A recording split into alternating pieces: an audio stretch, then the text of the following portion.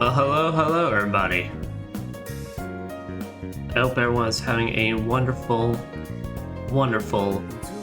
day, morning, evening, wherever it may be for you.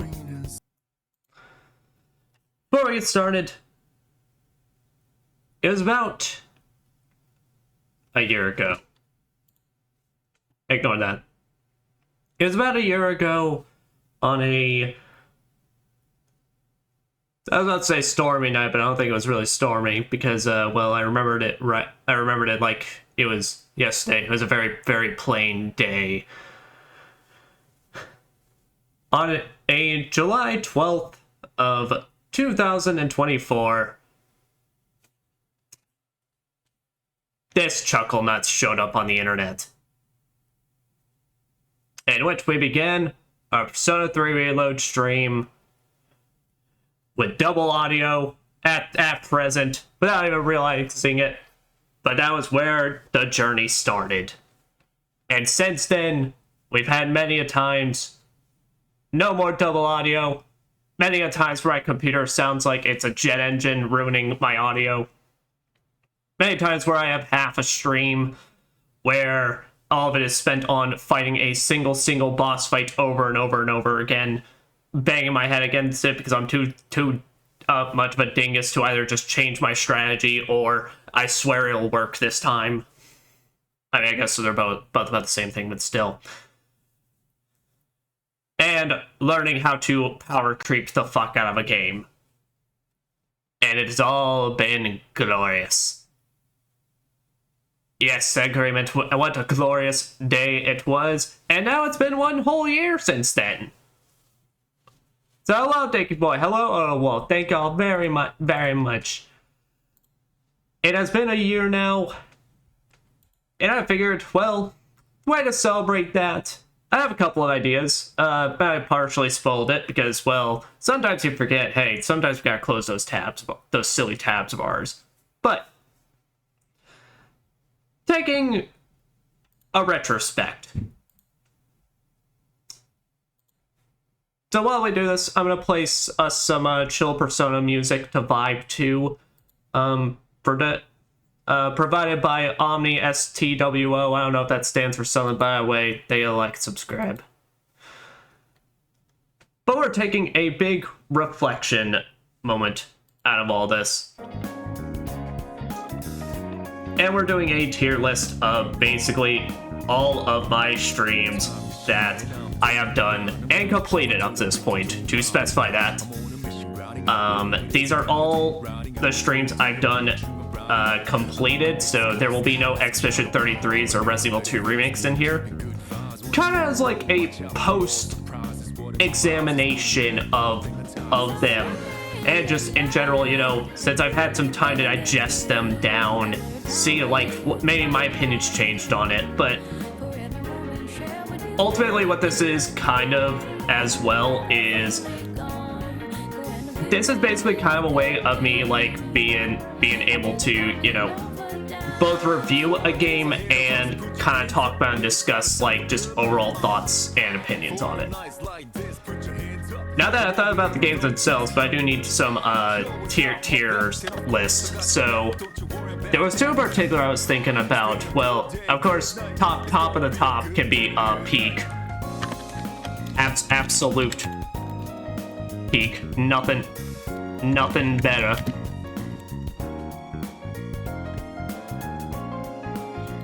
And for the middle, I kind of had the idea of as well. I would keep this in the item bag and never use it even on the final boss.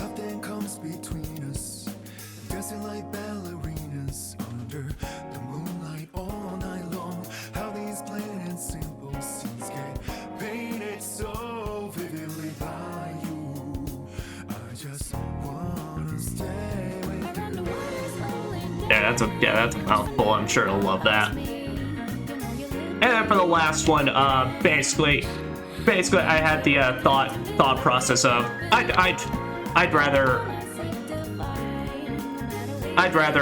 survive Raccoon City for over this.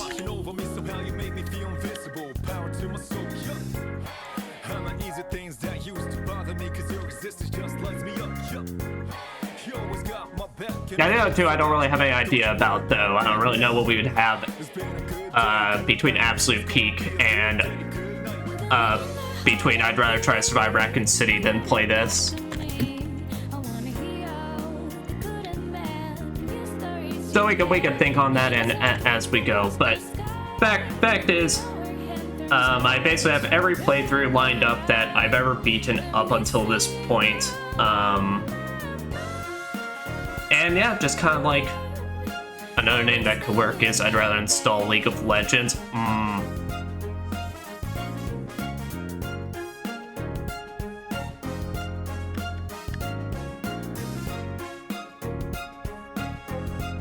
Okay, there we go. No offense to those that enjoy the game. It's personal preference and all that, but that's also funny, so we can run with that. All right.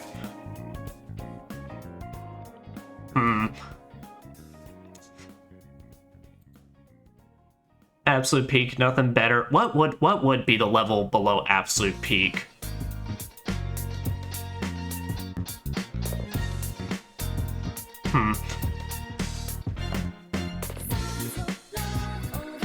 I do.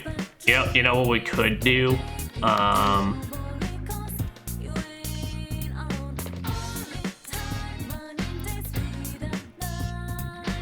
This could be the cool party member that hangs in the group, or rather, this could be the party member we constantly keep in the group.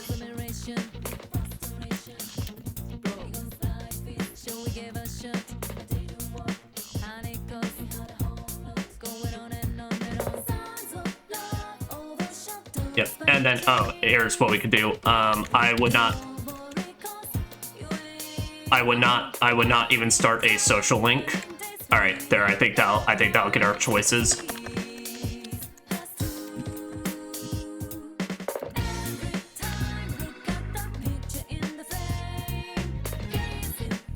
There, and we can figure it out. By the way, I mean, points still stands basically, but 5 categories, I think pretty fair enough. But ultimately, just viewing just a year of Sychonias and all that. So, I'd say with that, let's go ahead and get us started. Now, I've tried to set these up in, I originally had the idea of trying to set them up in the order that I played them in, but, well, when I upload them all at once, they kind of just dump them all together, so we'll kind of just figure things out as we go. But with that, to go ahead and get us started on our very first one that, kicked us all off, Persona 3 Reload.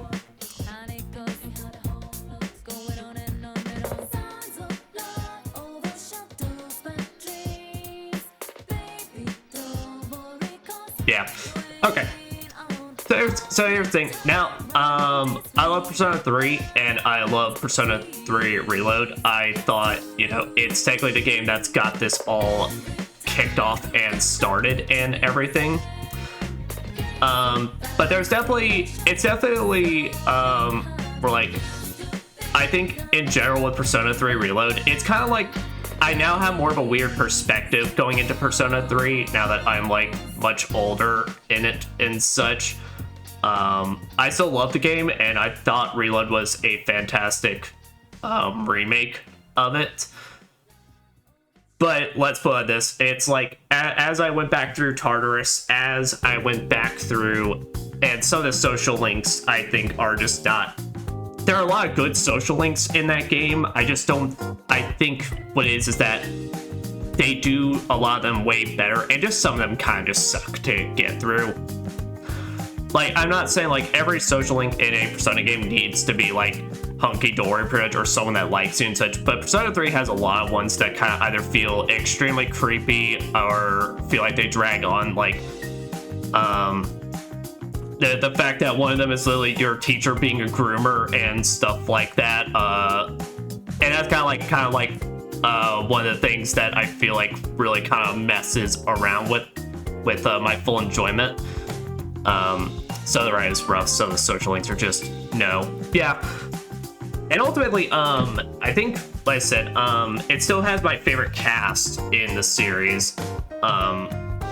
I still think every single one of those party members is extremely well written in every regard, and I think, you know, a lot of them do feel like kind of actual human beings in the fact of how they react to certain situations.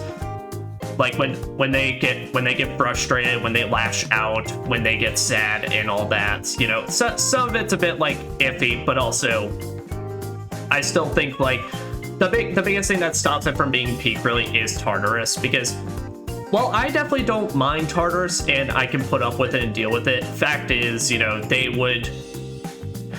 running through an RNG-based progression thing for your dungeon design and all that can only keep you entertained for so long. Even pretty much, you know, even with, constantly getting new personas and all that. So that's why it's it will still... Persona 3 will always still be, that special game for me, especially in this regard, since you know, it was still a very enjoyable stream, series to stream and all that. But I think the point still stands where I think it's probably one of the biggest struggles I had was when running through Tartarus and all that. Alright. Blacksmith Wukong. Alright, now this is an interesting one because this has had the longest time to sit with me, really. And it has been a while. And I would say I'd put it also under Persona 3, because I really liked Wukong. Wukong was my game of the year last year. Yeah, it came out last year. Really fantastic, just combat and such. Really great. The biggest thing that kind of held it back is when it felt like it dragged in certain sections. So, some of the bosses, I admit, didn't feel the best. It had a lot of performance issues, even on console.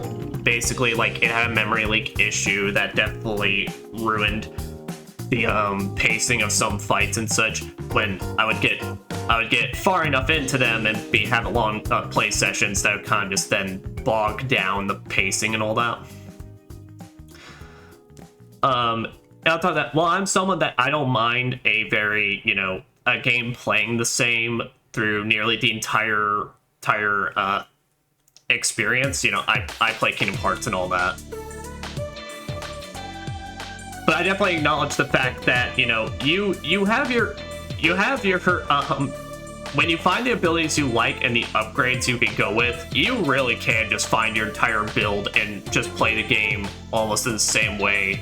The moment you hit that shit, I'd say the 40% point. Because by 40%, besides changing staffs, I knew, alright, I'm running, I'm gonna just keep immobilizing, I'm gonna keep hitting them, and I want my Dragon Thunder. But still, I think it's the fact that some of the boss fights in it, a lot of the boss fights make up for it in spectacle. Those final ones are literally nothing but just absolute peak and fantastic.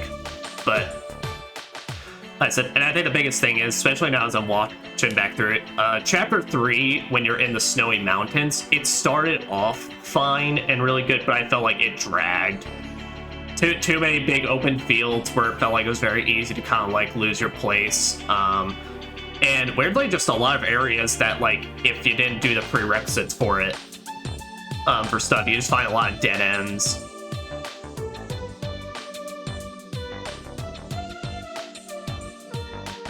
Tim Burns, The Night Before Christmas, Oogie's Revenge. So this was the PS2 action game. So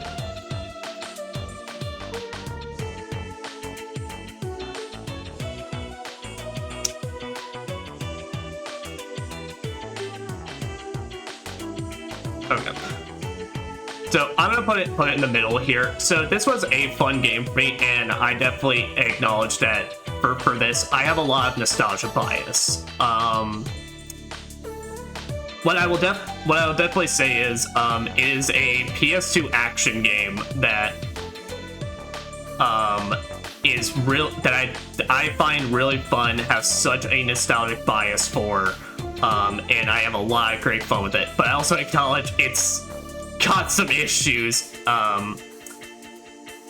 Oh yeah, the real personas get lost in. Yeah, such a great hidden gem of game. Though some of the stuff is wonky. Yeah, I mean it's kind of like when I talk about the Wukong thing, where in that one, it's very. I mean, let's play this. You have one combo that is effective throughout the entire game, and you basically have one gameplay style. Now, granted, if you're not going for everything, this can be like an easy 5 to 6 hour romp.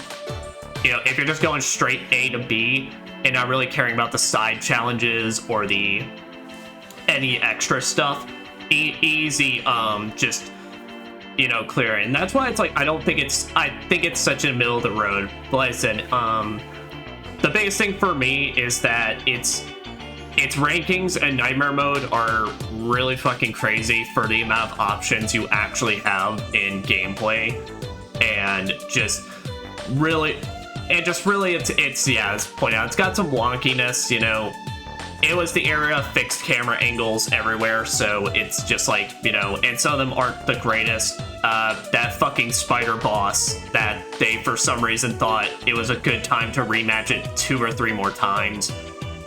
And just some of the boss fights just being a bit, just okay.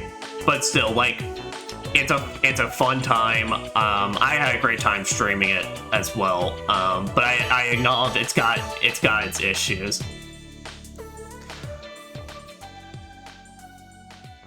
Castlevania Symphony of the Night. So this was, of course, when we got started with the Metroidvanias. I would put it in the middle here, but above Nightmare Before Christmas. So, I had not played, when I had started streaming this, I had not played Symphony of the Night for at least like 2 years and such, and I had already played that game having played the GBA Castlevania games, and Symphony of the Night is a fantastic game in terms of it. It got started a lot of things for the Castlevania and Metroidvania, like, franchise in general. Like, you know, a lot of stuff for the reason we have games like that play the way they do now is because this kind of got, this and Metroid, of course, got things running off by Metroidvania. But with that being said, I feel like the issue is it's a game that's affected by the fact that I've played so many other Metroidvanias.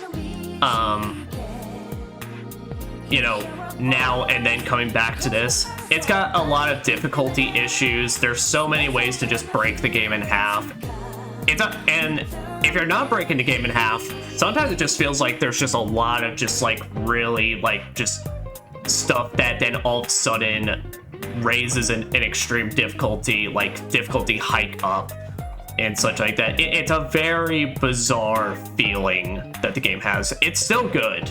Like, you know, I want to point out, anything in this middle category, I'm not like one of those to say like, oh, anything that's just in between is shit. It's like, no, it's like there's the good qualities, and then there's the real good qualities, and then yeah, it's got some bad in there.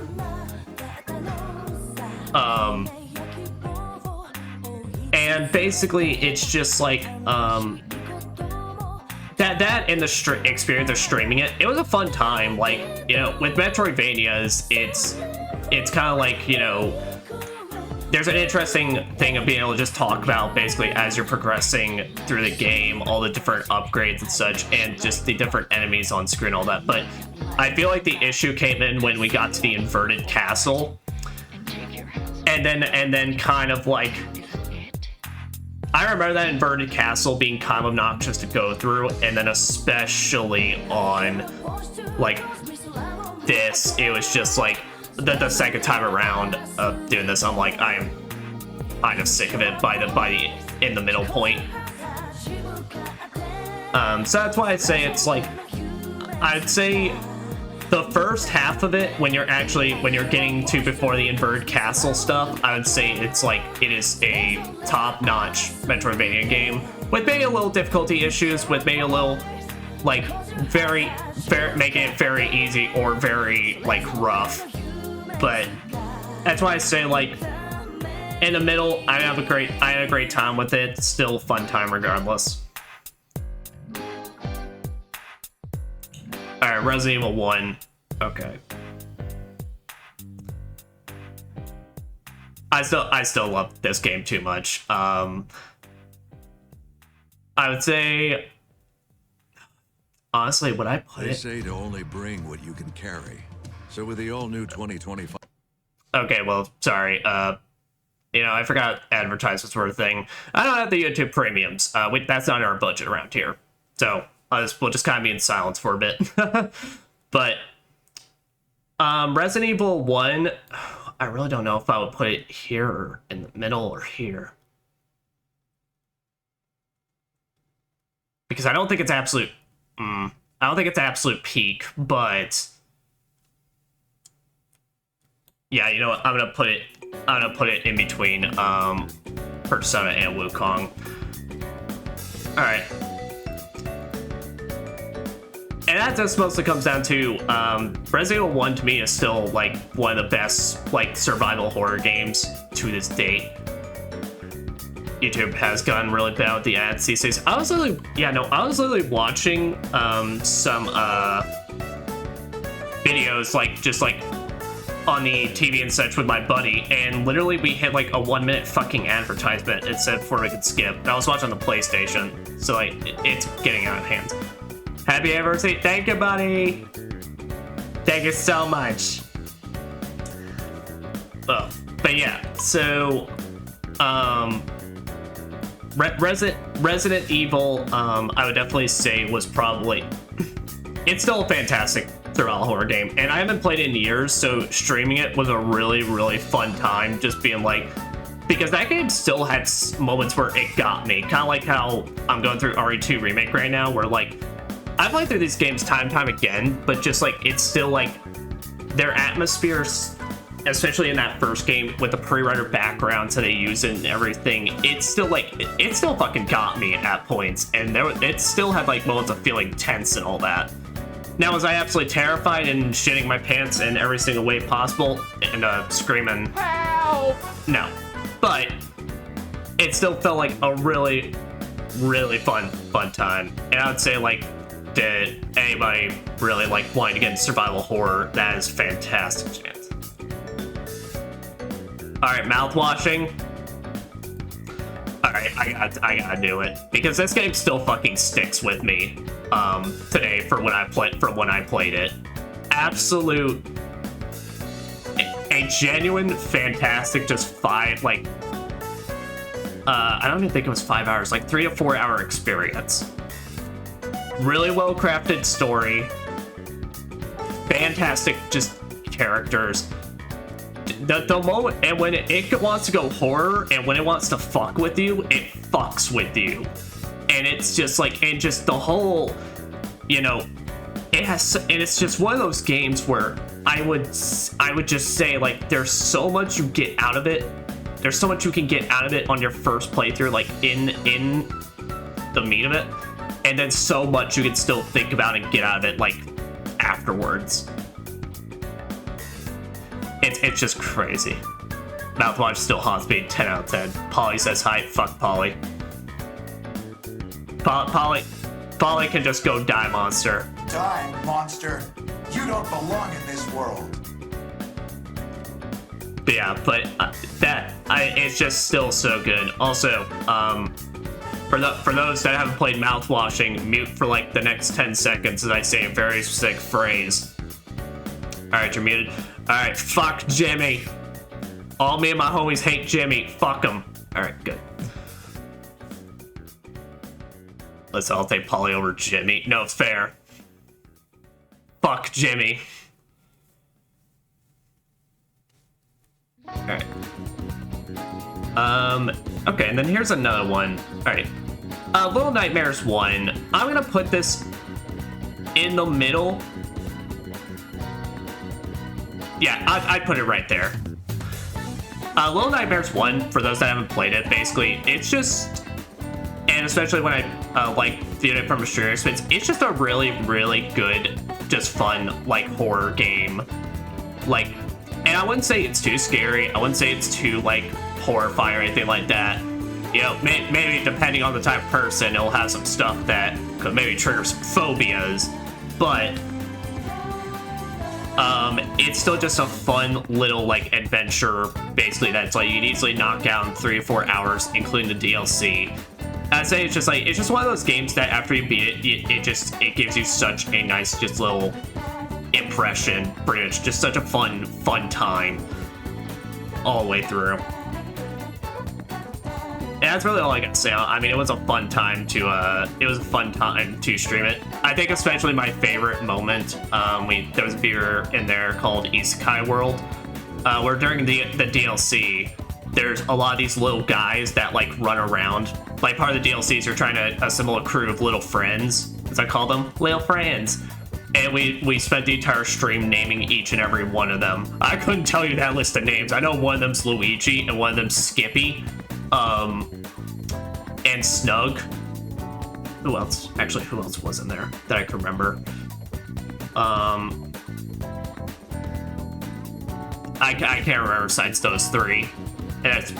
But like they were those little guys. They were the best. The best.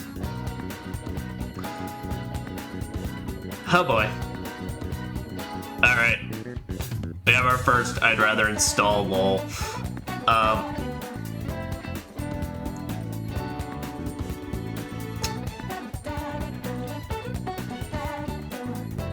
Here, you know what? I want to be, because I know a lot of people that do play League of Legends here. I want to be also slightly, I want to be inclusive. So I don't feel like I'm specifically calling out one crowd. But all right. So, Persona 3 Reload episode, I guess. God. This out of fucking. Alright. So, firstly, Persona 3 episode, I guess, basically just, all it is, it's a remake of the original, DLC, The Answer. And so I don't want to give them too much shit because it's not like they had much to go there, but holy fuck, could you please actually just change this altogether? And it really comes down to one issue. It's boring. It's boring in terms of how it's laid out. Like, you're running through Tartarus. It was the issues of the thing I was talking about with Persona 3 Reload. You're running through Tartarus style levels. And just running through floors and floors and floors of them over and over and over again, and it doesn't. You hit about like 10 hours of it, and you're kind of just sick of it. Like, the Persona making is fun, of course. I mean, that'll always be great, but the issue is, I kind of say this as I talk about throughout it. You reach that point though that you kind of notice you're running the exact same setups that you did in the base game because that's what worked for you in the base game, and that's how that's kind of working for you now. Because it has the same progression system. And the fact is, Reload helped a little bit in adding a bit more to break up the monotony with the new interactions, but there's not enough of it. It was basically like the equivalent of you served me a plate of shit, but also, you also handed me some Doritos, so, like, it's like, oh, okay. I mean, it doesn't really do much for me, because I still got shit in front of me, but I guess this technically is now an improved experience rather than the nothing I had. And not to mention, I kind of, like, explain how it's frustrated, but like the character, what feels like genuine character assassination by the end of it, mainly the fact that I don't mind spoilers for episode, I guess, by the way, of course, spoilers for almost all of these, but like, I didn't mind the characters that, that they struggled, that they felt like, that they can grief and all that they make really irrational decisions. I don't think anyone would make the decision hey, you're having a really hard time making this decision that, like, would be tough for anybody. How about we just beat the fuck out of each other? Like, it was clearly shit writing for the purpose of getting you to fight your party members, which was cool. But also, that comes in with the issue of, you're making everyone just look kind of psychotic, and, like, literally no one learned any of their lessons from the end of the base game. Like, well, because the MC died, we're now just kind of gonna go all stupid for a second, you know, for a time. You know, and it's like, the only good thing about it is, I mean, Aegis is still well written, but that's because, well, she's Aegis and she's the perfect android girl. Well, robot girl. She's not an android, but regardless, I mean, when the writing wants to focus on Aegis, it's the best part of it. But everything else, like Yukari getting all of a sudden just weirdly bloodthirsty and trying to be like, yeah, let's beat the fuck out of each other, and Mitsuru agreeing with that, it's like, did we learn nothing? It feels like we regressed for the purpose of just regressing back. And that's what was just going on with that. It was so dumb, yeah. And just like the fact that, you know, it kind of felt really bad in terms of like the fact that they could have. Some people, if you like the Joker and Elizabeth boss fights, that's perfectly fine. I just don't like the idea of just a boss is made into a puzzle just because of the fact that we're going to have rules that if you break the game systems we've been teaching up to this point, you now die. And that's why why I'd rather put it so low. Okay. Fantasia Neo Dimension. Alright. I don't want to put it on peak. No. But like, what would I put it under?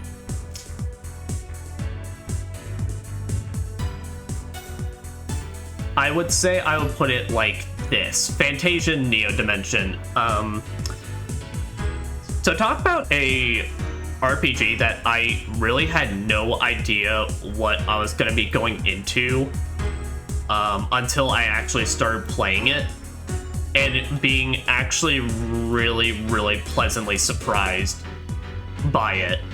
I'm not joking in the fact that I still think that game actually still kind of keep on my radar at this point in case there's any kind of news for it. But basically, just a really fun RPG that's was originally, I believe, on Apple Arcade, but then like they eventually ported it to consoles last year. I think it was. Yeah, I think that's how that went.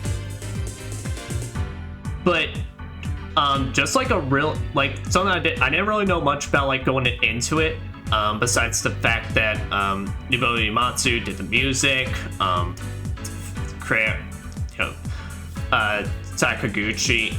Sakaguchi's the father of the Final Fantasy, right? I think so. I think it's Sakaguchi. Worked on this basically, and just it had a really fun battle system. I actually, ended up liking the gimmick of like aiming your attacks to hit as many enemies as possible. As like, I really thought that was gonna kind of get boring, but no, it was still like kind of just a fun process throughout. Just because when you get those moments where you just hit a bunch of them all at once, it feels really good. And to give it a lot of credit, this is actually one of the more fairly challenging RPGs I played. There's a lot of bosses that kicked my ass, or like very nearly did, and it never felt like any of them were straight up unfair. Now the final boss was a bit crazy. That felt like had a lot going on, but also the moment I got my proper levels and I started equipping everybody with stuff to at least be able to resist one thing from him, it then like instantly, we then instantly got way better. But no, and I mean it was just kind of a fun time, just really going through it. And that's just like that's the way I can recommend it, is that it's like, if you're looking for some sort of like just really good turn-based RPG just to play first, I don't know, was it first on Apple Arcade? Yeah, that's how I learned that as well. Oh, but like, I can't help but mention, I think it has one of the coolest like backgrounds in like pre-rendered style games ever, where like all the levels and such are like actual straight up dioramas that your characters are walking around on, and it's one like that. It's like one of the coolest looking like visually things. It gives it its own unique style that, like, I think it's still kind of, I kind of still think about this game, and I was like, no, that was just a real nice time.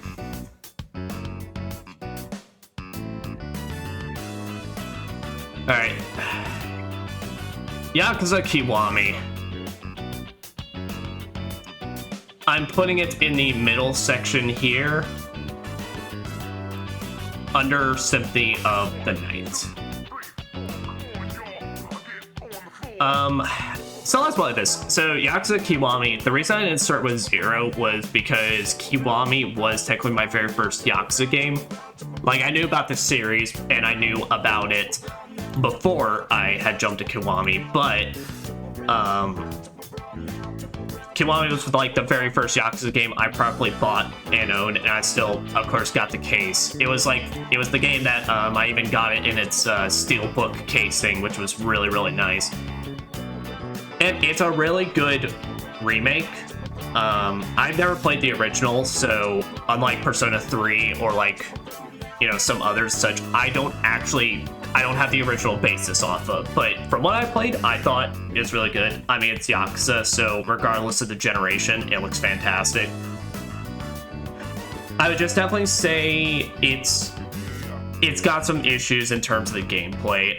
Some of the bosses really fucking obnoxious, and not because it feels like, you know, they work well with gameplay. Some of them just feel very jank, and that is just like the new, because they're taking the old movesets and transplanting them into the new combat system, which, not new combat system, it basically, that they ripped from Zero's to put into this. So it's like a very bizarre hodgepodge. And some bosses just feel very obnoxious. I'm not blaming the game in this regard, but basically, compared to a lot of the other games' side quests, this one has just a lot more real basic ones. A lot of them are still really funny. Like, and the brand new ones they added, like, in reference to Zero and all that, fucking pocket racing, just peak.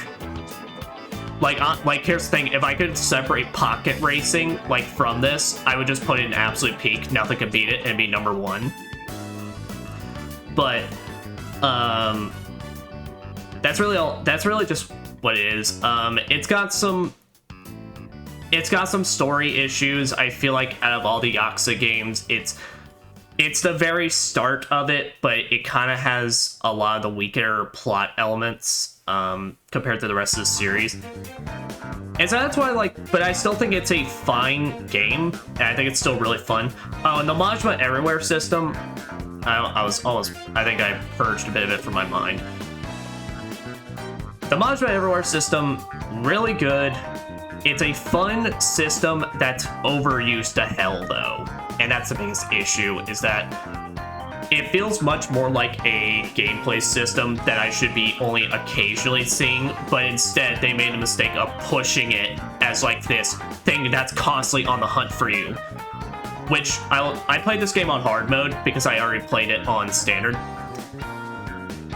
And I think, like, on standard mode, it didn't feel that bad. Hard mode, oh my god, his health, until you get Tiger Drop, his health bar gets so insanely huge that it's just like, those fights become an absolute slog. And that's the biggest thing. Then when you get Tiger Drop, you just annihilate him. And then when you get to the final bits of the Majima Everywhere system, if you're trying to complete it like I streamed and did, then it becomes just off. It kind of just becomes annoying, because now you're just running out inside and outside a burger joint 5 times to hope you just find this one specific NPC to bump into, so Majima interrupts your fight so you can complete tasks on the upgrade bar. And it kind of like, it puts a halt on just what felt like an overall just game with fine pacing. But as I said, it's why like I still think it's middle of the road. It was the start of it all. Well, a remake of the start of it all, but it's just but yeah, I mean that's all it can come down to. It's got a lot of annoyances.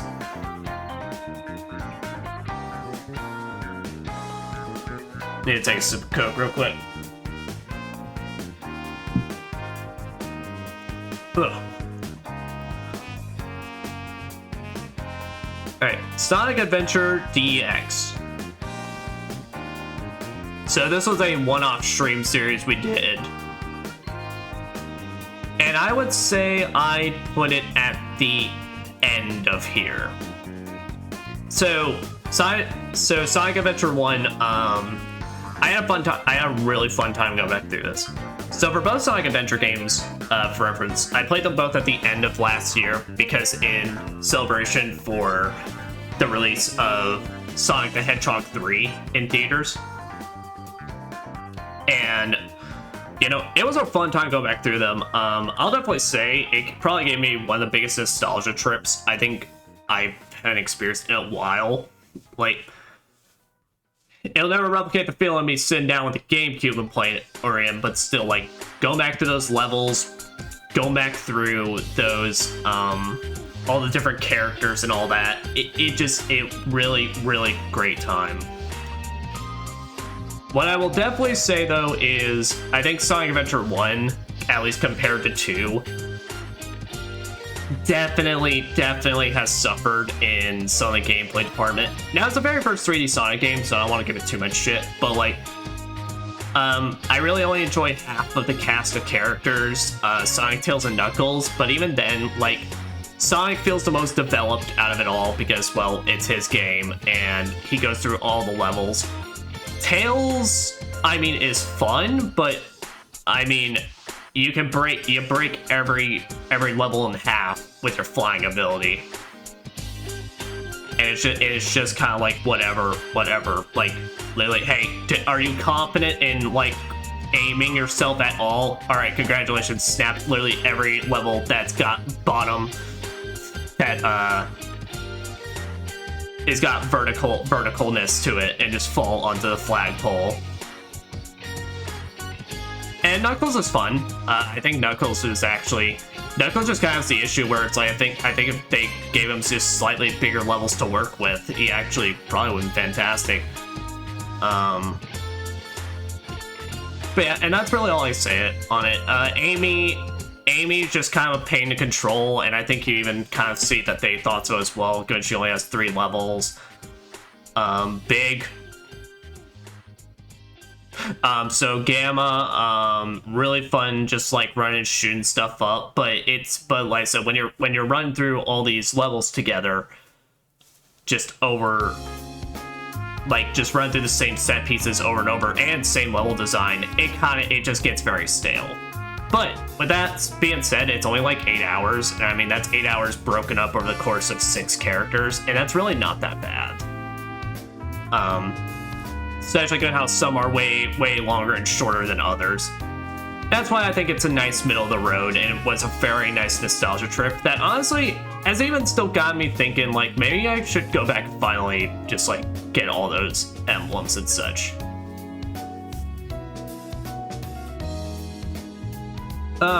Sonic Adventure 2.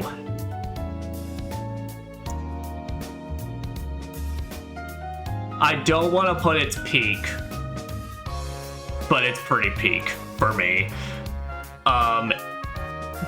This game was just a joy to go through, just over again, because it was one of my favorite games to play on GameCube, and like I said, I haven't played it in 2 years, to like 2 or 3 years at this point. Honestly, probably longer than that. It's just that's what it feels like to me. And just going through the levels, Sonic and Shadow, they feel like they just control perfectly.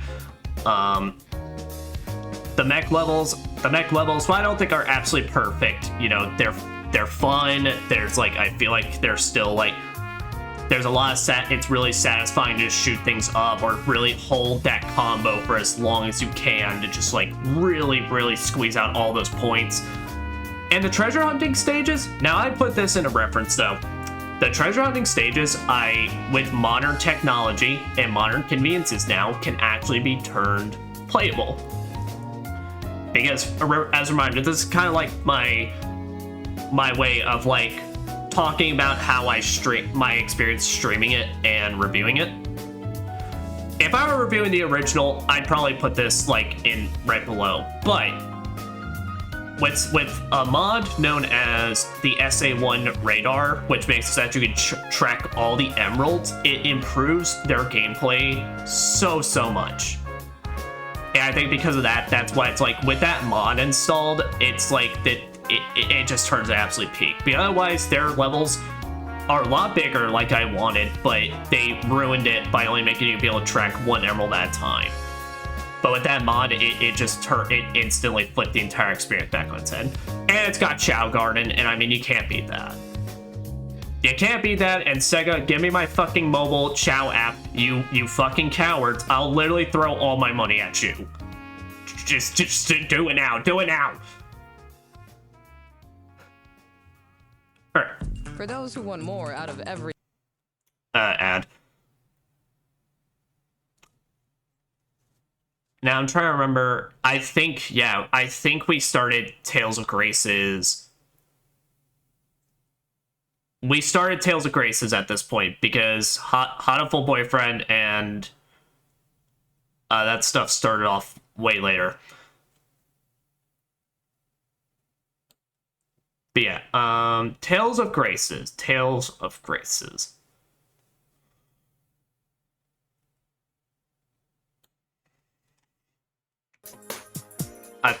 I thought that I was going to encourage you to ask Sega for more. Give me more, Sega. Do it now. Pump it straight into my veins. But but Tales of Graces F remastered, I would put it in. This could be the party member we keep in the group. So I am a Tales of fan, and basically, you know, I acknowledge the cheesiness of these games. I acknowledge the anime tropes and all that. And I acknowledge that, yeah, a lot of times their stories are very tropey, basic, and all that. But, well, I just had a really good time going through this, you know. And Tales of Graces, this is my very first time going through it. I've watched it before, that was years ago, so I remembered basically nothing about it. But the gameplay really surprised me. It was actually probably one of the better Tales of combat systems. Like, really, it's like there's a lot of like small things you do in that combat system that every character's got. This was technically the game that made spellcasters actually fun to start playing as, since they want to give them actual combos and such. And, you know, and you're... Sometimes a guy just wants some cheese. Basically, sometimes we just need that good old cheddar.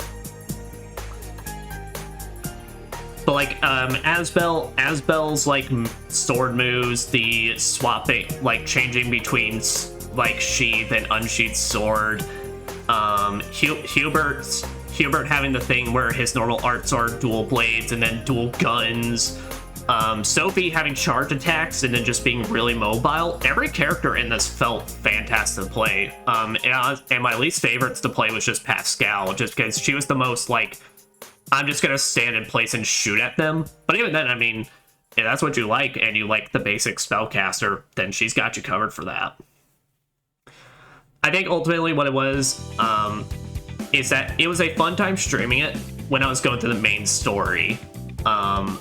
Because Tales of games are really fun because of the fact that with all the skits you can go through, with all like the really good and small character moments that they have, it gives kind of a lot to just kind of like sit back and relax and have fun with and laugh at and such. But it's namely when we got to, firstly, there was a lot of writing problems I was having. Some characters didn't feel fully utilized. And that included in your cast as well. but a lot of side characters didn't feel fully utilized. There's a lot of characters by endgame that were making very stupid fucking decisions. That felt like it made no sense. And just overall, I'd say like the finale, while nice feeling, the main antagonist in the base game just did not feel like it hit nowhere near as hard as I've had in previous Tales of games. I don't know, I think that was like my biggest thing on post-reflection, is that it's like, I think by the end of that game, I was getting to the finale and I was ready to see it, but it didn't give me that feeling of like, you know, oh hell yeah, it's gonna all end here. We're gonna like fuck this guy up, or basically like we're gonna win this. It kind of just felt like, you know, well, here we're at the finale, let's go beat him and then see if we can solve a way out of this. It felt weird, like it didn't feel like it had as much oomph to it as it should, but that was just me personally. I thought the future arc was fine. I thought for what it was, it added a brand new gameplay system. The acceleration, the Excel gauge was really good. The new just moves and such, playing as the guy, the new party member, trying not to spoil things, felt really nice. But that post game, and honestly, the post game would just not be that bad if it was for the inn request. So what the inn requests are is that every inn in town has basically requests you can do to turn in items, go beat a monster, create and fuse this one item to then turn in and all that. The issue comes in that when you fully complete all the requests, you're not done with them. What it is that you then have to go do other stuff and then come back at a later point and they'll have another one for you, one at a time. And so, I mean, all it is just you're in the post game, you have all the materials you need, so you keep turning stuff in, teleport to the other town, finish up your one request there, teleport to the other town, finish up your one request there, and you just keep doing that until you finally get through all of them. And then finally get a secret boss fight that, I mean, while funny, did not feel like it was fucking worth all the trouble that I had to go through. But I mean, all the post-game bosses were fun. The final like post-game dungeon felt like was actually really entertaining. At least there's how it was set up and the speed that they wanted to go in and all that. But it definitely the final floor of it then just felt like a massive difficulty hike, and that's like that just kind of like started kicking your ass out of nowhere. But no, that was my ultimate takeaway from those, that Tales of Graces is like a really good Tales of game, and I'm really excited that I played it. And please, I'm really hoping like either for the rest of this year or next year, announce the Tales of Xillia remaster. I would be so excited if that was the case. Alright, so now this is where we get a bit funky. Well, we definitely haven't done Harmony of Dissonance. And Liza P definitely came after that. Yeah, so I think Hatoful Boyfriend is next on the list. So what this is that this started off as a Valentine's Day dating sim joke that it weirdly got me clutched. I'm not saying it's peak. I'm not playing the bird dating sim as peak, but it was pretty good. Yeah, no, it was then like it started off as Valentine's Day, like just fun idea, and then quickly at some point I got kind of sucked into it. I'm like, fuck, I kind of want to see the rest of what this got. Hatoful Boyfriend is a game I can only say just go play it for yourself. If you want I mean, it's a bird dating sim. It is a bird dating sim that decides, put it in peak, coward? No, because it's not peak to me. It's fun, but it ain't peak. it was basically a very interesting experience because, well, it's the bird dating sim. You're looking at a bunch of bird JPEGs that then are making you, that's taking you through a whole bunch of adventures. You're going with a dude that really likes the pudding. You're going for the dude that turns out to be a fucking super spy. There's a whole bird conspiracy. There's a whole bird conspiracy with ninjas that will kill you if you don't fuck any of the birds. Honorable boyfriend, peak for the beaks. Well, shit, I guess you put it like that. And it's just like, it's just, I think it was like, the only way I can describe it is literally like, it was such, when you get to just the bizarre moments, it's just, you're left speechless. It wanted you to feel things, and it succeeded. It wanted you to feel happy, it wanted you to feel sad, it wanted you to laugh your ass off, and then it weirdly just wanted to make you almost cry a bit.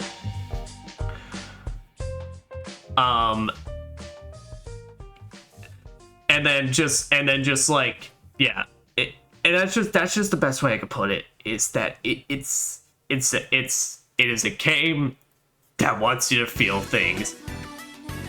And it was a fun time, and if you haven't played for yourself or watched it, then just go do it.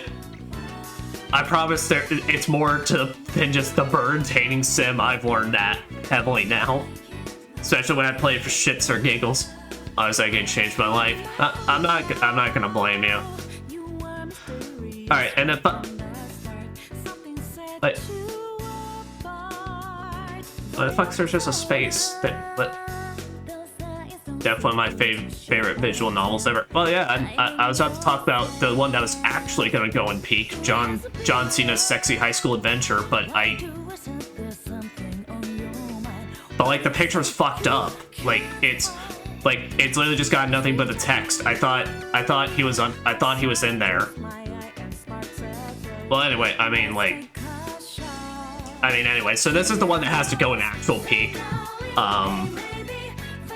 Yeah, sorry, I thought there was an actual picture of John Cena in there, but now it's just like, nah, there's just a text, so I don't know. But John Cena's Sexy High School Adventure is a game that takes you on a journey. So many memorable characters. Johnny, Cena Senpai,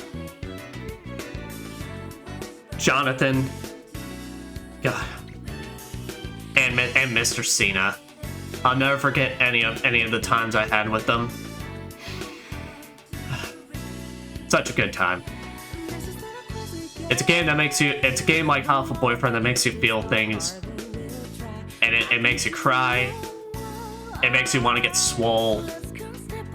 It's because he's John Cena. You can't see him. Fair enough.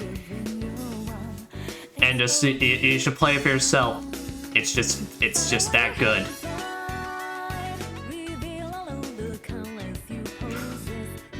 Alright. And from there, I think... Yeah, we can go from there. Alright, Ninja Gaiden... So, this is an interesting next three.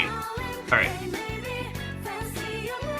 Ninja Gaiden Sigma. So, basically, with the announcement of Ninja Gaiden 4, that I believe it's now been delayed till August, I think it is, so maybe next month.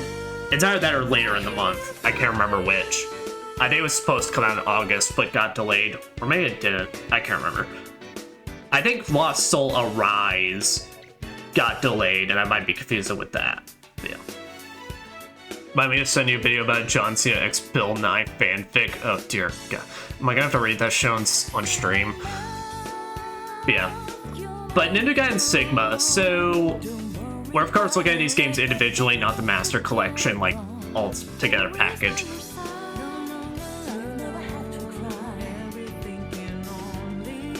I've been going back through, so I want to make note, I've been going back through all three of these games, because, well, they're action games, so after you beat them, you know, the next move is go back into them.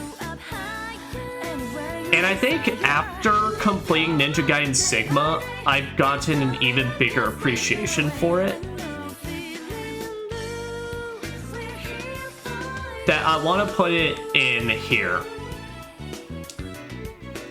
So Ninja Gaiden Sigma, now I've had a chance to play through, it's honestly, like, as far as, like, I don't know if you would call it old, definitely not old school, but, like, for, like, a Xbox era. Now this gets a bit confusing though, because so Ninja Gaiden Sigma is a version of Ninja Gaiden from like the Xbox and all that. It was the PS3 port and Xbox 360 they did years later. But like they changed things from Ninja Gaiden Black, that was also an upgraded version of the game. It gets very confusing. So I'm just talking about Sigma from what I played. And Sigma just, like, honestly, like, as a PS2 or, like, original Xbox era style, like, game goes, you know, honestly, it's just a really good time. It controls incredibly well. I would say the only thing that causes controls to be clunky at points is the camera. Only other thing is sometimes Flying Swallow is bugged to fuck, and I swear it doesn't come out when it needs to. But besides that, like, I think, like, a lot of the level design is actually really cool, how much it really does encourage you to kind of, like, you know, look around, climb around. It's not, like, a crazy amount, but still, using the terrain, it gives you a lot of opportunities to use the terrain to run up walls and then come crashing down your enemies. I'd say the only thing that really stops it from, like, being, like, it's still a really good game, but, like, being from that much better. And this is coming from when I played it on normal mode. A lot of big bosses in that kind of just suck to fight.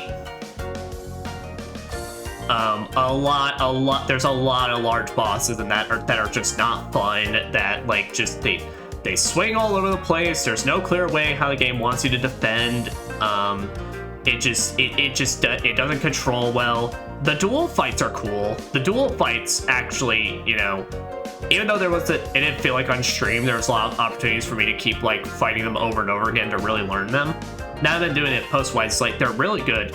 The thing that they ruined though on the higher difficulties, they add mobs into it. So, like, along with the bosses, for some reason they decided they needed fucking allies to help them out. And none of the movesets work well with them. Like, I don't think there's not a single boss in that game that, like, the duels, the big guys that spawn in those little extra mobs for you to fight, none of them work well. None of them go well together. All it is a game of you just, like, Azuna dropping the enemies and then just trying to kill them as soon as possible before, you know, to then start up the next fight until the next set spawn in. And it's just like, that just definitely brings it down a bit, but still, it's, you know, even though it frustrated me the fuck out of me at points, I still consider it a really good game.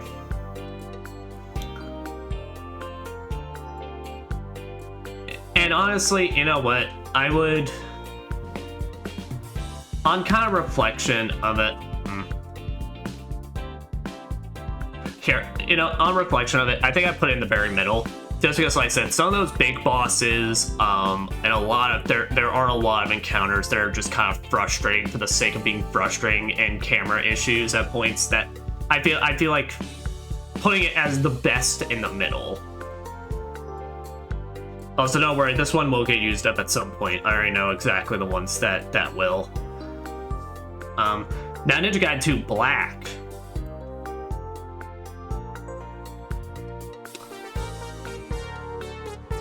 Ninja Gaiden 2 Black's pretty good. I definitely understand it's a bit of a more odd sequel. It's a sequel that focused a lot more in on making fights feel chaotic, feel crazy, but honestly, that's kind of like why I dug it so much.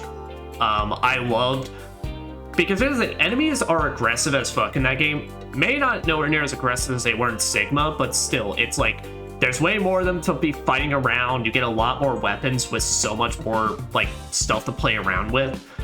And just the visceralness and just, like, the absolute chaos of it all. It just feels so good. It just feels so good, just, like, running into a fight, just start beating down on some demons pretty much, and then just immediately start chopping heads off. A lot of the weapons are really cool to use. The Kusarigama, I think it's called, really fantastic for crowd clearing. The Dragon Blade, oh my god, when you get to that final sequence and you start dual wielding the swords, oh my god, it felt so good. And I would say, honestly, I think compared to all 3 games, it had like the least amount of bosses that kind of just straight up pissed me off. Now, granted, I was playing on normal mode, and normal mode is very much more manageable in Ninja Gaiden 2 Black compared to Ninja Gaiden Sigma. It is much more like, you know, enemies deal what many would consider like kind of a normal amount of damage and such, but it's still like it's just like, even on harder difficulties, it's like most of the fights do have that dual feel to them, so like it feels a lot more. And I don't believe any difficulty in Black adds mobs, so it's just you and the enemy, and a lot of it just feels really, there's a lot more patterns just be able to recognize rather than just having a big dude flail around and then just hoping you're in the right position. That's yeah, I just overall have a much better experience. Then we get to Ninja Gaiden 3 Razor's Edge. Alright. This is probably the one I've had the biggest debate and thinking over.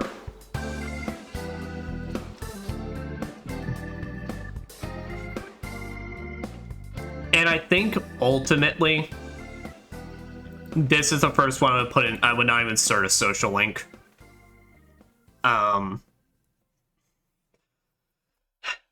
So like, I tried to give this game so many chances, so many chances to just be able to play it and enjoy it and get to understand its gameplay systems. It just has genuinely, and this sounds like this, while this sounds on par for what a Ninja Gaiden experience is like kind of supposed to be advertised as or feel to me, it just has a lot of bullshit and just stuff that just doesn't feel good in it.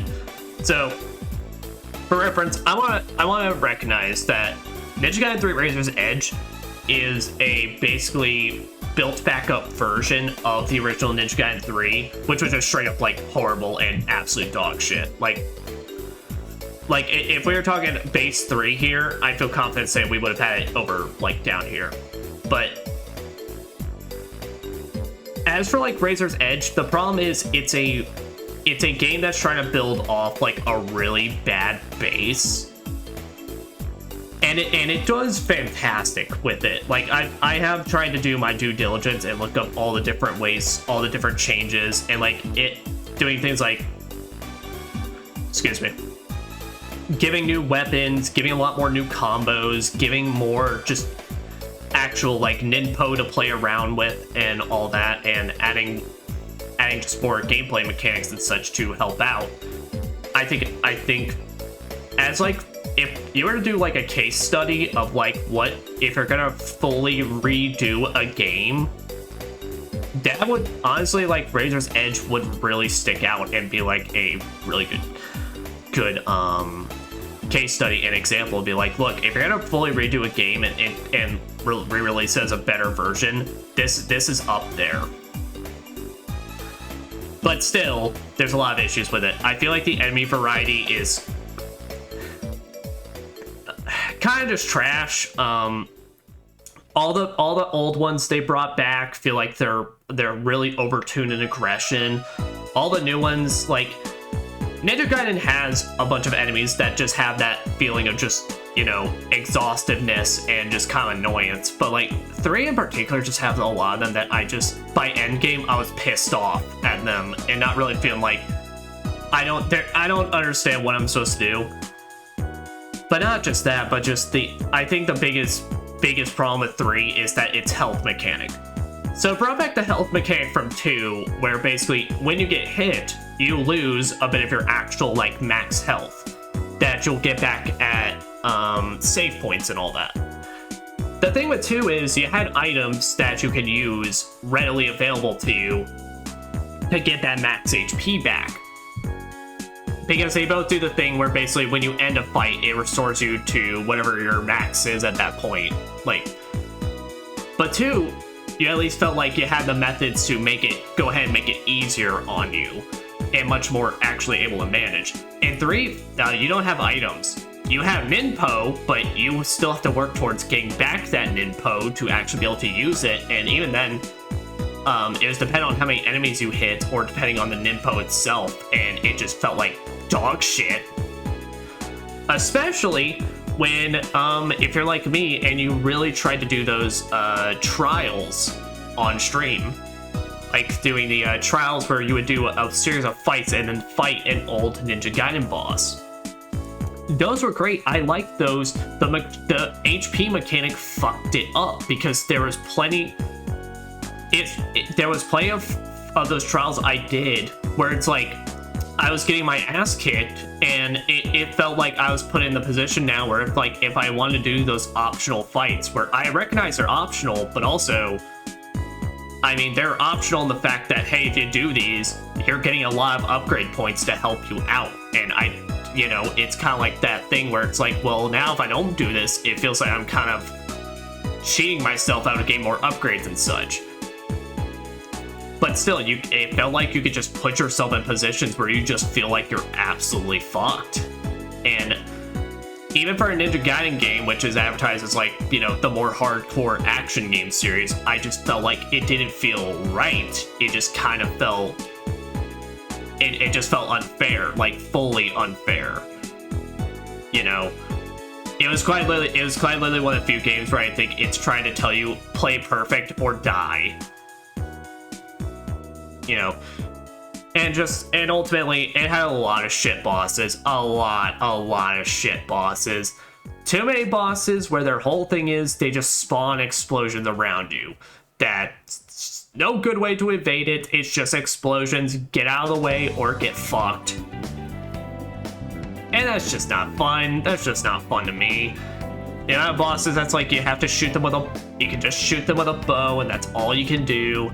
The amount of bosses that's just like, that they tried to do for duels. There's about 2 duel fights in that game that I felt like were fine. The one against the failed goddess, or whatever it's called, in the laboratory, where she would like take different arms. That was pretty cool. And then there was the red guy, whatever his name is, the masked dude, your rival. Except the issue is with that rival dude, you fought him like 4 fucking times, and 3 of those, and one of those times was a rematch against the first time you fought him, so with the exact same moveset, and then the other 2 times he had the exact same moveset. Exact same upgraded moveset, and it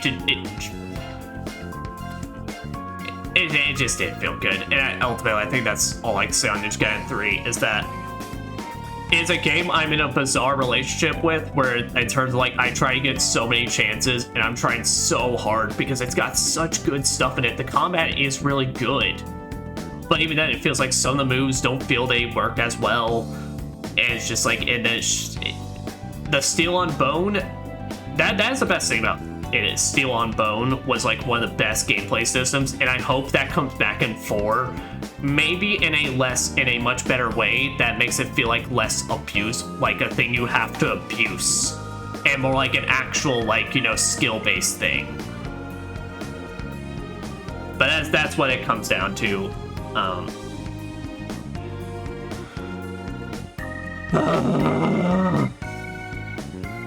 Sonic Heroes. Sonic Heroes is gonna go in the middle. Yeah. Sonic Heroes is a really average Sonic game that was probably one of the most streams I ever did in my life. I can't say it was a bad time, because technically that's like, I had a fair amount of people come in and talk during that stream and such, and just like come in and interact and have a good time while I was doing it. But also the problem is it's Sonic Heroes. Sonic Heroes is a game I don't feel like controls as well as the adventure games do. It's way more slippery. And anyway, the fact it's way more slippery, I feel like some of the level design isn't nowhere near as good. A lot of the level design takes a hot minute complete compared to Adventure 1 and 2. And I think the biggest contender that adds to that, you have to play it 4 fucking times.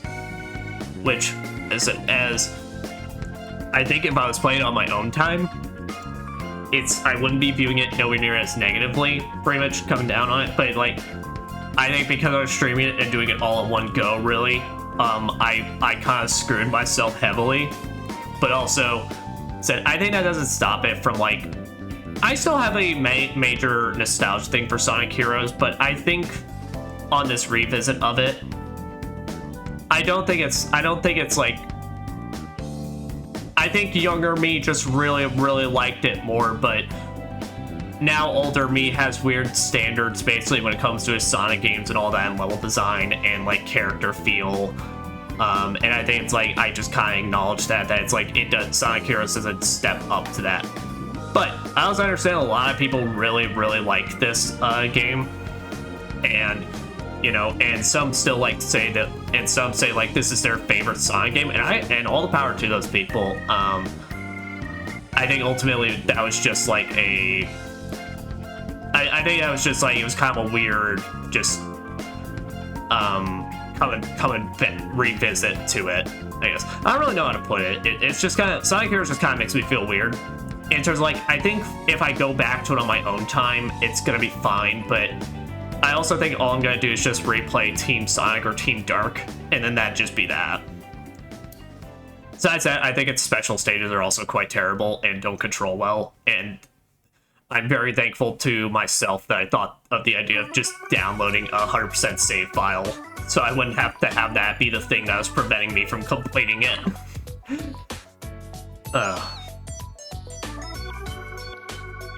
Alright. Liza P, absolute peak, nothing better. I don't know how to put it, but wait, we only just recently finished this up, I think quite literally last week. Yeah, it was last week, because now we started Resident Evil 2 Remake. I don't know, it's a bit weird to compare given we haven't done any actual like Dark Souls or Bloodborne content on this streaming channel, but like, in terms of like, you know, a not from software Souls-like, Liza P does everything, I think, genuinely just fantastic. Like, the weapon variety it has is great. Each weapon feels very unique. The weapon breaking apart system, like breaking apart to make blades, and like with blades and handles to make all these unique combinations to get different special attacks. Well, not really new special attacks, but like combining them to form the weapon you want. Giving you the freedom to change them. Having just about every type of defensive option, dodging, blocking, perfect blocking, giving you a bunch of different buffs to make your life easier, just do more damage, make it more defensive. Having the Sekiro arm stuff where you got a bunch of different arms you can go through. But I think the biggest thing is that Liza P still feels like it does its own thing and does it well. Because I feel like that's the thing a lot of Souls like need to understand. But a lot of them try to chase after like the trend of being like, well, here we want to do this, like we want to do this one, like we want to keep the Souls like system. Well, we need a stamina thing. We need just picking your stuff up on death. And then here's like our cool thing about it, but it's like they don't do enough to develop on it. Where Liza P, I feel like does really good. The setting is fantastic. The weapon system's great. The characters are, you know, I'm not gonna sit here and tell you like, oh, they're 10 out of 10, like absolutely cry over each and every one of them or anything like that. But still, like, they give you motivation to do it. The bosses in it, fantastic. Still has like some of the, I think like it does certain bosses even better than some of the base Souls games. And I think ultimately that's what I like about Liza P, is that it's just like, firstly, it's close to related to a Bloodborne 2, but I love it, but it's just a really fantastic game. And to anyone that's like, you know, and even now it's added new difficulty modes. So like it's added two new two easier modes to it. So to anyone that still like is worried about like getting to the genre or wants something to jump in, this is a fantastic game to do so. And its DLC Overture just absolutely worth the wait. Fantastic. I don't know how to gush. I spent a whole playthrough gushing about this game, and I don't know how much more I can just like gush over. I just like to say the fact that Twink Pinocchio is Beak, but not my burp Twinks. Shame. Well, like kid, but I had to say it. Well, unfortunately, my boy has a metal arm and it's really badass as fuck, so he has that over them.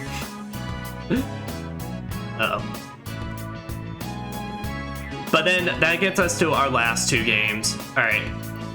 Castlevania Circle of the Moon. I'm gonna put it in the middle as well and put it like at the end here.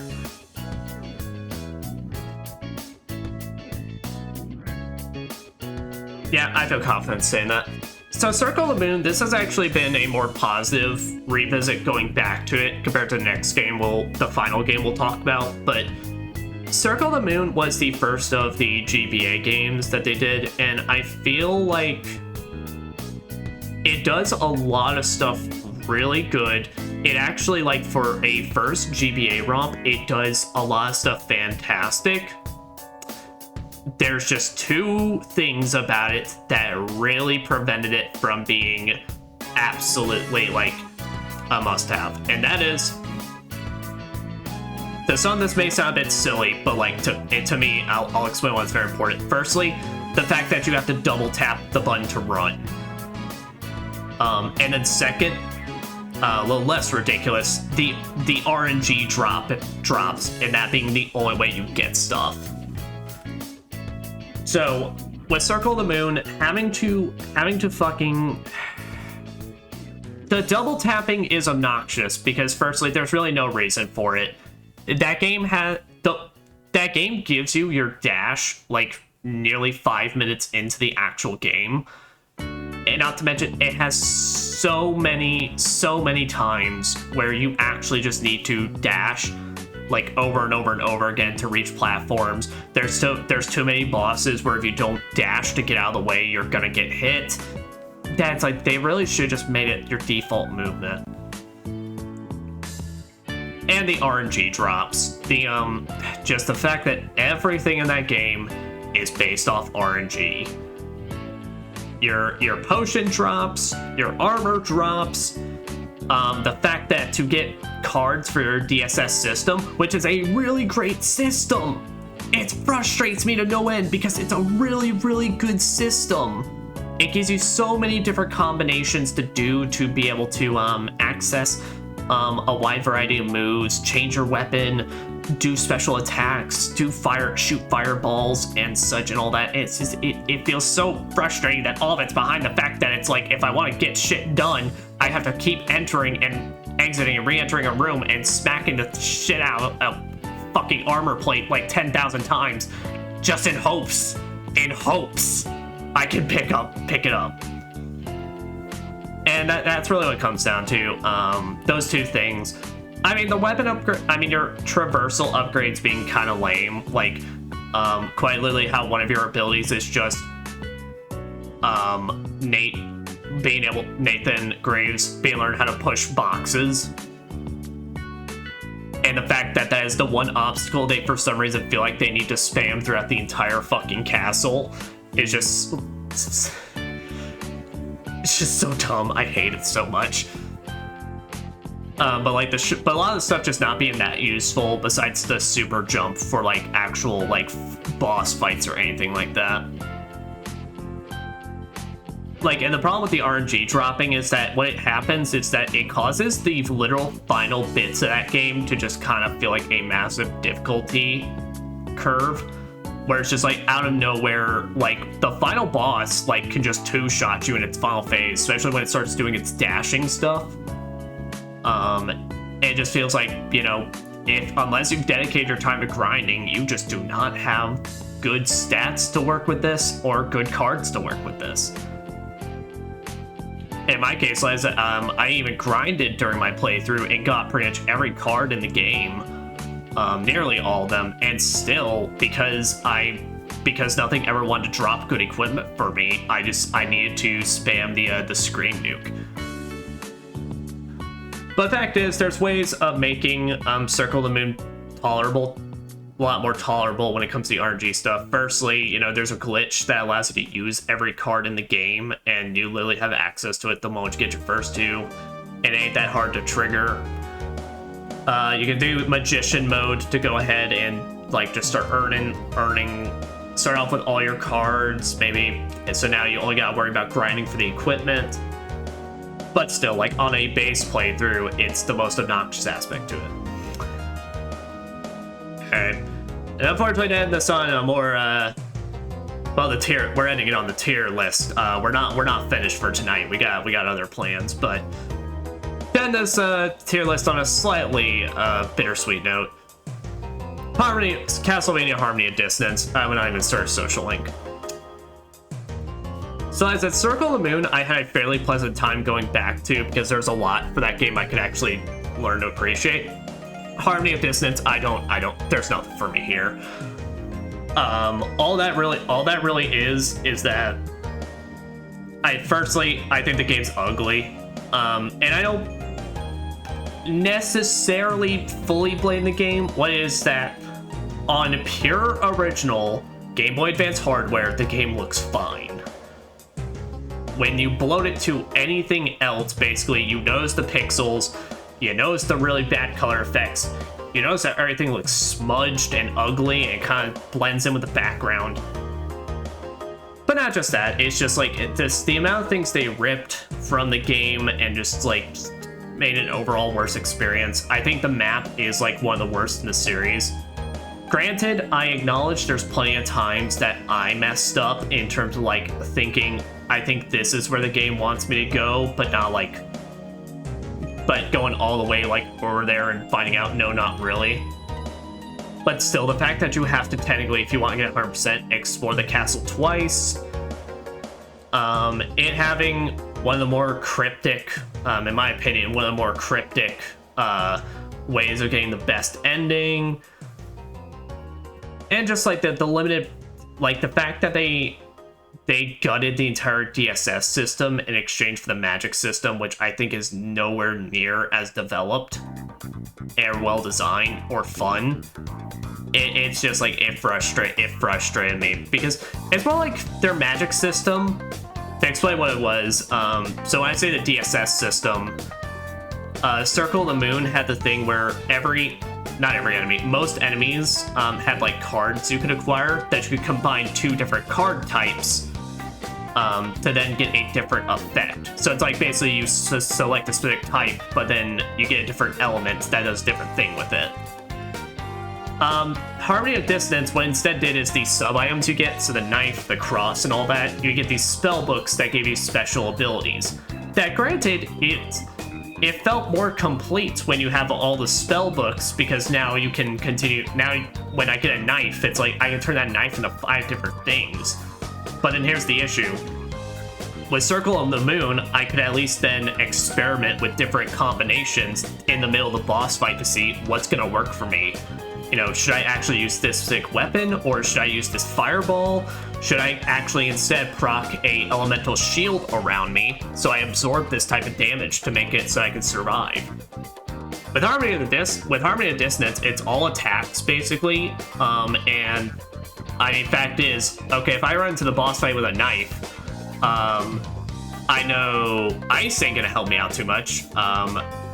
Ice, all it does is a 3 burst, and wind literally makes me sit in place, and I become invincible, and I keep throwing daggers machine gun style in front of me and do 10,000 damage. No brainer, which one am I going to go for? It feels way more limited. The fact that, while I appreciate them giving you a dash and an actual evasive option compared to Circle of the Moon, the fact that both shoulder buttons are used for it, so there's no traversal options besides a double jump and super jump. And I said just the fact that like you have to explore the castle twice because there's an A version and there's a B version. it really bogs down the pacing of it all. But that being said, I mean, I see some redeeming qualities in it. Like I said, I think I've said this yet, but I think some of the bosses are cool, but a lot of them are very easy, but still, some of them are cool. I like Juice Belmont's design, and fact is, well, if we didn't have Juice Belmont here, then we wouldn't have gotten him way cooler in the actual Castlevania show. But that is all of my playthroughs that I've done over the course of this year, that we will be going back to this list at some point to re-look at all of its gloriness. But with that, we ain't done tonight. As I've decided to prepare some fun little things for us, basically, to do. So, I don't know how many of these we're actually gonna do tonight, basically, but I at the very least want to, like, you know, maybe do 2 of them. Depending on some of them, we only may be able to do 1, but I'm just gonna spin this wheel, and we're gonna see what dumb bullshit we get into. So our options, we have Hitman with a random disaster every 5 minutes. That's Hitman 2016, because, well, that's the only one I got. But still, random disaster every 5 minutes. Death Road to Canada with more characters and a random disaster every 10 minutes. The one I'm praying does not happen, but, well, if life hates me, it will. Read My Immortal, the really shitty Harry Potter fanfiction, which will probably be the rest of the stream, but we'll see. Play Poke Rogue for the first time, which could be, I think, be a very fun time. Side Adventure 2 Randomizer for about like an hour. A special request to someone in the chat right now. Play Umamusume, the Pretty Derby, that horse game or whatever, that's all the rage. And as well, start up Darkest Dungeon as kind of like a side series on this channel. But out of that, let us spin this wheel and let fate decide.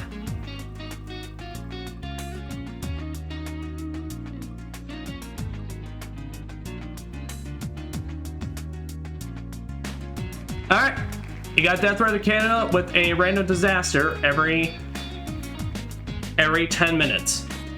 Yep. So that is now removed. Now let me see, can I do just a brand new wheel? Okay, sweet. Alright, so for those that don't know Death Road to Canada, basically this is a, basically like Oregon Trail style game where we take a bunch of characters we have and take them into the apocalypse. So, with that being said, I already got some ideas on some disasters we could do, but I'm also open to any of them.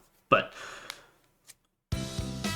basically, how we're gonna handle this is every 10 minutes, I then have to roll this wheel again. I have to roll this wheel again to then see and perform whatever action that it rolls on. Failure to do so will mean we have to kill the run. That's how it'd also be for Hitman and such. Which, while I'm doing this, actually, let me see something real quick. I know on my stream deck, someone's about to get pulled up here. Yeah. Here, I'm gonna pull this off this side so y'all can't see my business. But I'm just gonna see if I can start a timer. Yeah, I think it has one of these, yeah.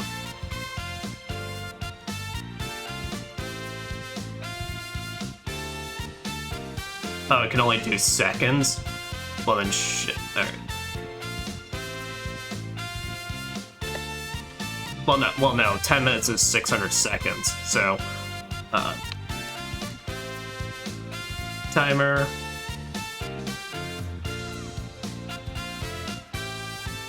Sound connect. Hold on, how does this work? Wait a minute. Alright, we're gonna run a small test real quick, so. Sound disconnect.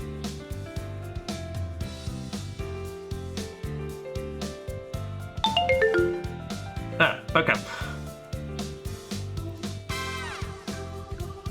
Oh, wait a minute, but oh wait, we can set our own sounds. Oh shit, wait. Okay. Now I'm not crazy in the math department, but 10 minutes would be, yeah, so 600 seconds. And what we're gonna do for that is after our 10 minutes are up, alright, should we do metal pipes or the Taco Bell bong to let us know that our time is up?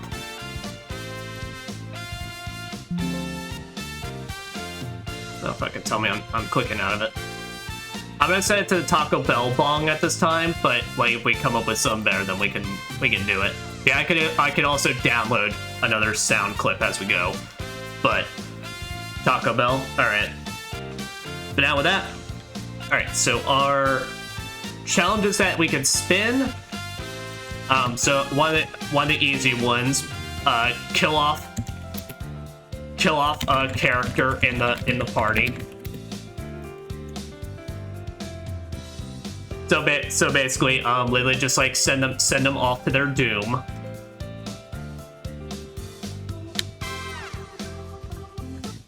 On the next dialogue prompt,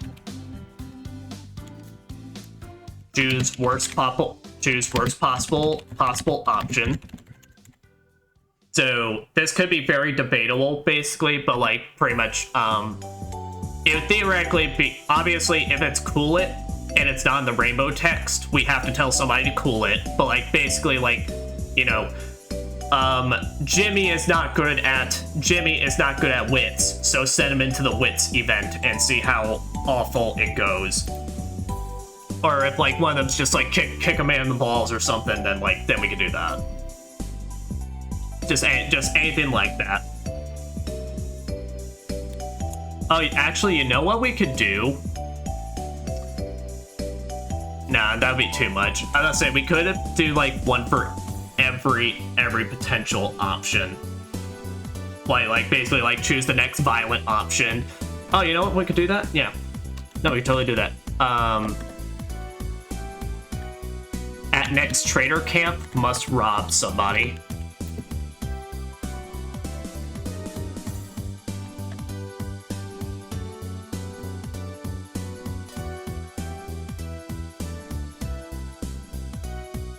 Must rob somebody. Don't buy anything else. I think cool, it should be its own section on the wheel. Okay.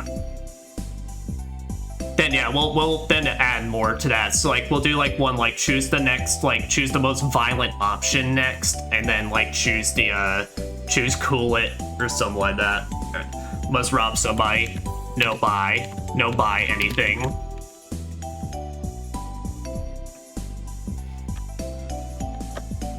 Choose most violent option.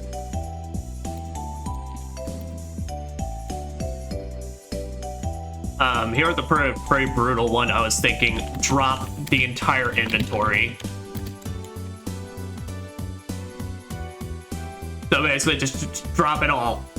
Fuck it, drop it all. And yes, that could mean basically right at the end of it. But I mean, look, it could be for funsies. But basically this mean like just drop everything pretty much we can't use it anymore. The only like exception to that rule would be basically if we have character with someone like trademark weapon where that's not an option for them. So they would be the slight workaround or and all that.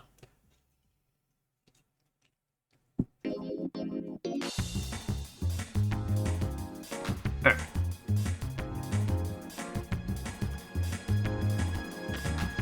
Another one I was thinking is leave the current area. Leave the current area or next looting area. So like regardless of what we're doing, we have to stop what we're doing and looting and just go and leave.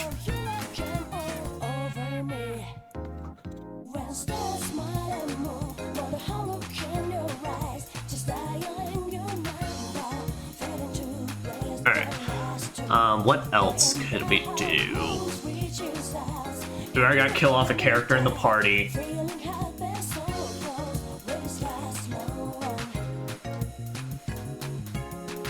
Tell the next person to cool it.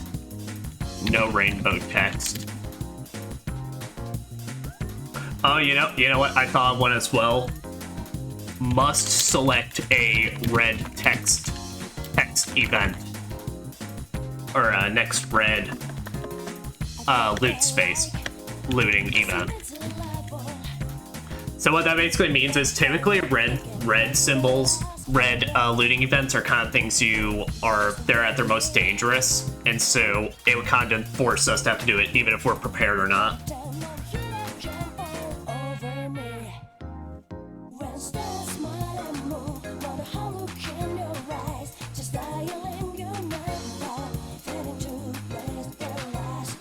And then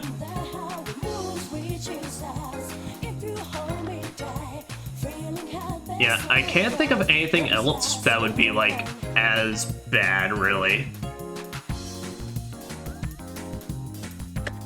I had the idea that maybe we could like prevent one stat from being raised, but also sometimes the game kind of just automatically does that for you, so and it's kind of hard to determine what events do what such. But yep, I think that's fun. There's gonna be wild. It's gonna be a time. I can say that much. All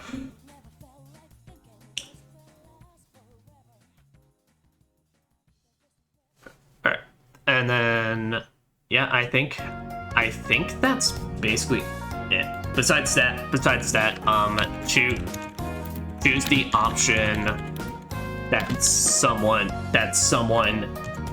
is bad at.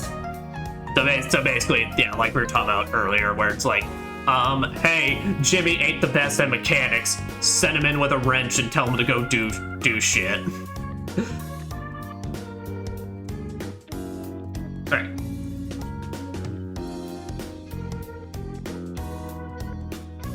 But with that being said, now we'll now turn that off. Alright, and we'll now get Death Road Canna booted up. I'll connect my controller real quick.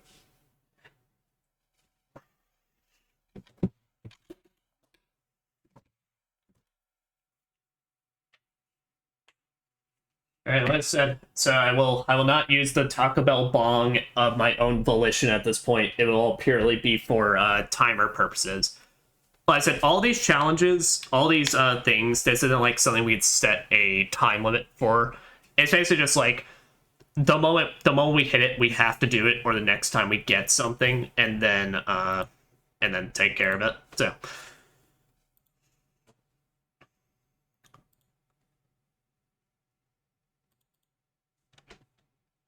there we go.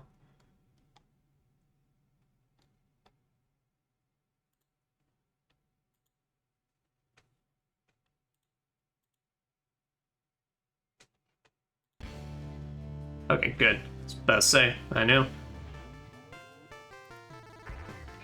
there's a little more to that. Oh shit, wait, there's a spiritual successor coming out? Well, damn, alright, I gotta look at that later. Nice desktop, by the way. Thank you. Yeah, I actually downloaded Wallpaper Engine literally today, because I'm like, you know what? I got some funny money. Let's see what the hype's about. Alright. So with me, we're of course gonna do yours truly. I got trademark weapon and a mysterious past, such that I like how I popped up on one day on this cold earth. Oh, but actually, let me as well show off. So I had the idea that I wanted to put in like almost every character that we've done like every series for. Well, the fact is, I didn't have that much time to do so, but I did a fair amount. So now, added to our little band, we got Wukong, who comes with trademark weapon and Berserk. So meaning he will start off with a weapon. It won't be a staff, unfortunately, but regardless, basically, Berserk, destroy all zombies, never retreat. Oh no, I got bit. Gotta kind of keep with that you know, berserker style thing we got going. All right. Alucard, who we have him as mega buff, because, well, he's Vampire Man, can wield every weapon. He's got the skills that'll pay the bills. And Sound Sleeper, because, well, you learn to get really good at sleeping when you've done it for hundreds of years. Hell, maybe even probably thousands. We got Jill Valentine, who's our gun collector and Calm Under Fire. Shit, I keep... and then we got the rest of the Resident Evil crew and the mouth-washing crew. So we got Chris Redfield. While we haven't gotten to his swole phase, we still got him as 2 swole to control and also berserk. Son of a bitch, I keep forgetting these controls. Barry Burton. Yes, of the could have been a Jill sandwich variety. Natural shot and resilient type. Because we love our bear around here. Rebecca Chambers, healthcare and nurturing. And then we got Wesker in his fucking shades and lab coat wearing ass. And we got him in his martial arts phase, and he's a bandit for his trait. But now, we have our very good characters. Fuck Jimmy. Fuck Jimmy, he is a pyromaniac because everything around him goes to absolute shit and on fire and irritating. Then we got Curly with his poor sunken face because Explorer and Oblivious. Daisuke, I don't think I ever really learned how to say his name, but Hidden Potential and Charming. We then got Swansea here. We got Mechanic and Practical. And finally we got Anya, Healthcare and Civilized. So now, with that, do we have the... Yes, we do. Alright. So I was debating if we wanted to do like 1 or 2 run-throughs on this. Oh wow, that is killing... Okay, these effects are killing the bit rate.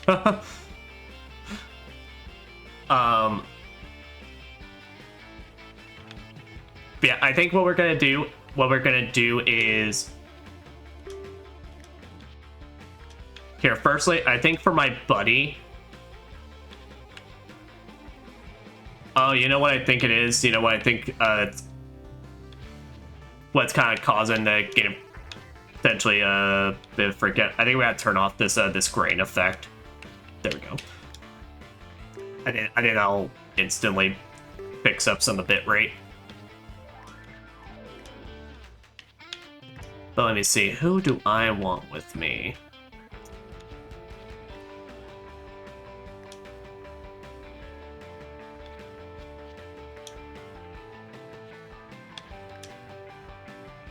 You know, knowing my luck, I would end up with fuck Jimmy. So, all right. Also, because look, all I'm saying is, if we kill a character, we have a very easy sacrifice. Yeah, but we're gonna do 2 run-throughs of the familiar extreme mode, and yeah. Let's get started and go from there. Sychonias hears rumors that Canada is a safe place, free from the threat of zombies. Oh. And we'll start this the moment I start moving around. When nothing came from waiting around Florida, he decides to break the death road and travel north. Alright. We're gonna hit a rest stop. Alright. Alright, fuck Jimmy, what'd you come in with? Alright, you got your blowtorch. And then he came in with a cane. Alright. And timer starts now. So we got 10 minutes before our disaster hits. Yeah, I think we played normal mode when I did this for my birthday last year. But basically extreme mode ups the numbers of zombies and just like, you tend to run to more aggressive. Now, the nice thing about me with trademark weapon is basically I start off with a machete that I will keep with me forever.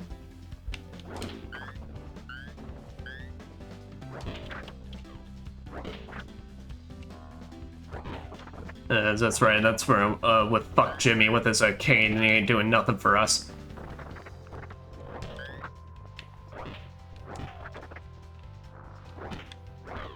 Ooh, but there is a we got a shotgun right off the bat, though. That is pretty nice. Though, unfortunately, I don't think any of us are good at shooting, particularly. Yeah, and he did pick up that hatchet, so...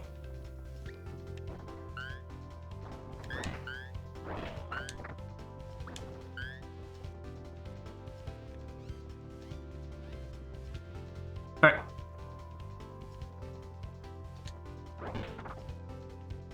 It feels so tense because now it's like, since I have a timer next to me on this now, I'm like, usually in this game I like to take my time, but now I'm like, fuck, I gotta go. If we could ever get the toilet genie to spawn on this, I would be so happy. But that, let's get on going.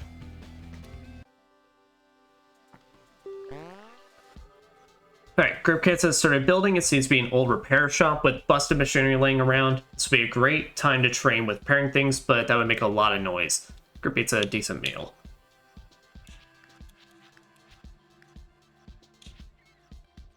Oh yeah, what do we got? Sychonias writes about his adventures when he's not busy. It's for my next D&D campaign. Fuck Jimmy runs in a vaguely silly manner. He would. Sure, let's tinker all night. Fuck Jimmy, let's see what you got. Your mechanical's terrible. Well, fair enough. Whatever that zombie, yeah? Group spots an infested city from the roads. Scanning it from afar, the group has to decide whether to fight under the noon sun for supplies.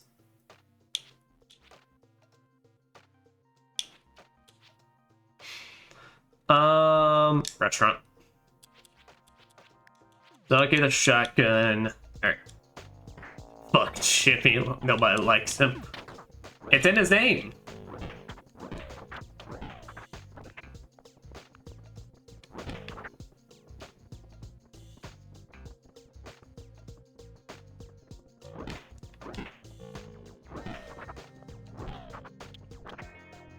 Bergsland.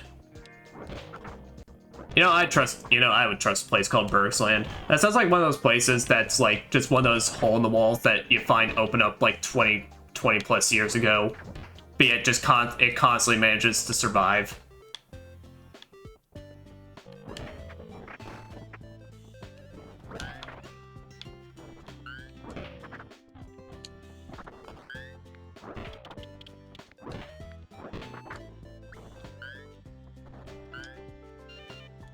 Okay, here. But what we will do is...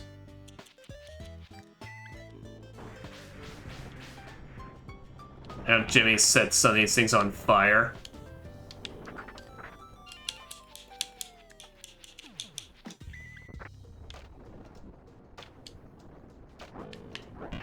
So that way we gotta get a move on.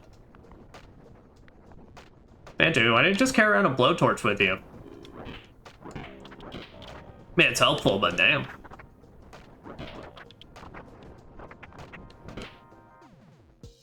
It really does sound like that. Yeah, well, we still got one more room, but let's just say for a restaurant. Yeah, no, this place really did not have nothing for us. Oh, we got 7, which for 2 people, that's pretty alright. But now the main thing that we definitely need to watch out for is when it comes to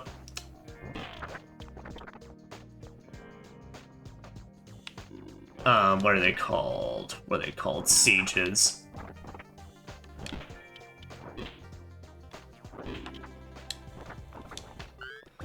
So my concern just breaking early, just because us being tired really messes us up. Oh, but we're good, and we can still keep on going. We got 4 minutes left.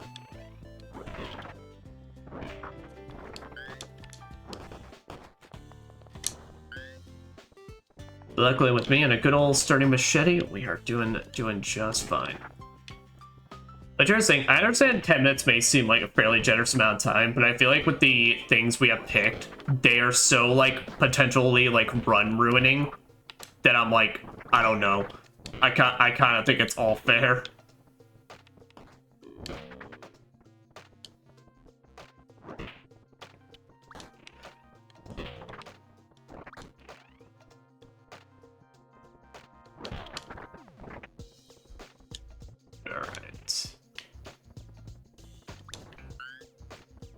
Get that, get some shotgun shells.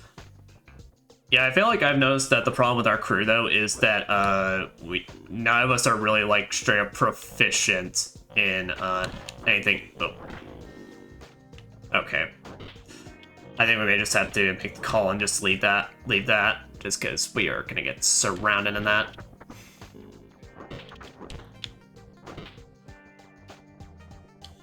So, I think that'll be it. Zoom, zoom.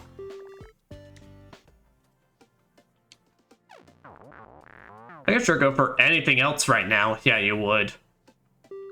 I blame Jimmy. Yeah, fair. Tree in the road. The way ahead has a big tree lying across it. It looks like someone cut it down to block the road. It would take a group of strong people to move it safely. Group decides to. I don't think we're strong enough for that. We don't know any of our strengths and we're tired, so... what's our car? Just take a detour. Group says take a detour. This is usually a bad idea. It takes some extra time and gas, but not too much. Yeah, the gas is gonna suffer. Can any human truly be too swole? Too swole to control, baby, woo! Alright, that was a good one, Jimmy.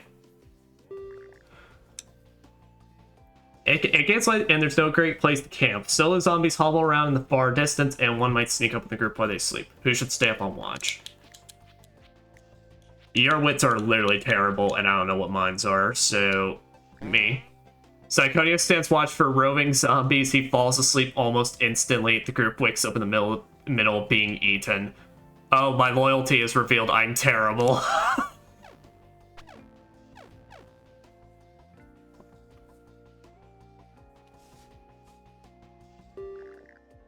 Secret documents. While looking through an office building, the group finds a safe that has been left open. There's nothing in there but papers. The text is all jumbled up and makes no sense.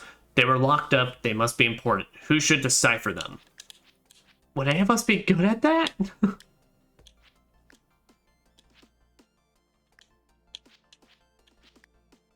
Shit, I mean, I guess I'll try. But I wouldn't be loyal to Jimmy either. Sychonias decoded some of the secret documents. The papers are full of incredibly dry technical jargon, so they're still unreadable. Still, Sychonias feels satisfied for decoding them. Oh, my wits are actually fantastic. It's just my loyalty that is dog shit. Alright. Trading on the death road. Alright, luckily it's a small one, so... Oh, you're the one we can sell stuff to. No. Group meets a woman holding a Roman candle. It's unlit. She seems like she's ready to light it at any moment.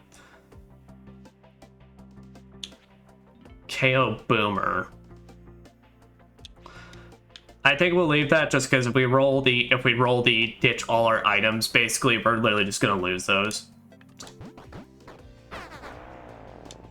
See, that's gonna be my luck though. We're gonna get those fucking ditch all the items on the final siege. Well, I'm just having a whole group of assholes now, ain't I? Whoa, it's Jin! I see a familiar face. He is yelling at some survivors because they made fun of his head. Great, I have 2 fucking pyromaniacs on my team.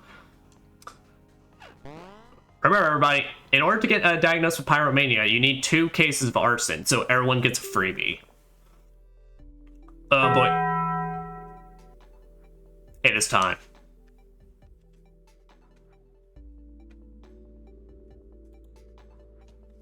Alright.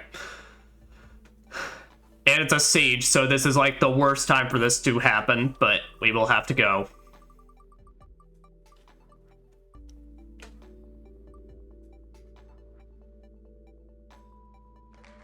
Alright, at next trader camp, I must rob somebody. No buy anything. Alright, oh wait, shit.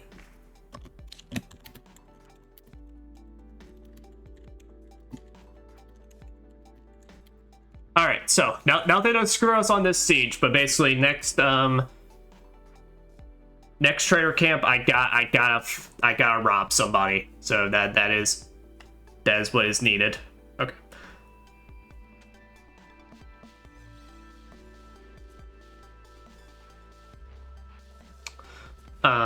Yep.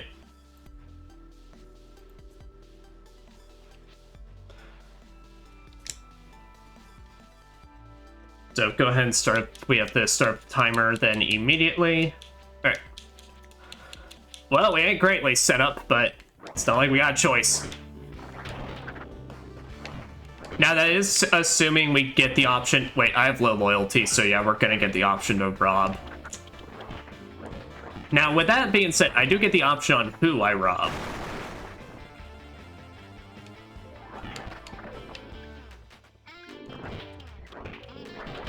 But no, but robbing can go good sometimes. It's just something that kind of you don't want to do too much because, well, if you're bad at it, then you easily just get damaged, and it's a massive morale penalty.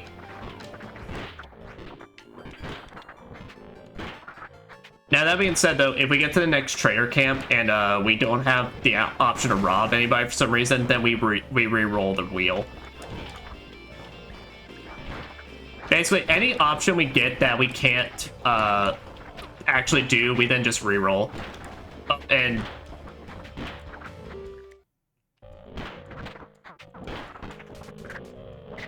oh, fuck. Well, I'm dead. Jimmy's the only one. Because Jin's fucking done.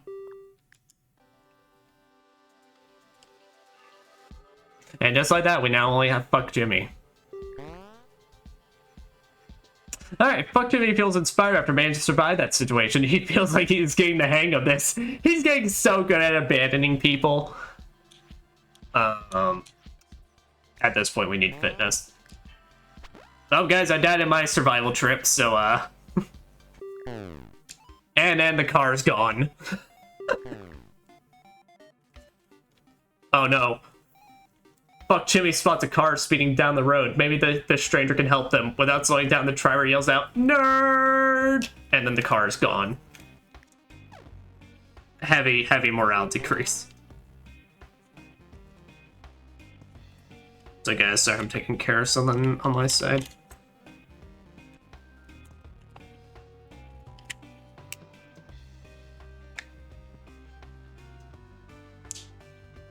I dropped this controller earlier, and then the back of it came out for the batteries, so... Alright. Wait, shit, that ate up my time. Fuck! Alright, more car. Yes. And he has a shotgun with no ammo, so basically we don't need that shit.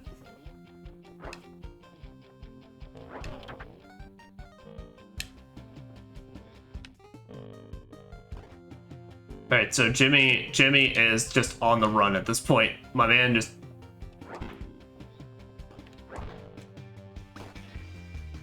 get your shit and go.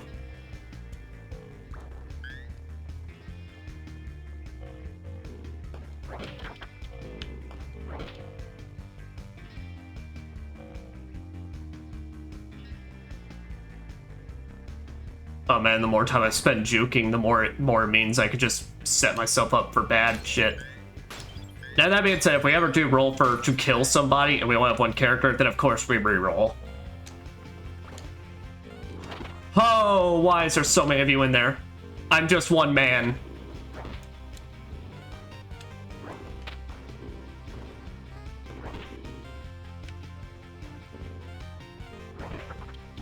Oh, this is like the worst possible idea I could have done. Oh, and y'all.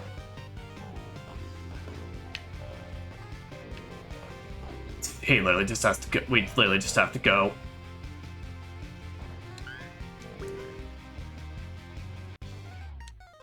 Wait, it needs the fucking keys? Oh, and the keys are definitely gonna be... oh, fuck.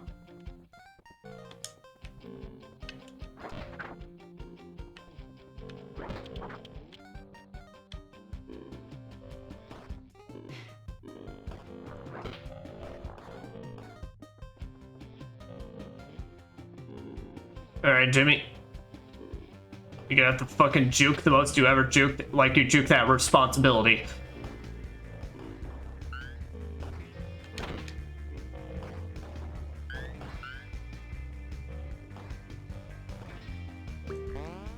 There. Alright, go, run.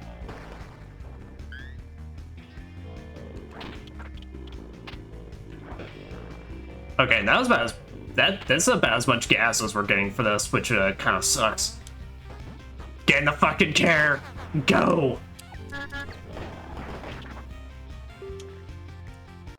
Alright, 73 gas. Well, not the worst, not the best. What the fuck? Fuck Jimmy goes against his judgment and camps in a city apartment. Because there's no zombies around, when he wakes up, the building's on fire. Plan out escape. Fuck Jimmy is completely fireproof. He saves supplies at a leisurely pace. No hurry. Oh, that's right. Pyromaniac makes you immune to fire. It makes him immune to his shenanigans.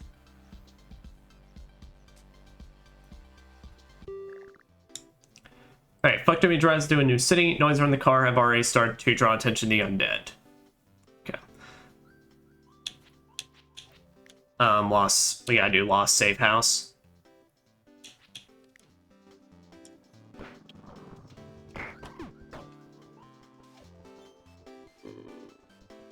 Jimmy's the worst. Well, Jimmy's all we got at this point, unfortunately.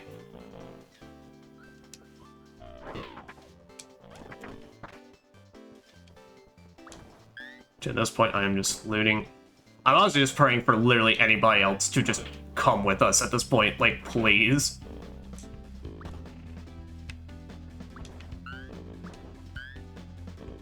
Like, I need somebody with, like, someone we could get a diversity of stats with, and that preferably would also be good with guns.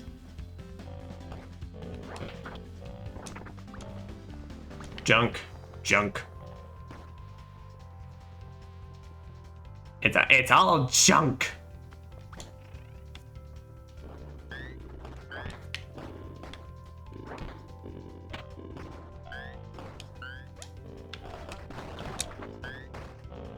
Alright, steal that gas.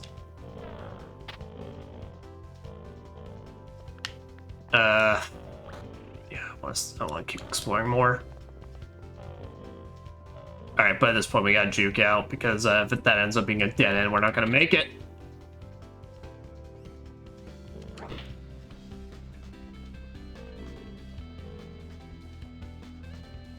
Okay, there is a handgun over there, so...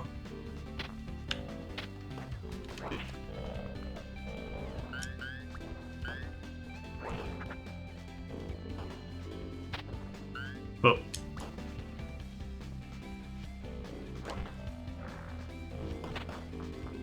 Oh, fuck, don't get caught on the table. Alright, good.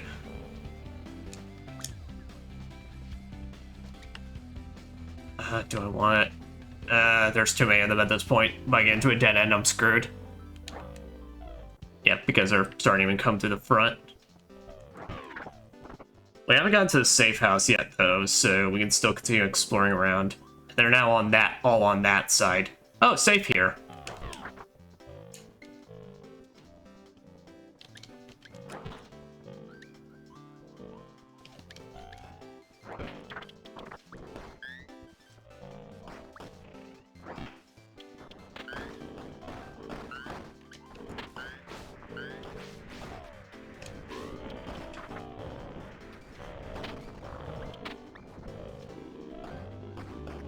That might be all we can actually really do. Yeah, we gotta just go ahead and go. We don't got enough for one person to be able to handle all this.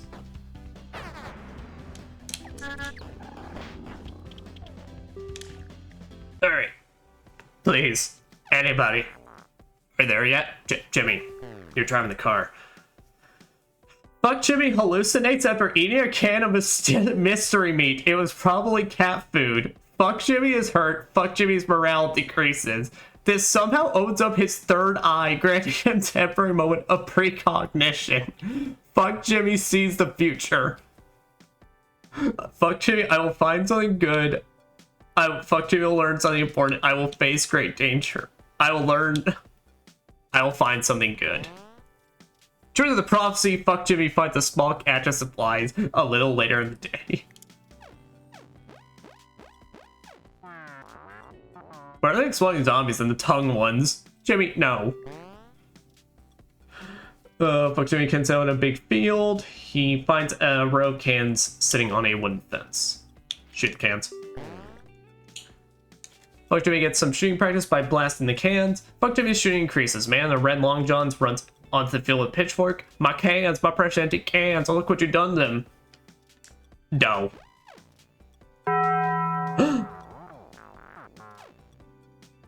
The bell has tolled. Oh, well, this is great.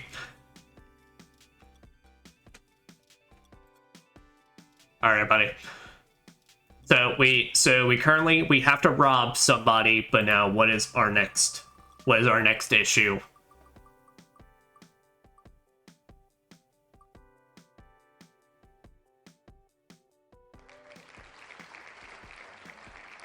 Alright, so we get to pop. So unless it ends up being a siege, basically, we literally just have to go out and then just leave. So we don't even get a chance to loot.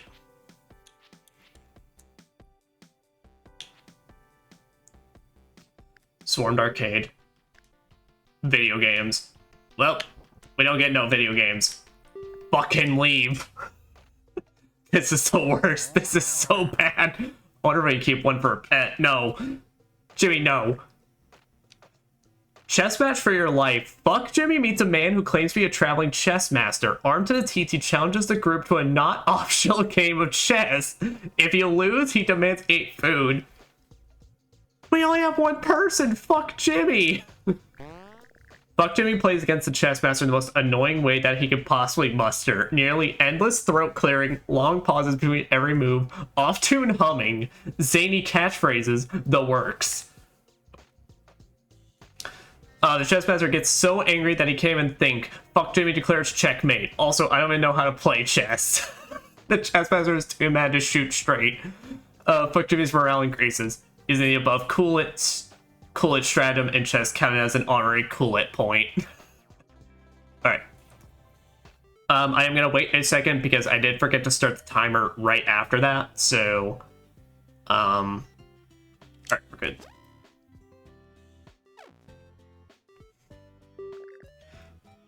Whoa, it's Swansea! It's nice to see a familiar face. He is staring at the map with an expression of total confusion.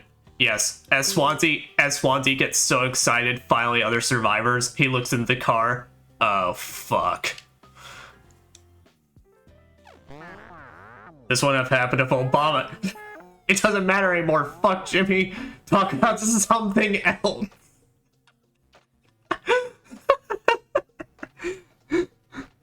Ooh. Eat marshmallows.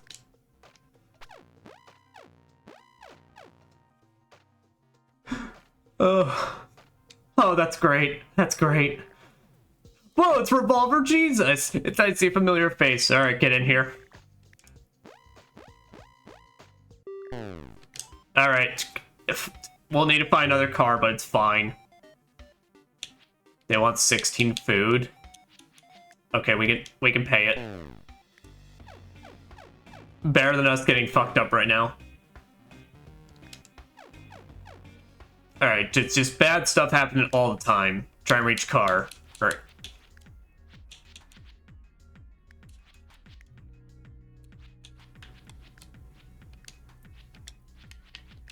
To be honest, I see Jimmy complaining about Obama, and then I could see Swansea immediately just telling him to shut the fuck up!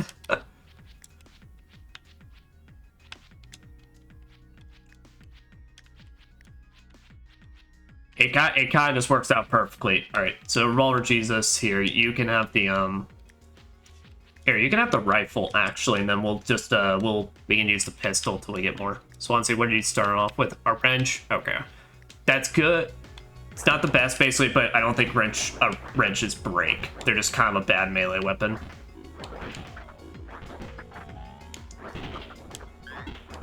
Revolver Jesus starting off with a broom though, so really, yeah, no. Fire broom, it's not good.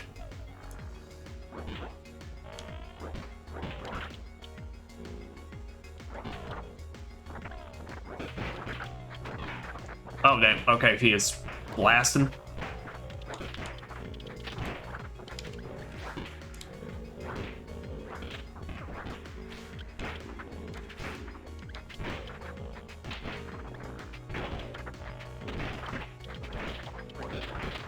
Man, who'd have thought we get this crew of Fuck Jimmy and then a Strega from Persona 3.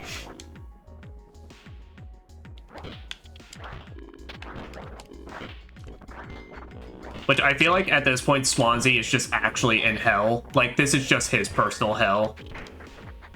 Oh shit, my hatchet broke. Alright. Alright, let's go, boys.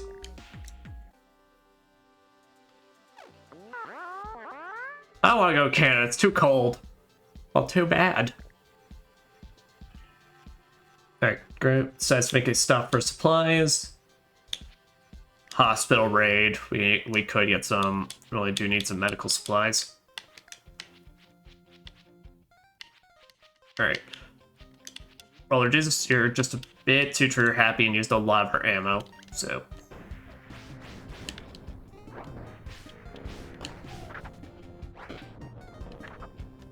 Oh, I was gonna say I didn't want to set him on fire.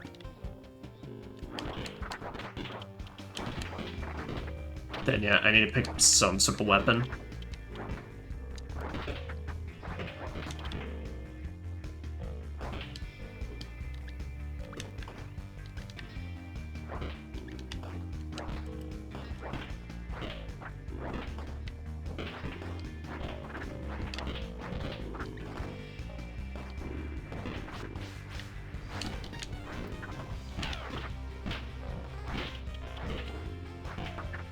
And they get a little shooting practice, so should be at least a little decent enough at it. No, no! Please don't die, revolver. You need to be able to get a revolver for you to live up to your name.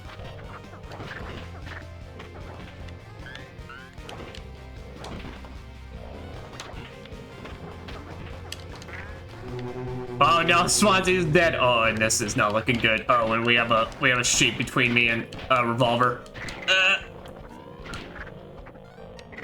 Okay, but they are distracted with Swansea, so we do have to go.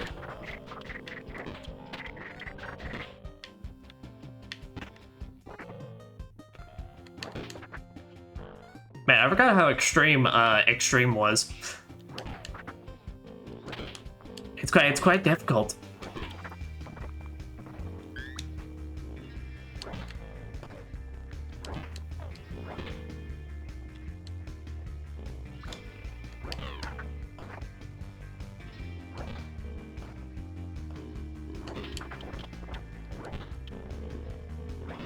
Okay, come on, go, go. No! And now we're back with just Fuck Jimmy. Well. Alright, so we just need to get that healing spray and then go.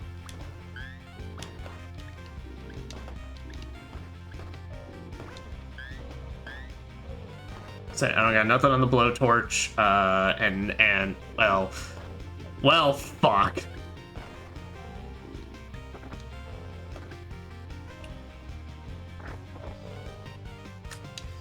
Ain't this just a grand old time? Oh, and we got three more minutes till the next Taco Bell bong.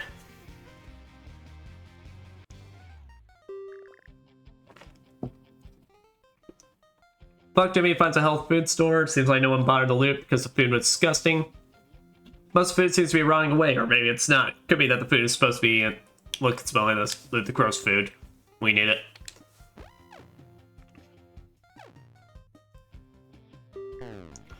Fuck Jimmy's body is affected by the stress of this hopeless situation. Oh, now my fitness is horrendous.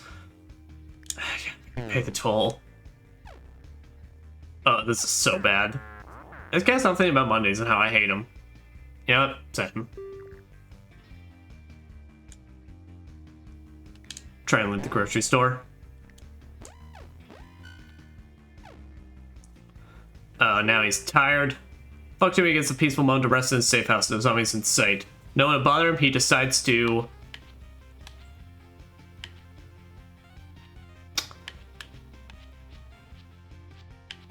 exercise for fitness. Fuck Jenny gets impromptu cardiovascular exercises in, mostly burpees, some jumping jacks, repeat until ultra fit. I can't say it because we're tired right now, but try to set up the zombies a far more easiest way. And we're at a trader camp. Oh wait, Chris is hanging around the camp. He has been waiting for you to show up. Okay. This did not cost me any money. I did not buy Chris like a whore. But, do I need to rob you? Okay, Chris robs him. Chris knocks the man over, grabs a sack of food, and then runs. The other member is dragged into it.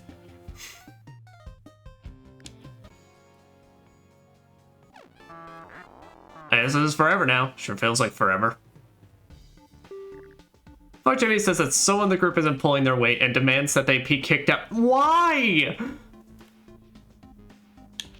Fuck you! Chris recommends that fuck Jimmy leave instead. Fuck Jimmy storms off in a huff. Chris feels relieved that he's gone. And right before a siege? Are you shitting me? Oh, this is done.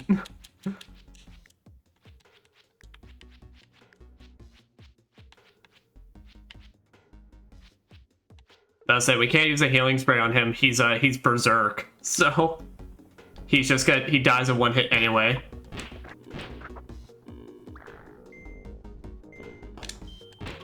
So we gotta play the best jukes of our life. But I do not feel confident that this is gonna go well.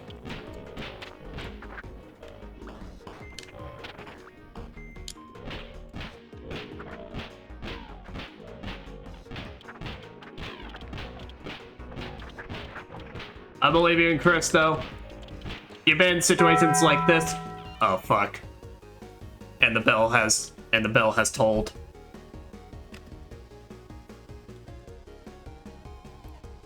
What shall be our next fate?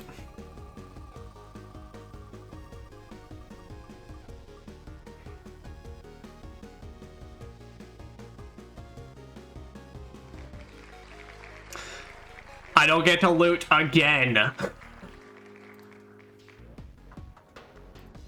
Fucking hell. So literally mean the next place I can't loot. Alright.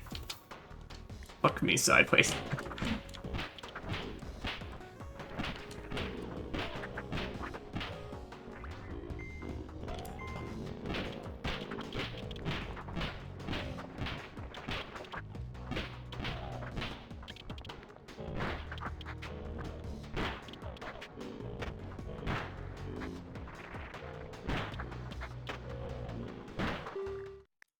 Oh shit, siege is over. Go, go, go! Jimmy lived up to his namesake and screwed everyone over. He did. Honestly, I'm impressed I survived that though. So, alright.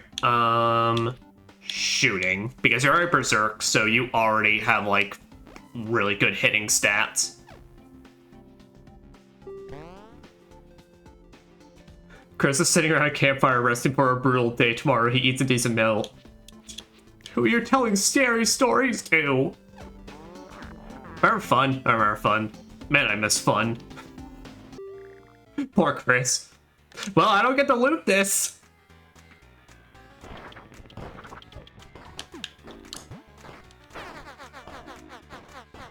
Please, please start, you piece of shit.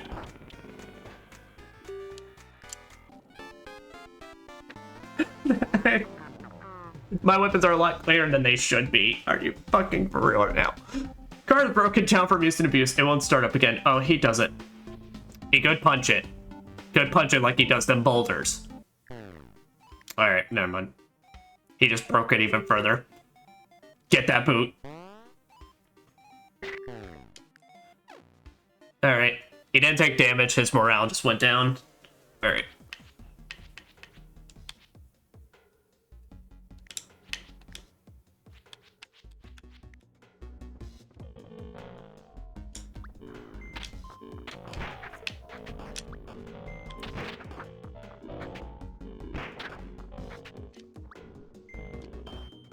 Yep. When you're like siphoning the gas like that, you have to go all the way to actually get the amount.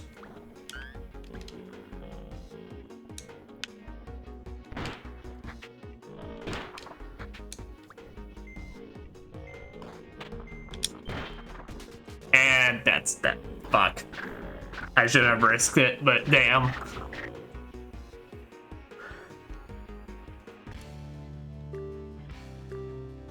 Alright, well now we run it again, but this time around let's bring somebody with more skill. Alright. As else as you could. Yeah, I definitely did not start off with good. I started off for the joke, but yeah, no, we need someone that can. With my mysterious past, I can potentially be good. But I think we need a bruiser with us. So I think we'll just bring back Chris just to give him another chance to make it. Alright. Now, I said timer will start on when we do start our next run through. So, I always do the rest stop. Alright, got a sturdy machete, and Chris ain't got nothing. Alright, timer has started. Got 10 minutes till the bell tolls for us.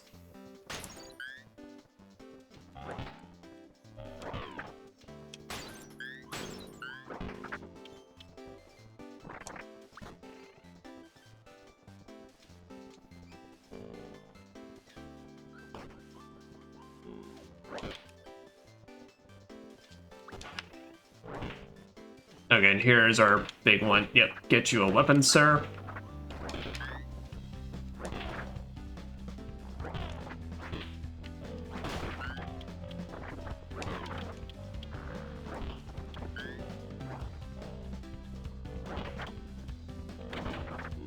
So let's run over to this side so Chris, you can pick up that nail board at the very least.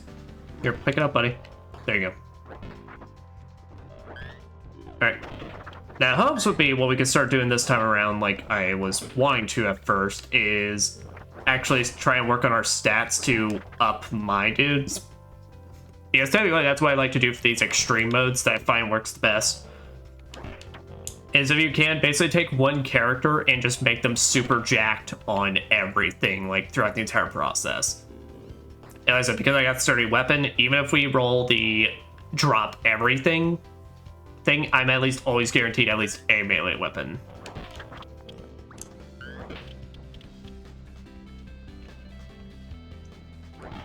Alright, but that was everything we can get in the rest stop. So I didn't get him a weapon. Well, we did, but all of them broke. But and Chris is good. Alright, miserable camping, that's just camping. Kurt finds a strange repeating message on the road. It's a series of short bursts of music, beeps, spoken numbers, and haunting slide whistle noises. There's also a kazoo in there. Could all mean decipher the message, drive to the signal. Or I say this is a trap.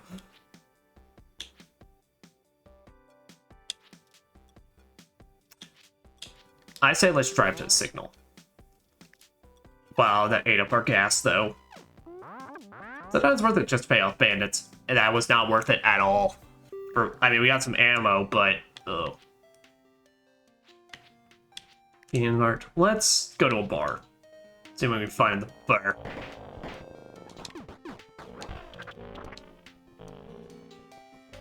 Now, if I get some actual weapons, because my dude needs something.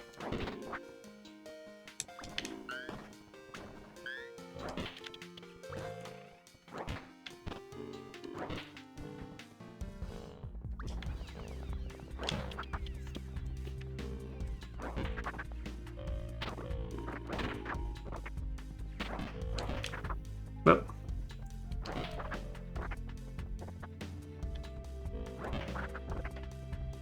Oh, I love your sturdy machete. You do so good. Oh, that is a good find for him.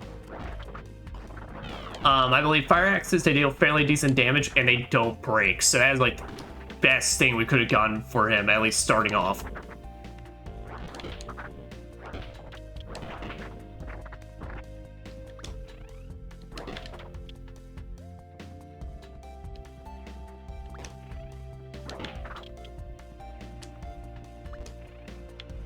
Alright, so let's go, go, go. Nothing in here, so...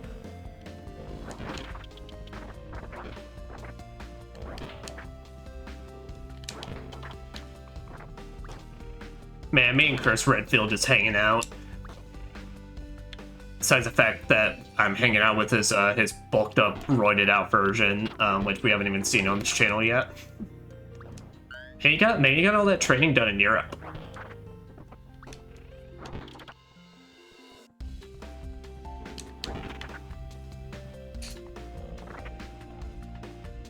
Alright, there we go. And on upward.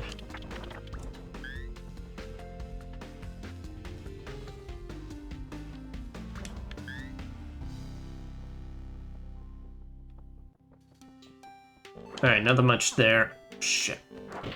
Someone's about to get bit there.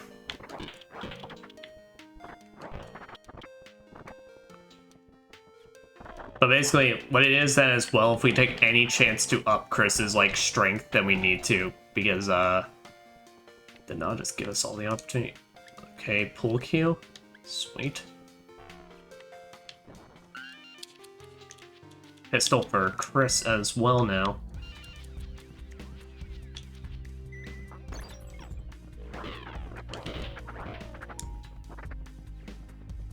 Hey, you good? Sychonias has seen this kind of thing before. This person clearly drank too much soda, judging from the bottles lit around. Now she's in need of food to even down her blood sugar.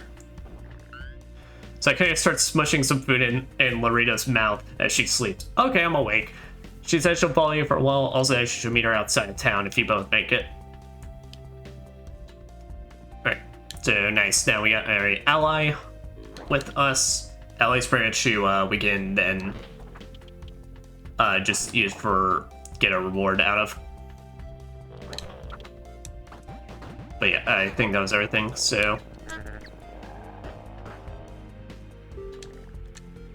Shove off! Larita catches up with the group at a safe spot. She offers a reward and thanks for saving her. Sychonias judges her character. Okay, so I can see what everyone's about. She's got good loyalty and got good wits. Group fitness training. Ooh, group fitness training. Group gets all sorts of secret fitness tips from Larita, and the training ends and Larita departs. Sweet.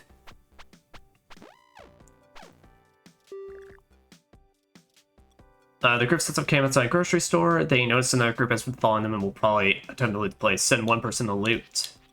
Yeah, we'll send me. Chris stands guard outside for the looters as Sychonias searches the grocery store. Sychonias brings back some food. Nice. Yeah, and that's the biggest thing I was worried about. Stub my toe. Roughing it. And I've got no medical supplies. Fix that. And Chris has a bottle. Alright.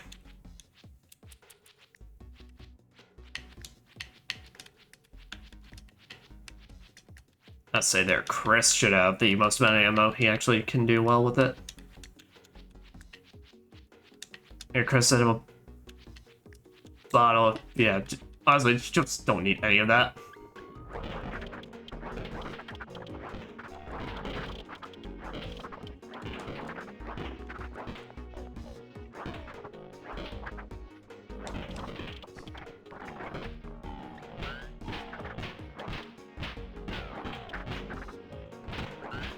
So my boy has started blasting, which, I mean, I guess fair enough.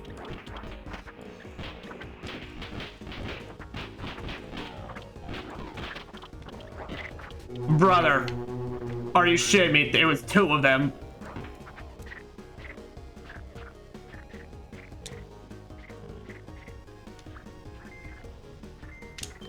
There we go. All right. Oh, I lost my muscle, but at least I'm fit, and I'm getting in an ice cream truck now. Serving ice cream in the apocalypse. All right. Sychonias stumbles upon a swole of flex home strength and fitness machine. You don't see much of these anymore after all the lawsuits. Using this will hurt. I'm only at 2 health. Stay away from it. I need to buff my stuff, but I don't need that bad. The refrigerator zombie seems pretty effective. Me, who are you talking to? Alright, for the trick him. Alright, we got 1 minute till the bong, so this could end up being robbed somebody.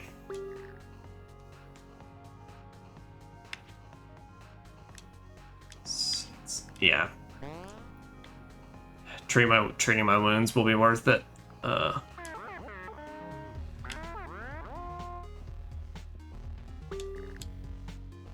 6 rifle ammo. I don't even have a rifle. Alright. This was nothing. Alright, good. Go, go, go. Run, run, run.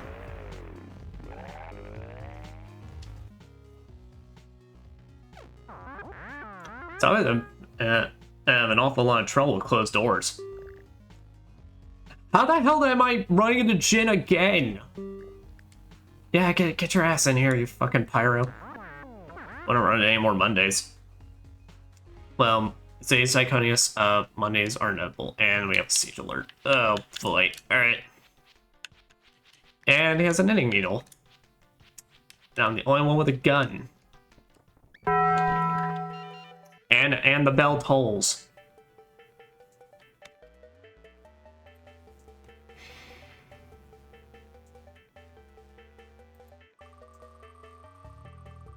What do we got?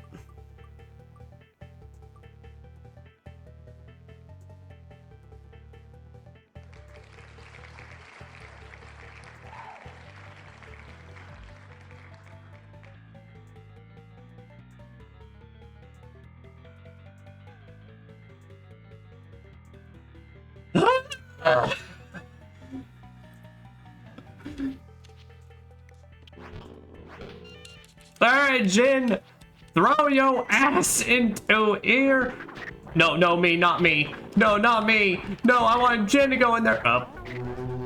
I am the sacrificial lamb.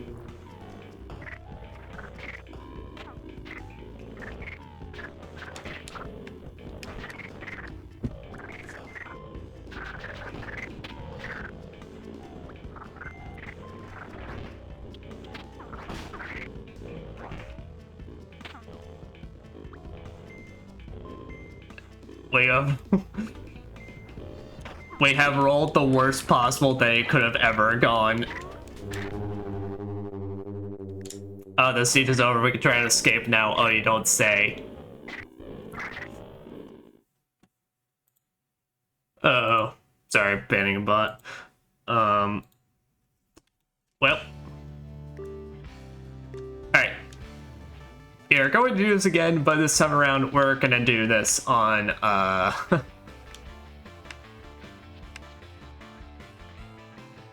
We're just gonna do this on regular mode now, since we've officially been trying it on hard mode, and that's not been going great. So, alright.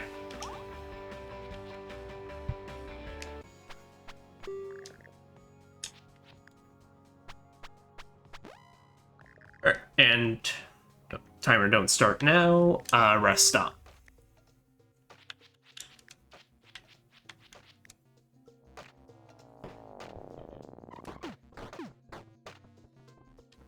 Mostly because I legitimately forgot how rough that is, especially with the moveset, especially with the rule set I'm establishing on myself. So that makes it even worse. So I think we will just experience equal hell on normal mode.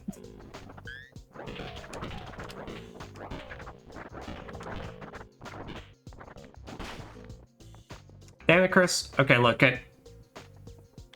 What did you get? Oh shit, we got a snub nose. I don't know if that's technically a better gun, but it is a gun.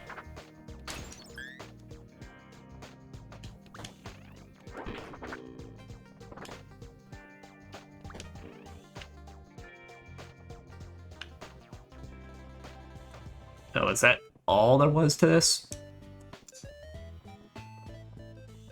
Seems like it. Alright. And Chris, we gotta go. Onward.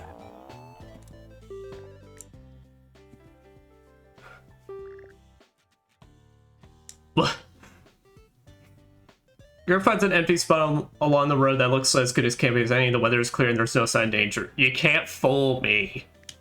I need to see this. So I guess decides the spot looks too safe. I think it ends up peeling out of there fast without eating or sleeping. Sychonias feels smug in knowing he avoided the threat. Sychonias feels smug. You know, if you think about it, making the game too hard for yourself means you are your worst enemy. Yeah. I'm battling my own inner demons here. And for some reason taking the form of a wheel. And we have revealed my attitude is terrible. Noted.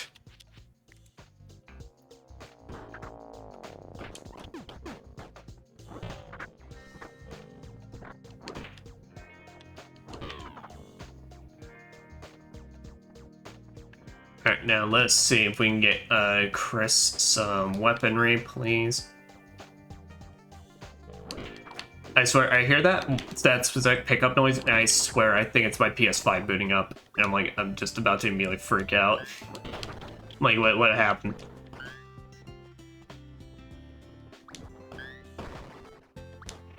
But if we did not make this run through, then that will be that, and we will move on to the next spin on the wheel.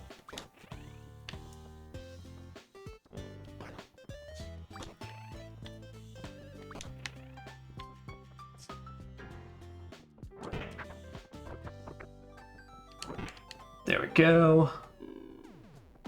Bud eat Mayors. You'd think Myers would sound better, but eh. I guess maybe just Mayors is just I don't know, maybe it's foreign. Good job, Chris. Pick up that bone. So I'll say, do not fucking die in there. If you die in there, I am going to scream.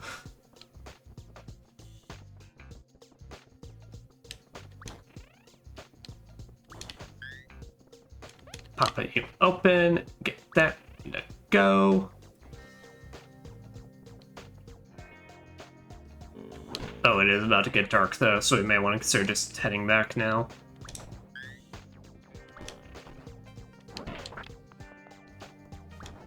Just because if it gets too dark, literally you will be able to see nothing about your characters besides just dark shadow. That was it, Chris. I know you ain't the brightest in the intelligence department, but like it is just a bookcase. Just walk around it.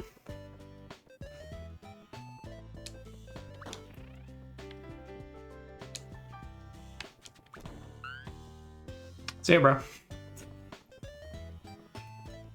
Mama Dude was just vibing.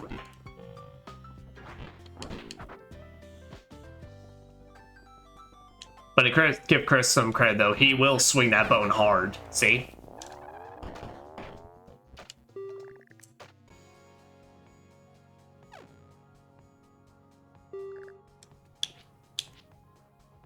The road has been flooded out, but it looks like the car could maybe still get through it. The group decides to take a detour. Let's jump it.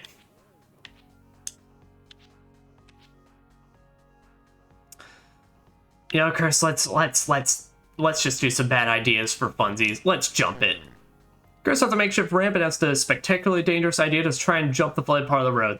The car barely makes it, but sinks like an animal and smashes into the ground, chunks of car fly in various directions. Competing, but still running. Holy shit.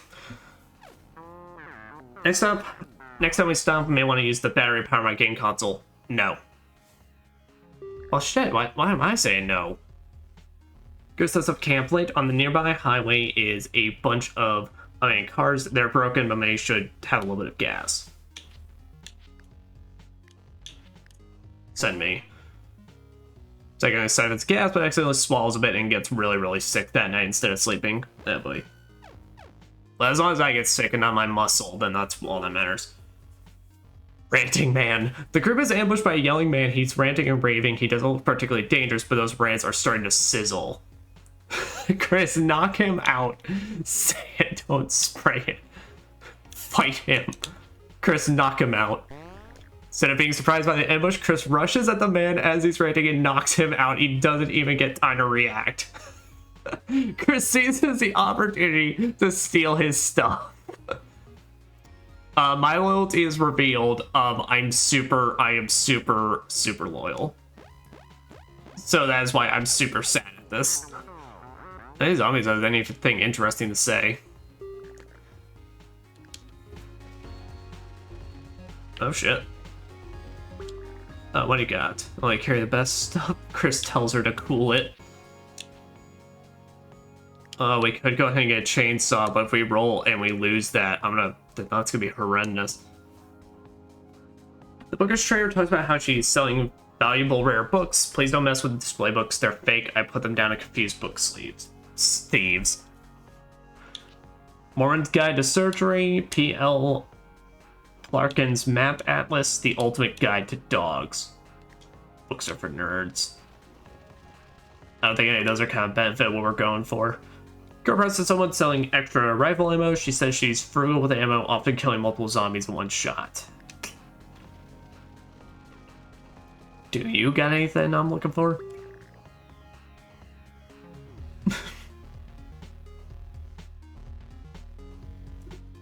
Here, let's get group training.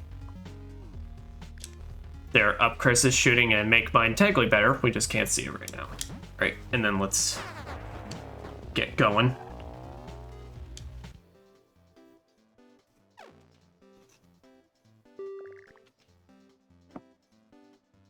Whoa, it's Yukari! Yep. She's got bow and arrows and she's nurturing.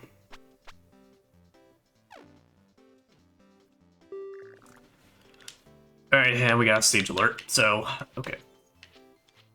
Chris has the best shooting, so leave him with the gun.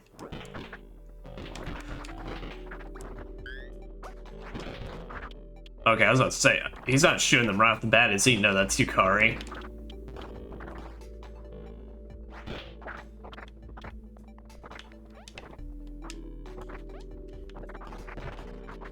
Man, look at this. Isn't this so much easier to handle when we're not fucking surrounded? And I have literally nothing to work with.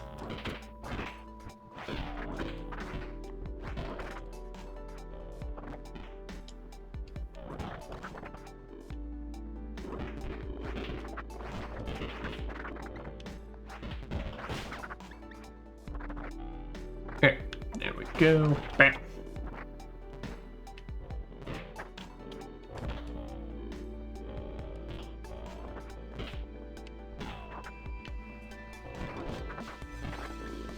Oh, and he lost his arm, so that's to say, huh? Why is he doing nothing?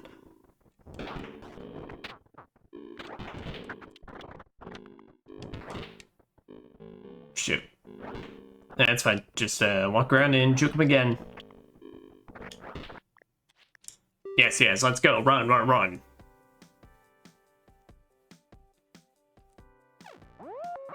You just run over zombies with the car. You know, I like the way you think, Yukari.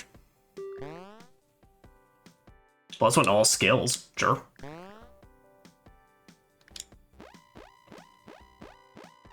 I mean, that's just awesome. Furniture is a natural enemy of the zombie. That do be true. Moose in the morning. In the morning, there's a moose outside a camp. It looks injured and is just glaring at the group. An injured moose is a really powerful creature. The bell is tolled.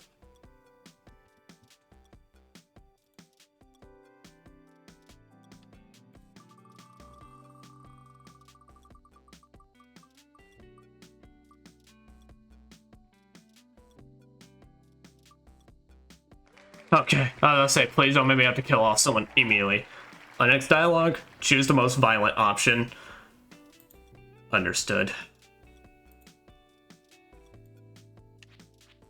Right, yeah, Chris, shoot the moose. He'll be able to do that and get some food. Whoa, Shidori! It's nice to see a familiar face. She is yelling at some survivors because they made fun of her hair. Damn, everyone just making fun of Strago's hair. They decided to be calling all of them nerds. Alright, while driving on the death road, the group decides to make a stop for supplies. Big grocery store.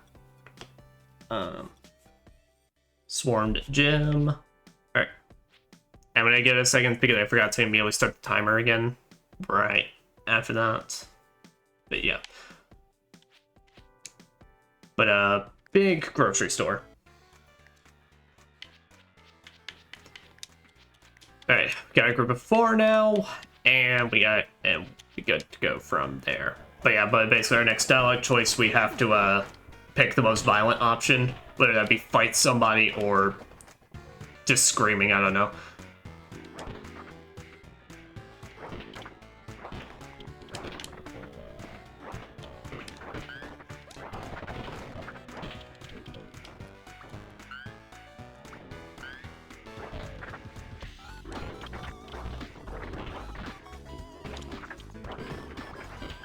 The issue is we can't get no weapons for nobody, though.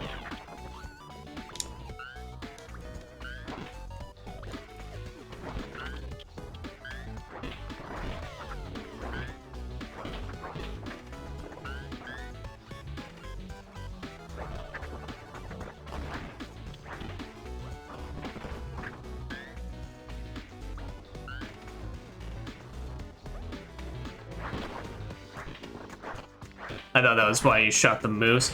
Yeah, but we could get even more food.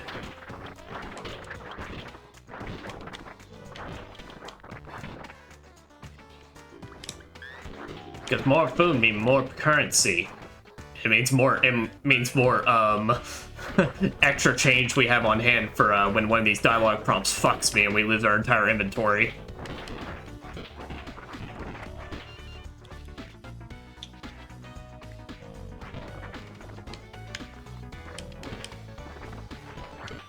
Which, what that will mean is whenever we're in a, so for ever like just exploring and looting, what that means is I'll be able to go back to the car and just toss everything.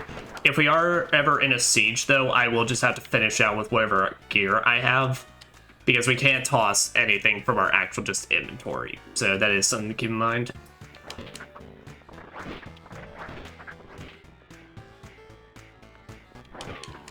And at least if there is a way for it, there's no way I can like then tell the AI to stop fighting with their current items.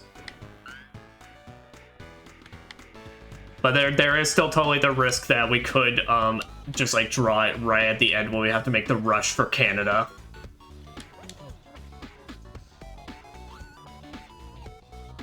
Whoa. There we go. Now let's get on the fuckles out of here.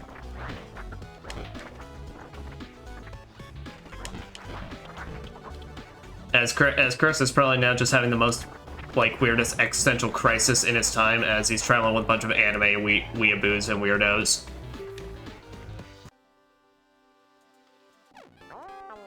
This car should have no problems getting to Canada, as it's literally smoking at this moment. Do we know if anyone's got anything for mechanicals? We know Chris is brimming. We don't know anyone's mechanical, so I was gonna say we're just gonna drive away. What's all the zombie stuff? I don't know, dude. You're the local expert. Just go to sleep. No, we're all like half our group's healthcare and half our group is made for fighting. We do not got the things. Why couldn't it have been a werewolf apocalypse? At least there'd be werewolves. Be careful what you wish for, buddy.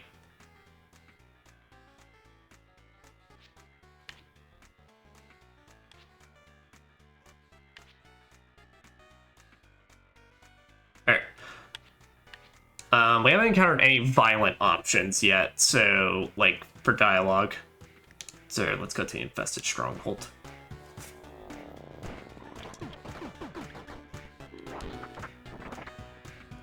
Really just waiting for that moment, just punch a guy out or rob the shit out of him.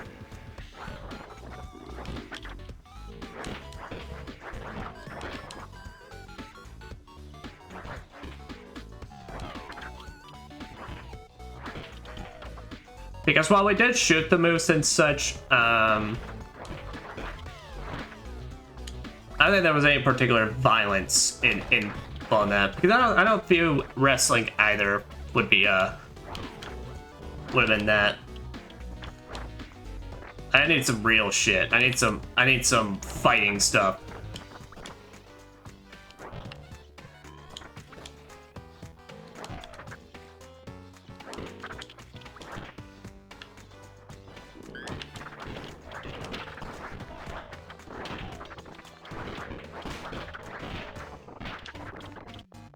Banta.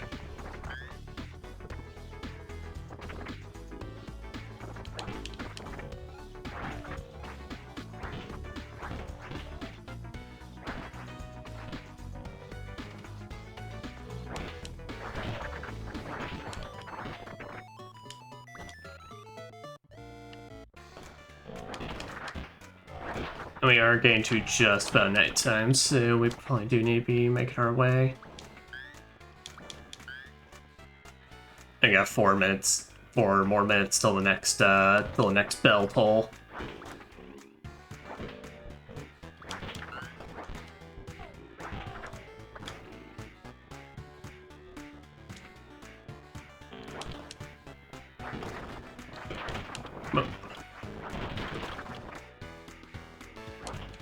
Yeah, if I could hope for something, it would be like when we played this game for my birthday. If I could get Chidori a weed whacker and she will then just start wrecking house with that, that would be like the best thing ever.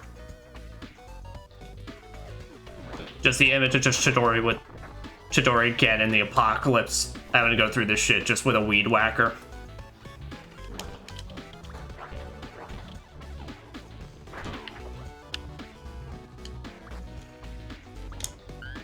There's that, there's that, there's that.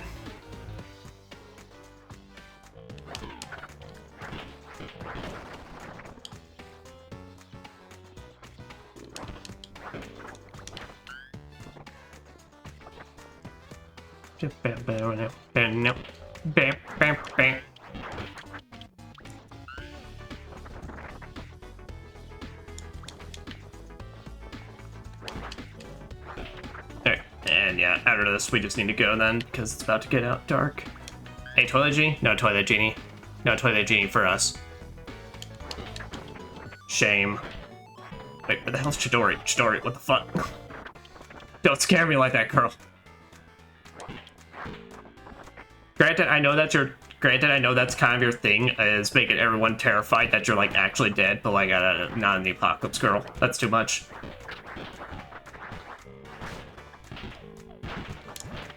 Guys, it's a last stretch. No!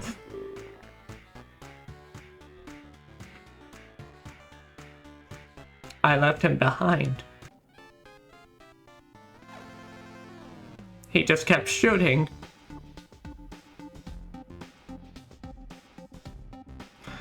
As a group searches the abandoned house, a miracle happens. They find a government ration box open. To their horror, it turns out there's dog poop sitting right on the handle of the supply box. There's no way to open it without touching the poo. Could be the biggest challenge yet. Have someone open it. This could be a big deal. I consider this violent enough.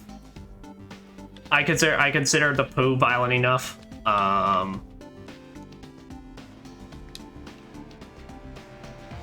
Chidori, do it.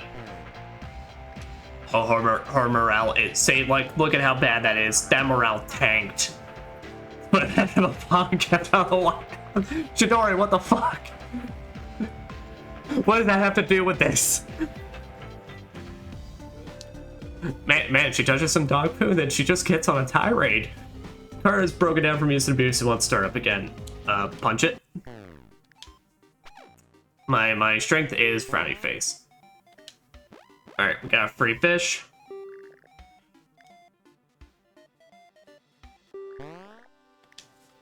MPGs. Alright, sweet. We got an electrical car. It's pretty shit overall, but it uses a lot less gas, which is pretty nice. For fun. Or fun. Man, I miss fun. Chidori, you have fun? Alright. Rebecca Chambers. Yes. I have 3 medics on this team. And one of them could come back to life if she dies. Chris has a group of bandits that have set up a checkpoint on the road. Some of the team could be sent to distract bandits so the car could get through. Alright, you know what? Touching the poo really wasn't that violent. So we gotta shoot this, plow the car through, and we got our next one. Damn.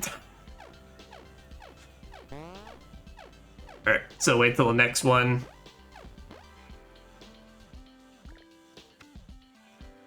Alright. What do we have next?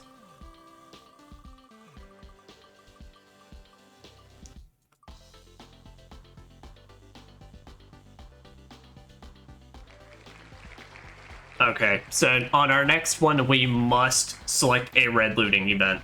Alright. Get that starting up. Do we have enough food? We've got enough food. Alright, fancy office. Alright, yeah, I'd say that was pretty fucking violent. We're all dying now. So luckily Rebecca brings in healing supplies, so that helps out a lot.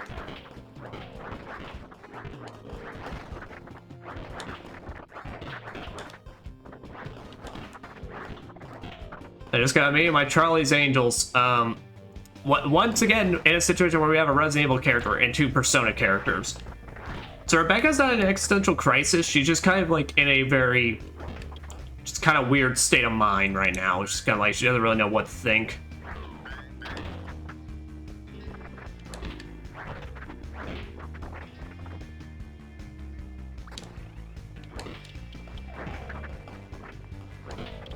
Let's see what is in this fancy office here.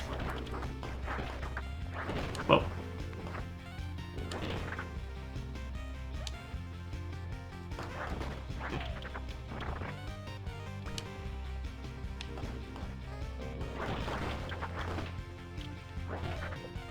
Oh shoot, a safe? Oh, these are pretty nice. What'd you have to? Oh, and an Uzi.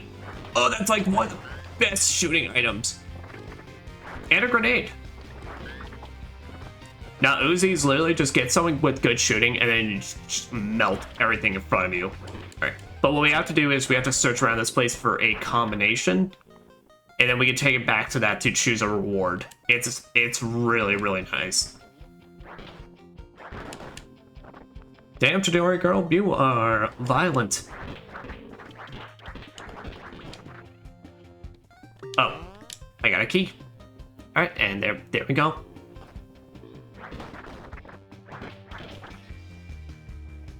Alright, go, go, go. Shmove, shmove, shmove.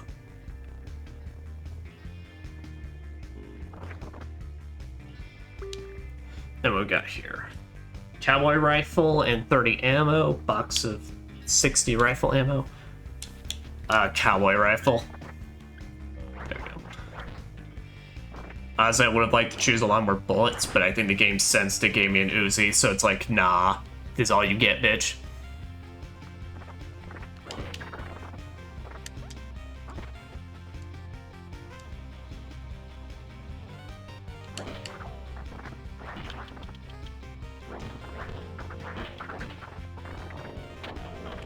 Oh shit, I didn't realize.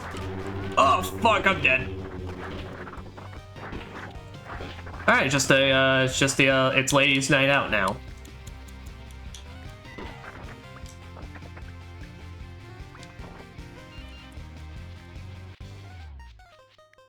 I don't think there's ever been a single one of these that my character has actually managed to survive out of. I mean, granted, I'm the one that constantly plays me, and I play me badly, but yeah. I'm just never destined to make it out of the apocalypse.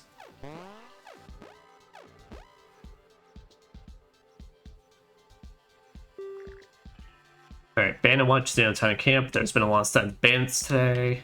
Yeah. We don't know anyone's loyalty. Rebecca? Yes, alright. Her loyalty is fantastic. That's my girl. Look, it's on my side. Yeah, Rebecca has, like, treated everybody up. Deer stopped in the middle of the road. It stares at the car. Our car can't take another beating. Jory tries to shoot it. Her shooting is terrible. Well, at least using actual bullets. The hell is that, Junpei? Hey! Chidori, we found your boyfriend.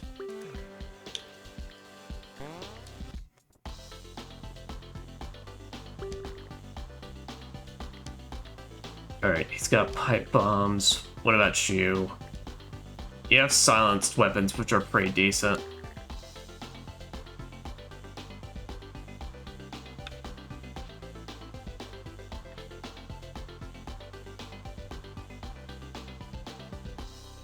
I mean, look, it's a bazooka.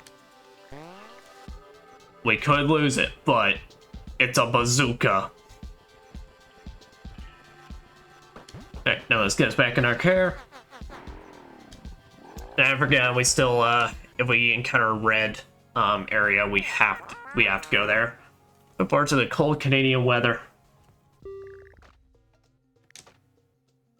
River of Death. Okay, this is a forced one.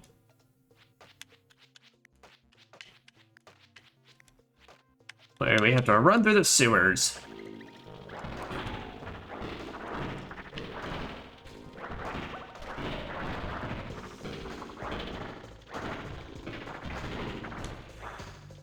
Yeah, we gotta run through the sewers and find the end point to this.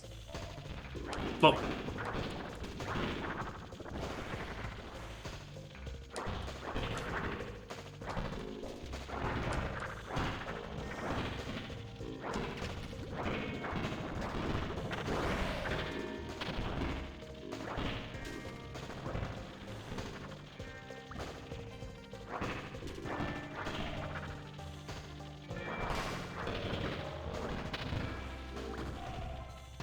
And I lost my one good weapon with Rebecca, so it's well.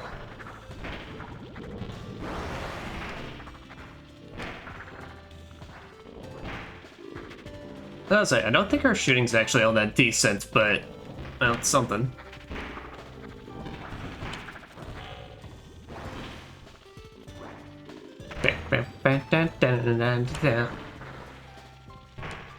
Well, that's a dead end.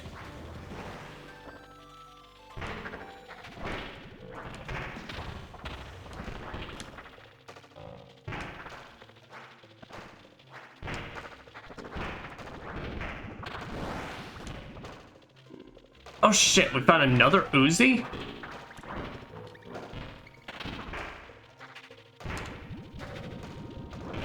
Well, that's a good find.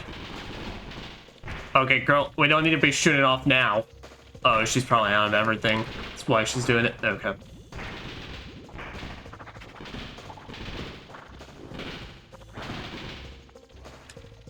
It's like Persona 3 original. I got no control of them. They just do whatever the fuck they want. Alright, we still got 41 bullets on it though, so we're still doing decent. Try faster run speed. Ooh, here, everyone gets some good shooting. Junpei's technically the best shot out of all of us, which is impressive. Road trip! Eat the marshmallows. Zombies, bleh. So gosh, what is this, 2004? Rain starts pouring down, it's hard to see, and the shapes of zombies lurk right on the edge of the darkness. The group isn't sure what would be worse, continuing or stopping here.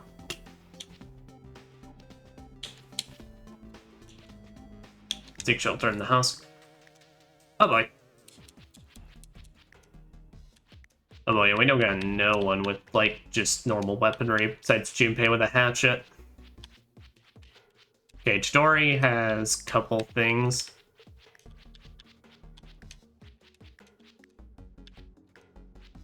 Alright. Case scenario, I have the bazooka. Junpei, you gonna have the cowboy rifle.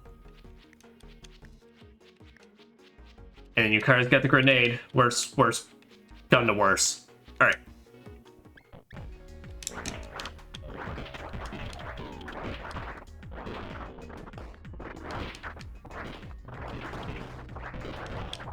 This do not seem that bad to work with.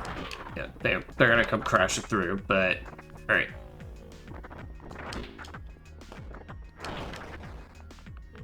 Usually if we can just clear at least the initial storm, then we got the rest of it under control.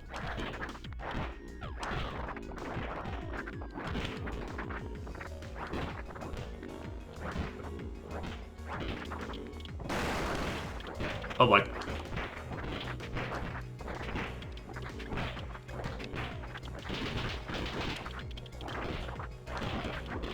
Fire off some Uzi around. Oh shit, go, go, go.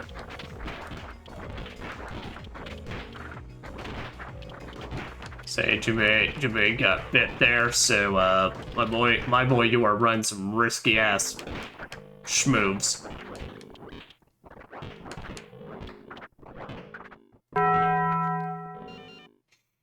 The bell has tolled.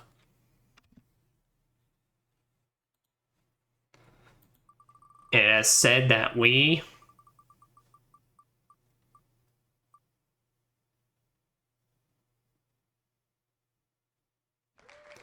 that's currently already active, so what's the next one?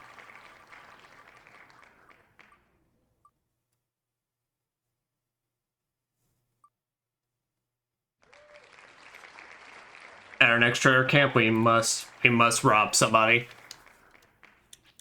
So we currently got red, must go to a red area, and then must rob at our next camp.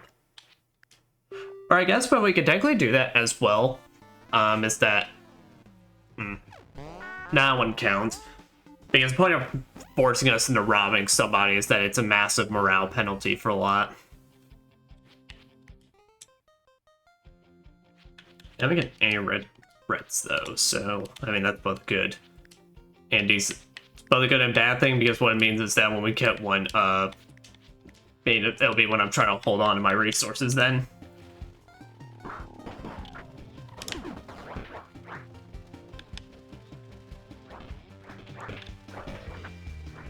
Why did y'all? Okay, it's fine. But I say, as long as I can actually survive that way.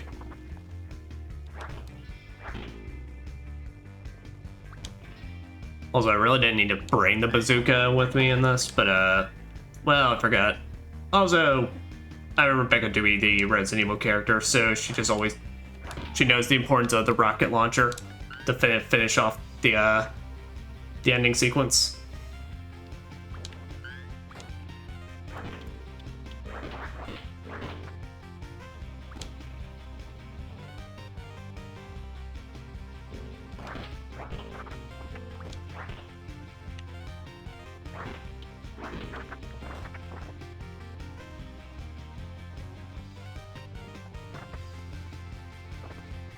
Alright.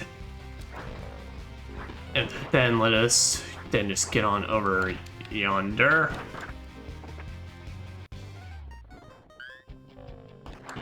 Rain sucks though, because, well, pretty much if we run into a rainy environment, it means they're all instantly agitated. Which is not a great time.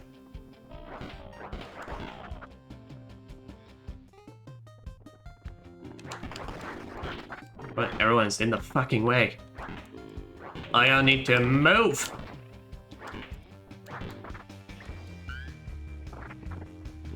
Whoa.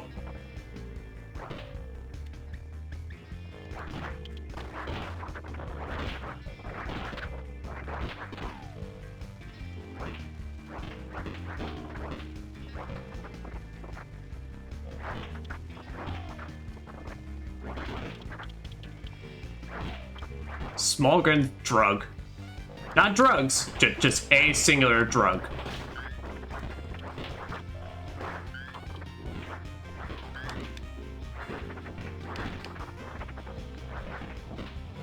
Alright, and they were not kidding. There was not a lot of drugs here. But I mean, it was technically more than one, so that's just false advertising.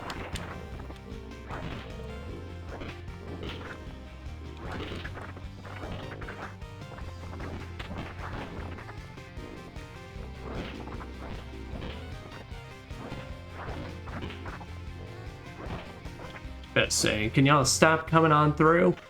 Just the one drug. Just the one. Everyone only gets one. And after someone gets that one, it's done.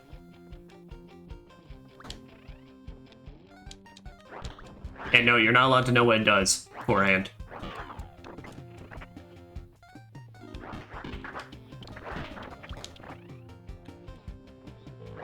Toilet genie? No. There's always the hopes when it's just a lone toilet.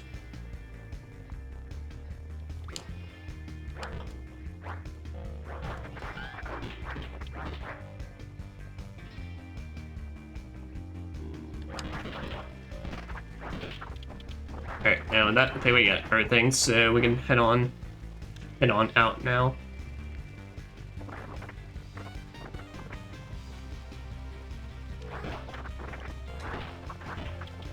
Also, I totally forgot to restart the timer now, so what will now happen is we will now just roll our next event when it hits halfway through F5, please.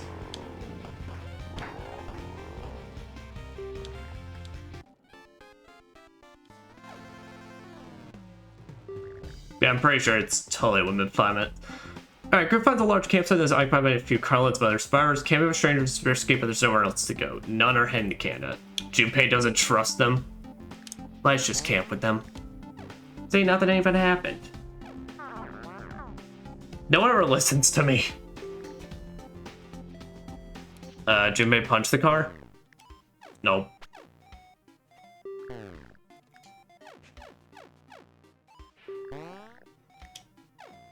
Bugs suck and make camping worse. The group is robbed by weak bandits. The bandits are the kind that would normally not be a problem. The group had a car or wasn't tired from walking all day. Bandits nervously asked a man 15 feet to pass safely. Chitori, what did you say? Chitori says something like, what did you say? But really she just didn't hear them. The bandits misunderstand this and are very intimidated by Chidori. They flee and scatter. Chidori has no idea what happened, but is glad the bandits are gone.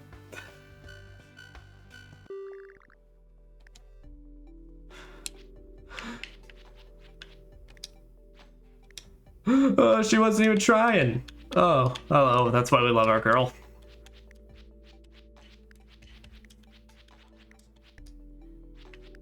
Wow, we are only left 2 Uzi bullets. Up, and Rebecca, just hold on to that. Rebecca, just hold on to the bazooka.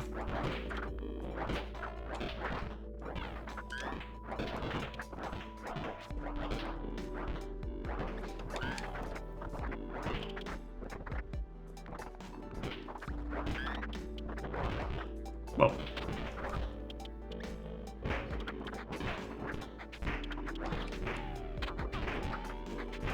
Yeah, we're all tired, so no one is in the capacity to escape grabs at this point. Oh.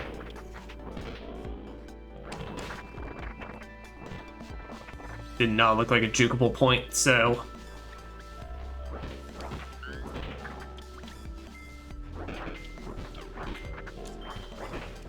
Say, get that gas. Get that gas and go. Wait, no, not Chidori! Why didn't she get in?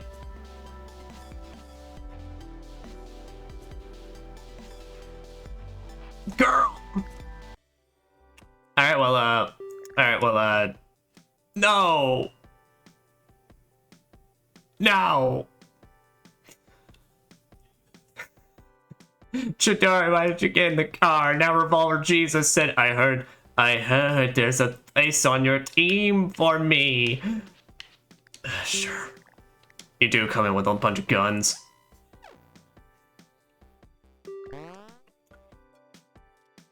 Face the wheel, but we've been doing that all night.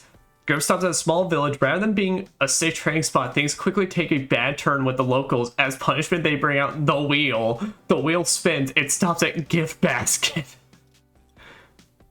Demand do-overs, run away but lose cart. I mean, shit, let's accept this fight. The village present the group with a tasteful gift basket. They don't want to do this, but they have to absolutely follow the will of the wheel. See, even they understand the wheel. It's delightful. See, guys, the wheel can be used for good.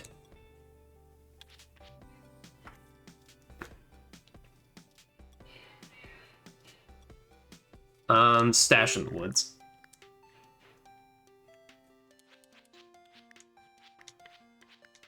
Fucking Revolver Jesus.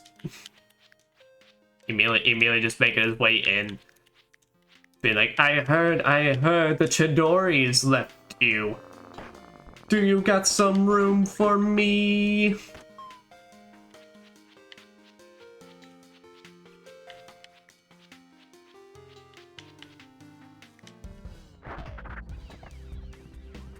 Alright.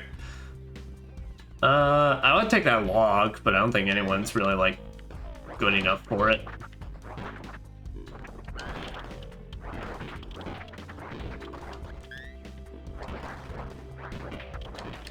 Baller just swooped in like a goddamn vulture.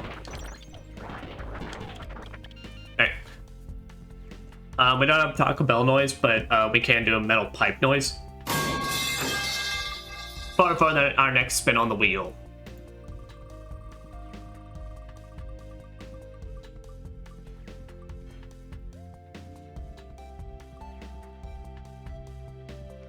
That is also already in effect.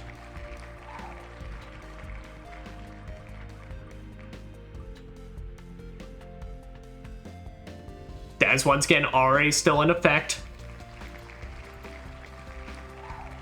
You just haven't encountered any traitor camps yet.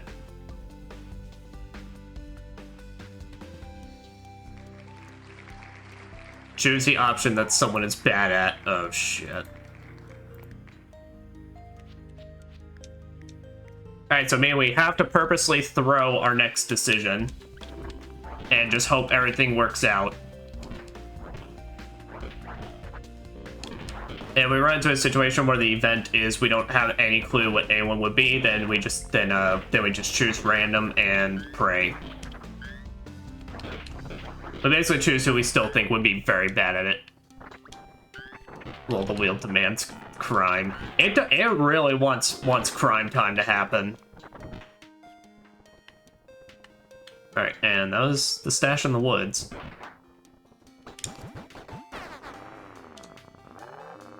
Alright, upward and onward.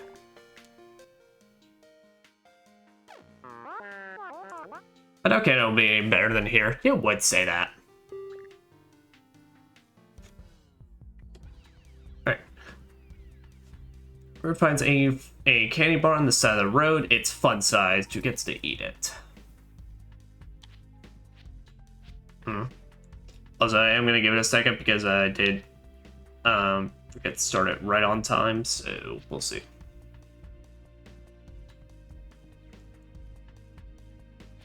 This isn't a skill-based thing, so this is just share with everyone. Everyone learns a valuable lesson about sharing by trying to split an already tiny candy bar. Maybe, sort of. Alright, everyone's loyalty is revealed. Yukari's is terrible, so she loses morale. But everyone else is actually pretty decent. Don't always have to get every recruit unless we have lots of food. Group finds an inn open for business. The owner wrings her hands. Give me 10 food. I'll watch over you while you sleep.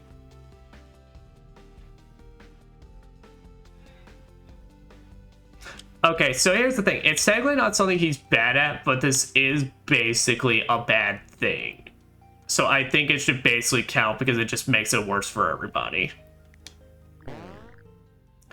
Brother Jesus tells the woman to say it, don't spray it. You must be a big shot. Show you the presidential suite. She kicks her about. They eat on the road, but never find a secure place to sleep.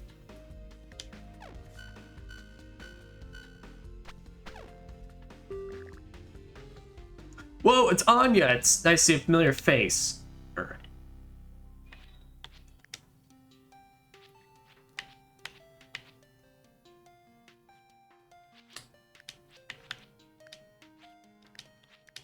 As I shoot, honestly, let's just get a... Yeah, no, let's bring her in.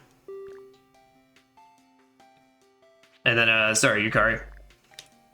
Because she brings in medical supplies, and screw it. We now have a variety.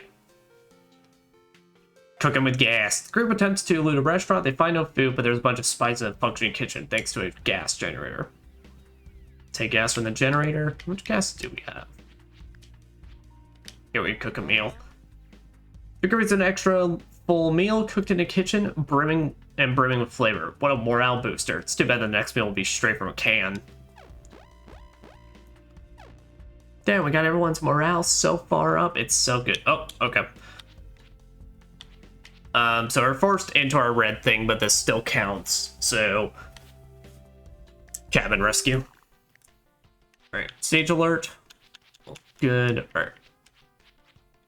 Father Jesus here. You can have the cowboy rifle.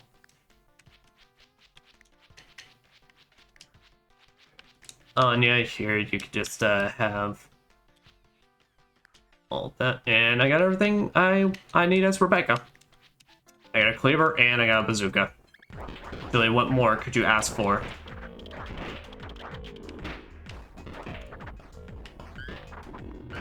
Oh, ow. Okay, there we got our survivor lady, so let's go ahead and just loot that and then, yeah, get the fuck out of here. Ooh, because I even see a hatchet over there, so someone else can pick that up for even more.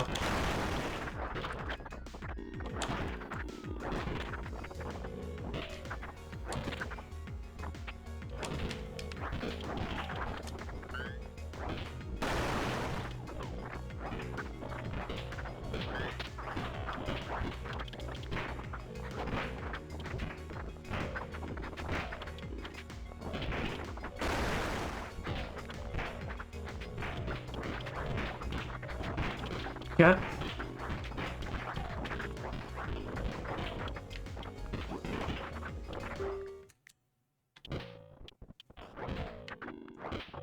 Siege is over, so we can go, go, go.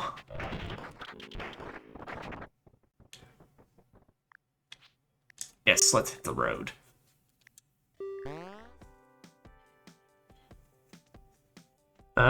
Pretty terrible at most things. Got decent fitness. Ooh, tank of 80 gas. Yeah, no, give us that. No food? At least I'll lose some weight by the time I get to Canada. Rebecca, you are, like, skinnier than all of us.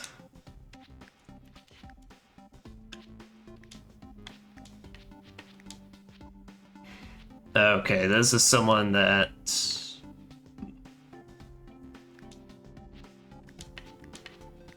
Yeah, like I said, that's why as well, because I'm thinking, because we're kind of in a situation where we don't know anyone's, stuff. Well, we actually do know Junpei has a bad attitude, so this could count as us as well picking, like, kind of like an option he's bad for. So, yeah. I'm a restaurant, stand guard outside the looters as Junpei searches the grocery store. Junpei brings back some food. Oh, alright. Throwing pressure on zombies seems pretty effective.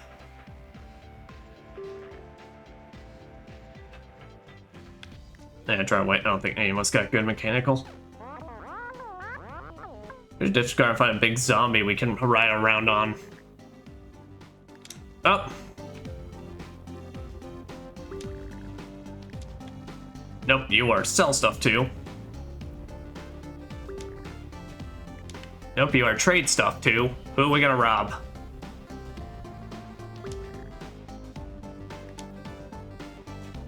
I literally cannot rob you. Nope, we ain't here for charm, we're here to rob.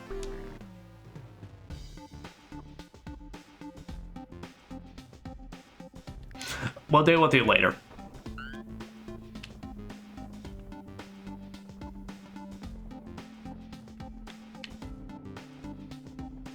I'm not gonna pick that up because I count that as something gave me something, but quite literally this was at the front door, so I could not do that.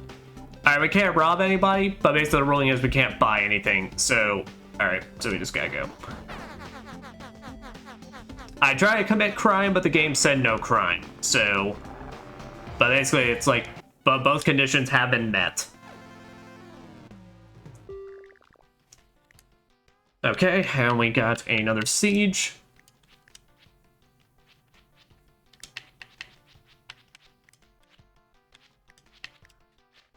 Say, here, take the shotgun.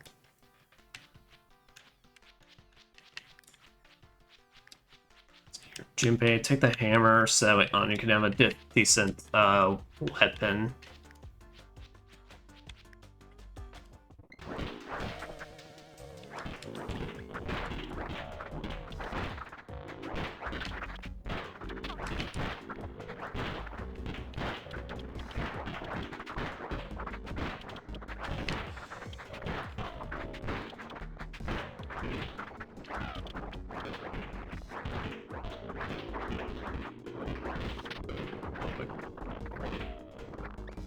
Okay, no, we are still good.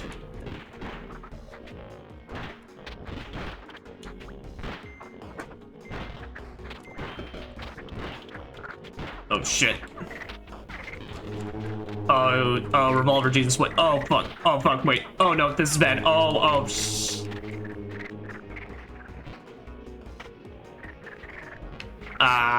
Okay, so we got Junpei and Anya. I did not know they were gonna grab us that harshly. Oh, fuck the bazooka. Oh, boy, I need a bazooka. We gotta try and go back for that bazooka. Oh, but there's too many of them. Oh, no. Oh, no, but we can grab it and go.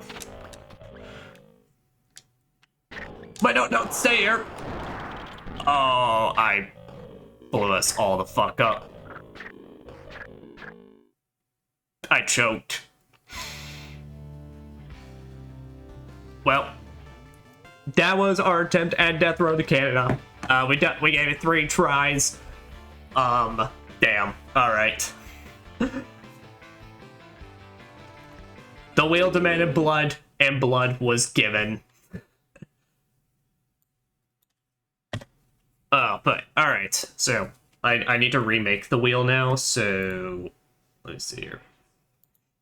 Alright, so on the wheel we had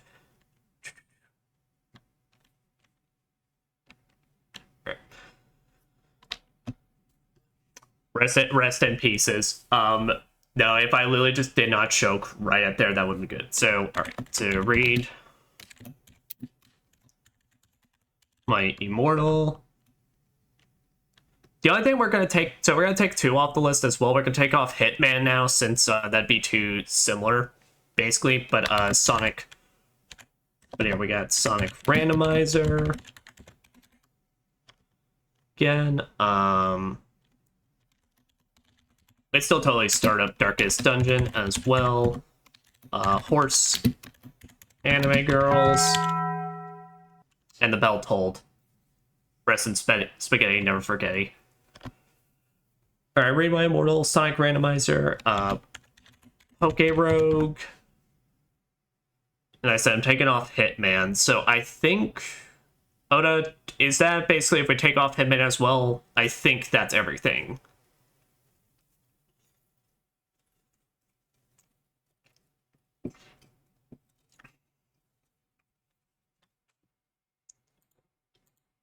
Yeah, because I can't remember anything else that I think I would have had on there. I think so, yeah. Alright, good. Alright, 5 options, people. There's basically only maybe one of these that I'm really not hoping for, but let's see.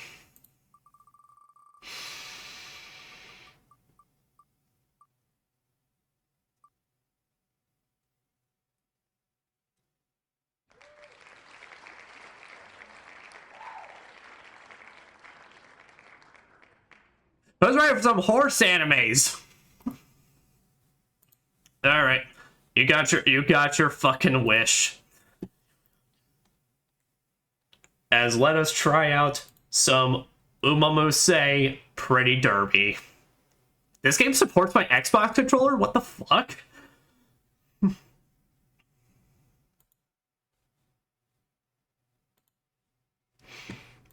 All right. Best Streamaversary ever. Yeah. Attention, this is a free play. Oh. Dear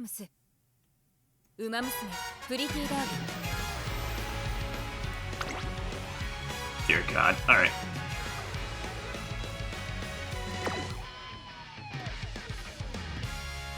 Okay, there it is, like brought up full screen. Alright. Well, for my Streamaversary, let's see what the horse girls are all about. Although I totally forgot to update the stream information when I was doing Death Road, but oh well.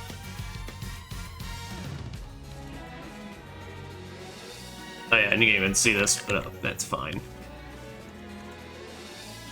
Umamusume.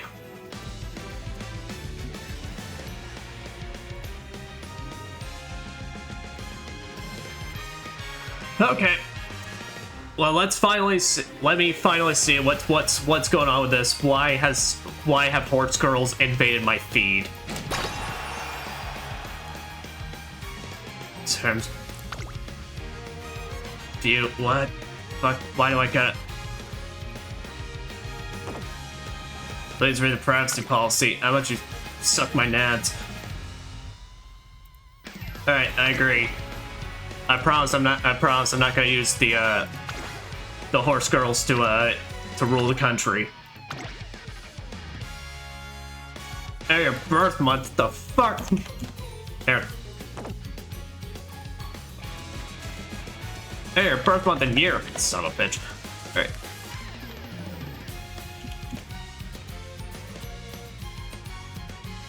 No, that's what it is.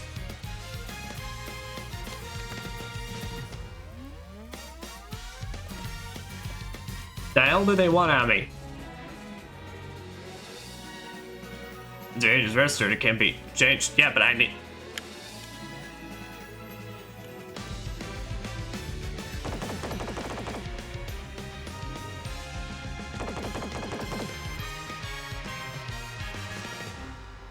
that not what they want? No, that's what they want.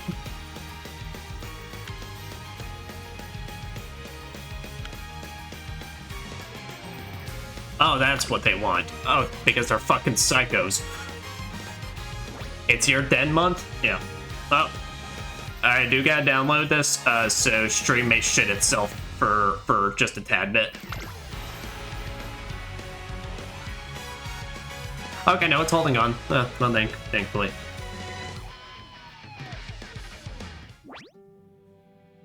Umamusume. 彼女たちは走るため Uma say they are born to run. 時に数奇で They inherit otherworldly names and are spirited by dreams most dramatic and wonderful. Now they run ever forward. That is their destiny. それが彼女たちの運命。この世界に No one knows how the races that line their futures will end. まだ誰にもわからない。彼女たちは Even so, they continue to run, aiming only toward the goal in front of them. The hell is this?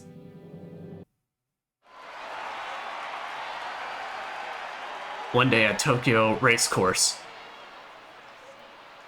Okay, so yeah, I've been confused for a bit. So like, they're actual just horse girls that race in an actual thing. 新人トレーナーさん、こちらですよ。 And new trainer over here. 東京レース場は今日も賑 Oh, わ hello. っていますね。うっかりはぐれないよう気をつけましょう。 Tokyo racecourse as lively as ever. Do be careful that you don't accidentally get separated. Is there a way for me to like... I'm saying it's just part of it, but like... Hopefully there's a way to just get rid of this. では改め Now then, allow me to introduce myself. ご案内を担当いたします。 I'm Tazuna Hayakawa, Secretary of the Director, and I'll be your tour guide today. Thank you for bringing me on board. はい。 Of course, I'm honored to be able to meet a new trainer with as bright a future as yours. Ah, I'm bright. では早速学 In case we should get on with the Academy tour. But before that, まずはこれか a ら race did not 始まるレ begin. ースをご一 Let's 緒に take a ご覧 look. ください。ほら、 Can you hear the thunderous cheers from the crowd? Oh man, look at those shadow JPEGs. Oh, they going wild. They going crazy. They going... I've been waiting for this. 世界中の人々が People from all around the world adore ウマ娘たちが競い合う Umamusume レース racing. あなたの担当ウマ娘 And with the と共に目指す fanfare, the curtains are 夢の舞台 raised on the stage where you and your training will aim to achieve your dreams.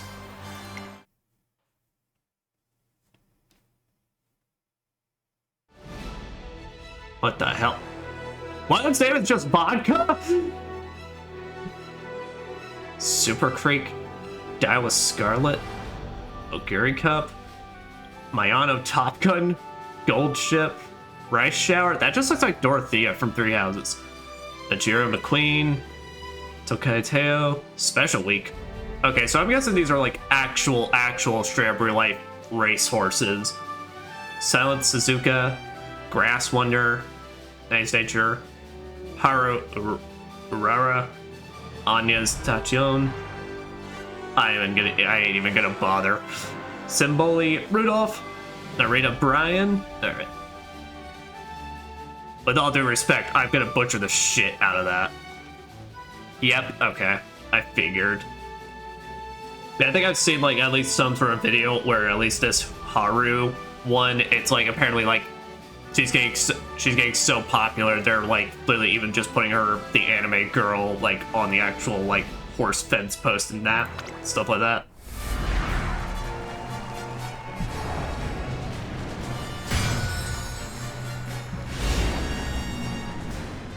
You are a finale.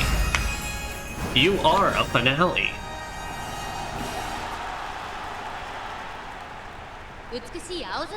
You got beautiful blue skies.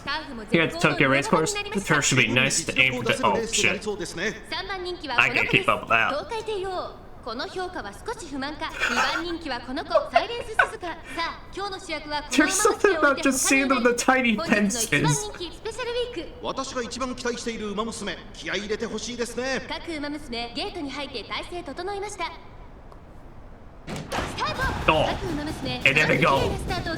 Oh, they 先頭に抜け出すか注目しましょう。期待通りの結果を出せるか。一番人気スペシャルウィークサイレンス鈴鹿会長に倒していきます。さあ、 Oh, they're サイレ moving. ンス鈴鹿このままリードすることができるか。先頭から大きく離されて2番手はグラスワンダー。第1コーナーは第2コーナー。先頭はサイレンス Now I'm no expert, 2番手の位置で先頭を伺うのは but their clothing does not look like the best stuff to be racing around in. Okay, but I think Rice showers that one. Okay, I like her. She looks cool.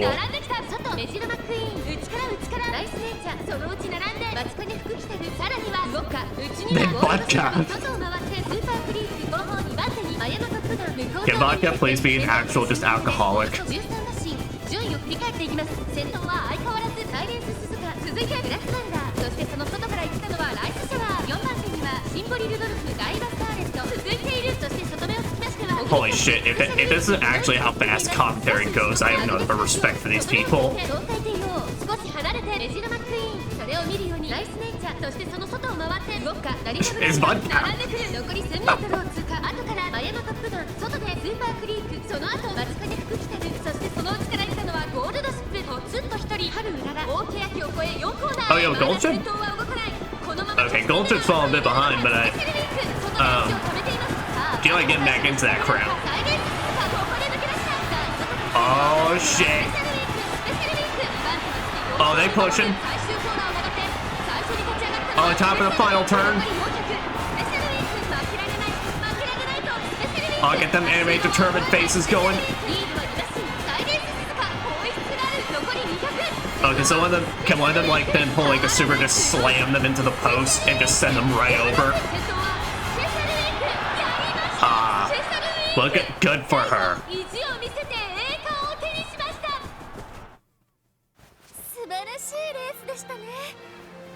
What an excellent race. My heart is aflutter. And now with the race over, it's time for the winning concert. Concert?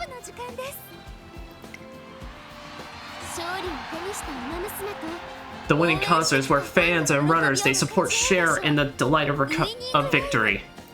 Victory! Victory! Victory! Every racer strives to stand front and center on stage, a spot reserved for the first place winner. So the songs sung here can only be performed after winning certain important races or achieving other grand accomplishments. Concert time? So it's a very moving experience for performers and audience alike. In addition, those who watch the concert often go on to become fans of the Umamusume who performed. The words fucked me up. Bro, you just gave me FF10 flashbacks? Well, one could say that's the entire point. I actually did see FF10 was like available on sale earlier today, and that was reminding me of it because I was like, huh. And so there are spear grid randomizers for all that, so I was considering getting it on PC purely for that purpose. The winning concert is a key component to Umamuse's career. Well then, let's go to the stage and see their wonderful performance. Okay, I was about to say, is this a... Oh, they using the full screen for this.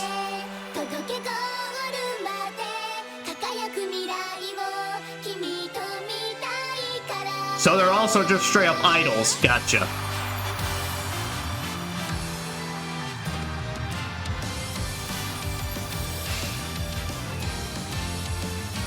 Hey.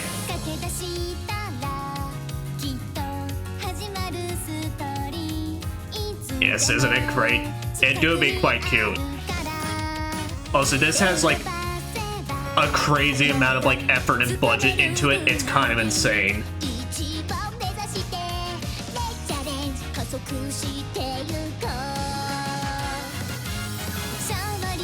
I don't know if it's catching on stream. There is a bit of screen tearing that I may see if I can fix that up whenever we get actually into the game.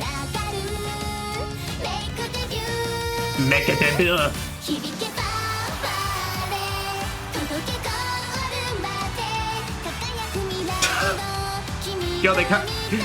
They literally just hit you with the fucking...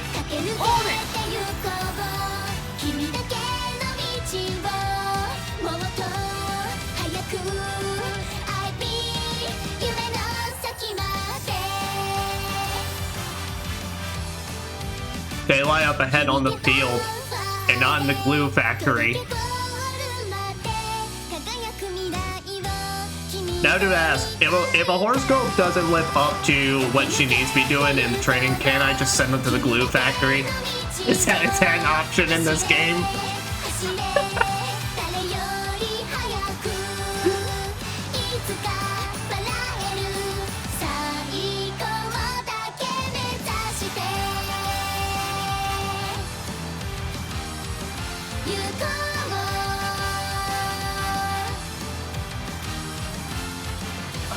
Not the glue, no, not the glue factory. So there is a chance.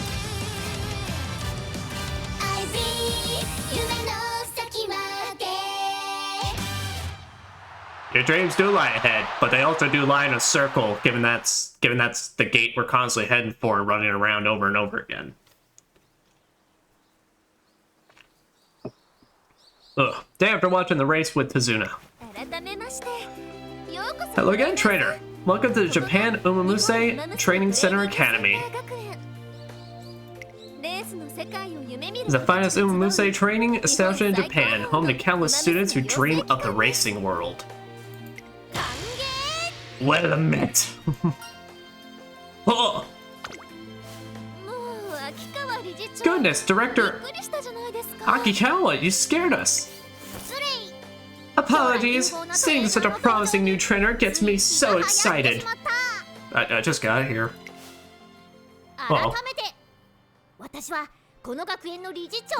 a fucking cat on her head. Introductions, I am Akikawa, the director of this academy. I look forward to your endeavors, newcomer. But first, please tell us about yourself. I'm a VTuber. I've been doing that for about a year now. You like Danks? You like Dark Souls? Oh.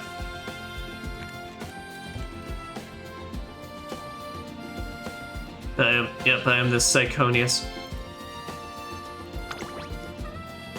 Hey, the valid characters. Didn't you say my name's legal?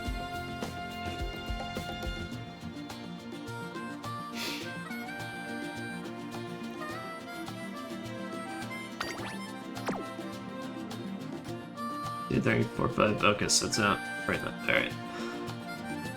Alright, then I guess we gotta hit him with the good old fashioned. Valid You're a fucking valid character.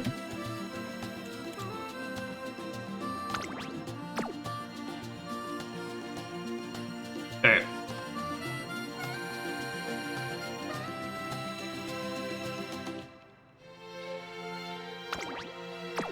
Damn it. If I do like an extra A in there. The hell do you mean? What do I just do? Psych. There we go. Good enough. Welcome, Trainer Psych. From here on, you are part of the Trasen Academy. Trasen? Trough? High hopes. I expect you'll give your all together with your trainees to make their dreams come true.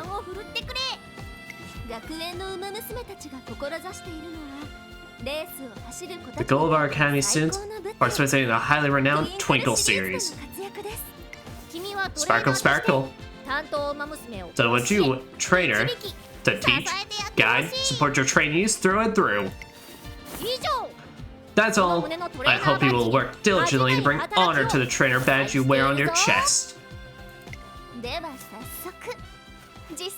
Well then, let's set off for the introduction course, Trainer Psych. Oh dear lord.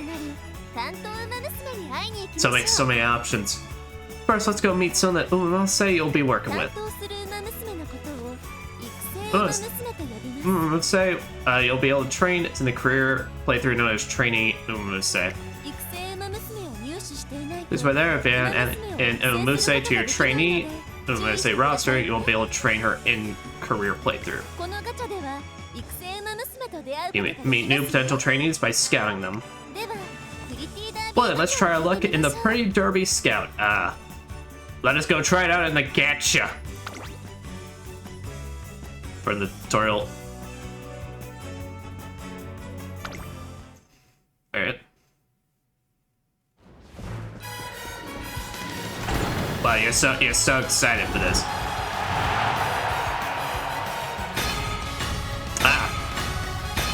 Alright, I got 2 golds. Okay. She's just quite cool. She basically looks like just Horse Girl Estelle from the Trails of series. Blossom and Learning, Sakura Auction. Oh, I didn't notice they had titles. Wild Top Gear, Vodka. Alright. Bestest Prize, Aurora. And Red Stripe Gold Ship. Wow, you met some amazing Umamusume. But before we go off to start training, I'm gonna explain support card scouting. I will say this gotcha spin has fixed results. Yeah, let me know. But the fact is, vodka's in there, so I mean, I gotta know what's up. Switch over to the relevance scout. Obtain support card from the support card scout. Support card is a card used to assist your trainees in career. By selecting a deck of support cards, you'll receive the aid of other students from Traisen Academy to help your trainee along. Alright, let's try our hand at scouting some support cards. Okay, and all this. Okay, and this is also fixed. Alright, so they're just giving you a bunch to just work with. Special Week. Silent Suzuka. Tokai Teo. Oh, Giri Cap. Oh, are we just gonna get everybody that... Okay, I'm guessing we're just gonna get everybody we saw at the start. Grass Wonder. Ajiro McQueen. Tamino Cross. Iono Bourbon. Fuji Kaseki. Ayokari. Oh, I like you.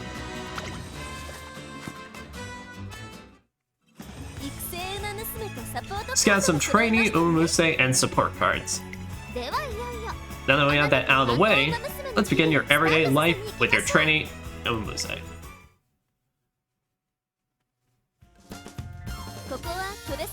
To enter the Travis Academy, you could also call up the home screen.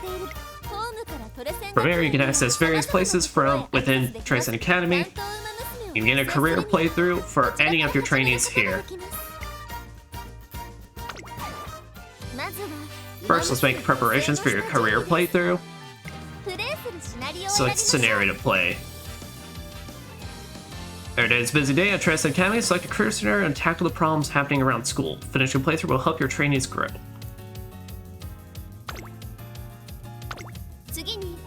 Next, choose Umamusume to train. Since it's just practice, please select one of the trainee Umamusume scouted. Take on the Twinkle series and make dreams come true. Work together with the Umamusume for 3 years. 3 years? Bitch, I ain't got that long. In the Twinkle series and make their dreams come true. Every Umamusume has different goals. Guide your trainees and be the ideal trainer they need to achieve their dreams. Shit, I only just reached 1 year of streaming. Like you gotta give me a chance here. Alright, each Umamusume is unique. They all have different attributes, skills, and aptitudes. You can train them as many times as you like. So how about you start by selecting the one you're most interested in? Well, select the one you're most interested in. But if it's not this one, fuck off. Now we're moving along our career preparations.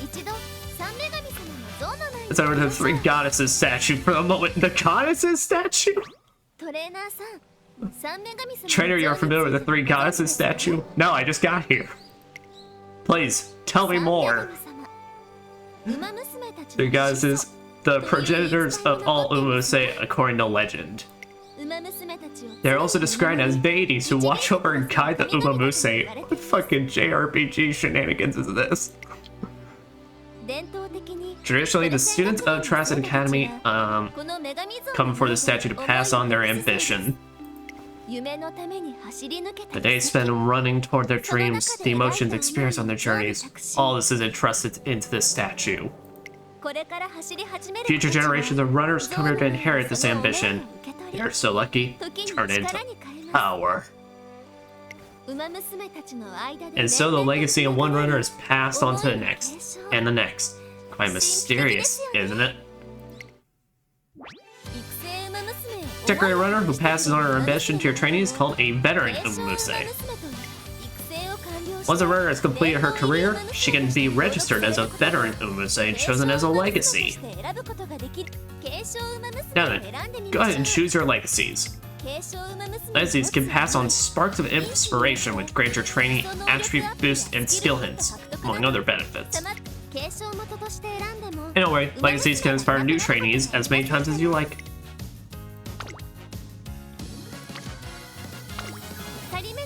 Let's choose the second legacy Umamusume. So you're more familiar with the process, please try using the auto-select feature. Okay. You selected legacy Umamusume and your trainee Umamusume have an affinity level determined by their relationship. Since that they share a good affinity, it's a little more likely for something nice to happen. This might be good to remember when you're making arrangements in the future. Make inspiring connections, fulfill new dreams. Inspire your training with legacies of veteran runners. Sparks of inspiration can raise attributes and aptitudes at the start of a career. As well as during it through inspiration events, veterans can pass on their legacy as many times as you like. Then we'll choose some support cards. God damn. Alright. Assist you in your training during her career. Your card comes with various benefits, such as support card character appearing in your playthrough. Find skills for your trainee to acquire. With that said, you can't choose a support card depicting the same Umamusume that you select to train. Just keep that in mind. Gotcha. Choose support cards to boost your career. Let's choose support cards. You receive support card effects from the characters select the career events corresponding to cards more likely to occur. There's that you cannot select the character you're training. Support cards have types, preferred trainings. The effects gained when training together vary from card to card. Friendship training. Power of friendship leads to success. If you raise the friendship gauge of support cards during career, then friendship training will occur when you perform their preferred training. Friendship training will improve your trainee more than usual. Until they get into racing, and then basically, then when they see the people they've been training with, they go, "You fucking bitch," and send them flying over the railings. Competition make anyone start betraying.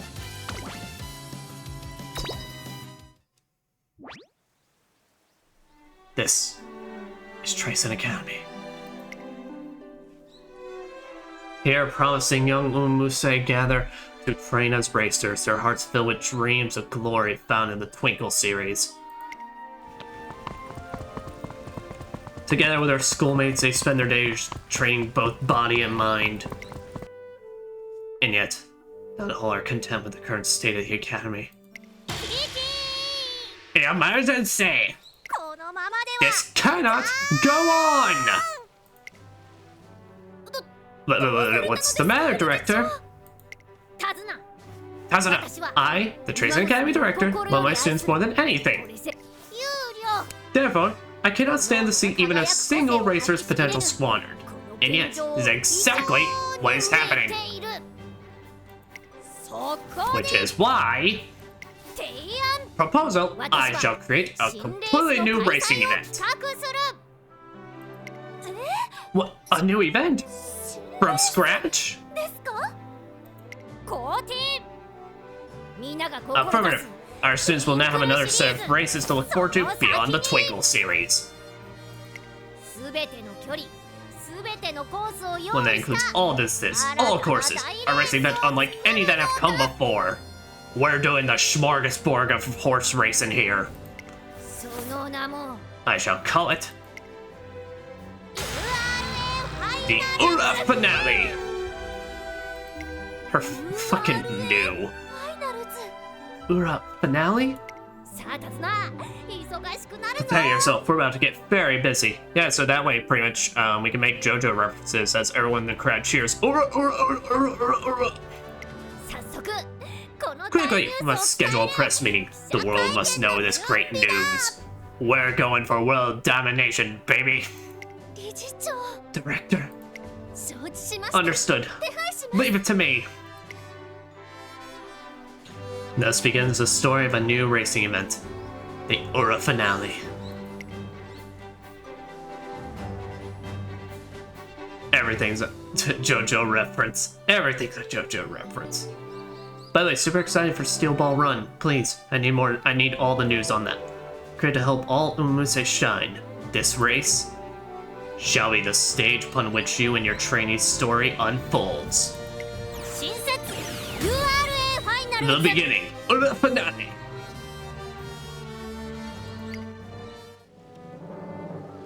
Countless Umamusume have come to the Three Gods statue to carry on the dreams of legends past, or to entrust their own to those yet to come. Today, those legacies spark inspiration in yet another new runner.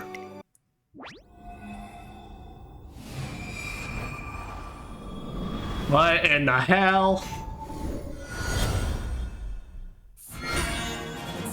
Oh, that's what they're talking about. Inspiration complete. Their legacies live on. Speed went up by 5. Stamina went up by 5. Power went up by 10. Guts went up by 10. I thought it said Wi-Fi for a second. Wit went up by 10. Dirt aptitude went up. Sprint aptitude went up. Long aptitude went up. 2 turns to reach goal. Run junior, make debut.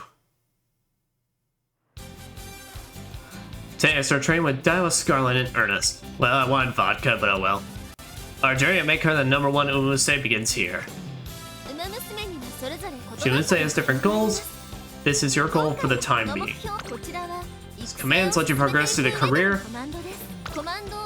Execute command consumes a turn. For select training. There are different types of training, each one increases different attributes. First, let's try speed for now. Failure? Think I failed this shit?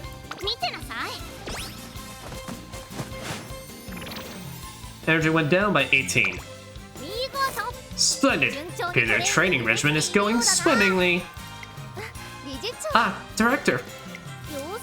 I came to check in on things, but color me impressed. I see you've been supporting your trainee with panache.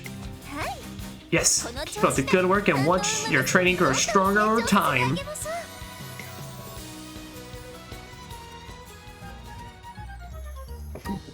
One day, as I'm rounding a corner,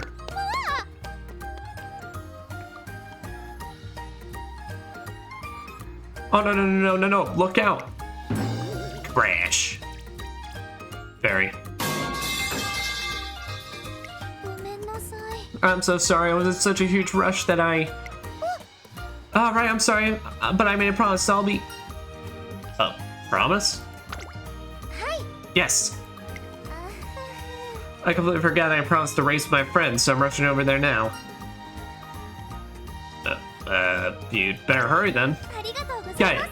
Thanks, and I'm sorry for crashing into you. Bye. Special Week runs off again in panic, however.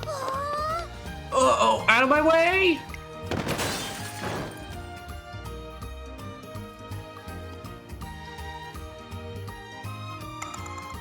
Eureka, I got an idea. This could be useful for Daiwa Scarlet's training. Huh? This contributed to Daiwa Scarlet's growth. Guts went up. It's like you had a conversation with one that support Umamusume. Every single encounter is a precious experience. Be sure to make use of them while training.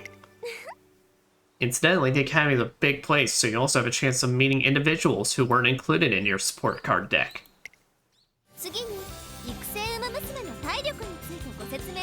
So I'll explain about energy. Or please select training. Take note of the failure rate. Lower your trainee's energy, the higher the failure rate. Failing your training can lead to drops in attributes and mutes, so be careful. Let's go back. When energy is low, have your training rest to recover it. Oh, trainer, did you get some relaxation time on your break? Completely refreshed, obviously. Every model student knows how to switch gears between work and play. Just wait till you see how well I train today. No, excuse me. Energy recovered by 50. We're finally ready to give racing a try. Touch it. Before participating in a race, be sure to always check your skills. Take this. Let me grant you some skill points for this special occasion. Skill points can be acquired at various times during your career playthrough. Honestly, I mean, I appreciate it, but this is probably I mean, fuck, this is probably the longest I've ever had a mobile type game ever tutorialize me, which I appreciate it, but hot damn. 198. What a very specific amount. まずこちらのスキルを選びましょう。次に覚えるスキルを Next, look at skill to learn. The skill points you 今 obtained 回は earlier. こちらのスキルを Slightly decrease 選 fatigue 択 mid しましょう。 race. スキルはレースに Skills are of great importance to win races. Use a skill does not expend a turn, so be sure to learn as many as you can. 遠い Hoarding your skill points is a tragic waste of potential. ぜひ Of course, you should select skills that best match your training's abilities and races she plans to run in. では戻りましょう。これで準備は整いました。 Time to enter a race. 出走できるレースがある今回は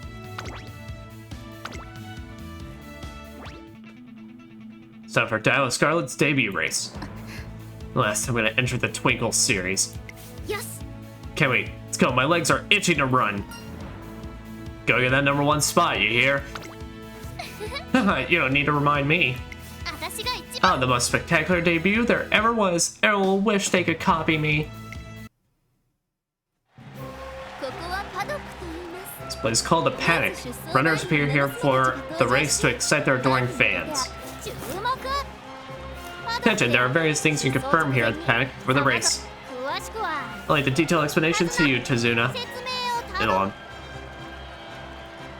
It is a long tutorial compared to other mobile games, but also kind of needs it. No, fair. This definitely seems like it's got a lot more going on. お任せください You can count on me. パドックでは At Paddock, you can check the stats, popularity of the other ま runners. ずは予想印について Predictions of a runner's performance are denoted by symbols. 10枚 Okay, from lowest to highest. 黒三角3つの印は専門家 Some right symbols represent the expert predictions, while popularity just represent a fan opinion. 能力ややる気が高ければ Higher runner's ability and mood, the higher her popularity and the expectations placed on her will be. もちろん必ず Of course, popularity doesn't guarantee a win, but the more favored your trainee is, the more you can expect from her. また Let's change the runner's strategy in the pack. 作戦は馬娘の Best to select strategy that plays to a runner's strengths. これで準備は We're all 整い set. ま It's した final time to start a race. Okay, so I can select pacing. Let's make go.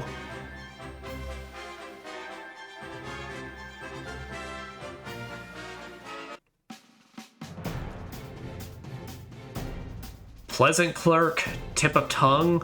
The fuck? Krasnaya, apple cider, fairies echo, trumpet rhythm. The door stems. Alright. Oh, she can mop the floor with these bitches. 行くわよ They ain't got nothing on my girl. Scarlet, ruin them. Make them regret ever being born.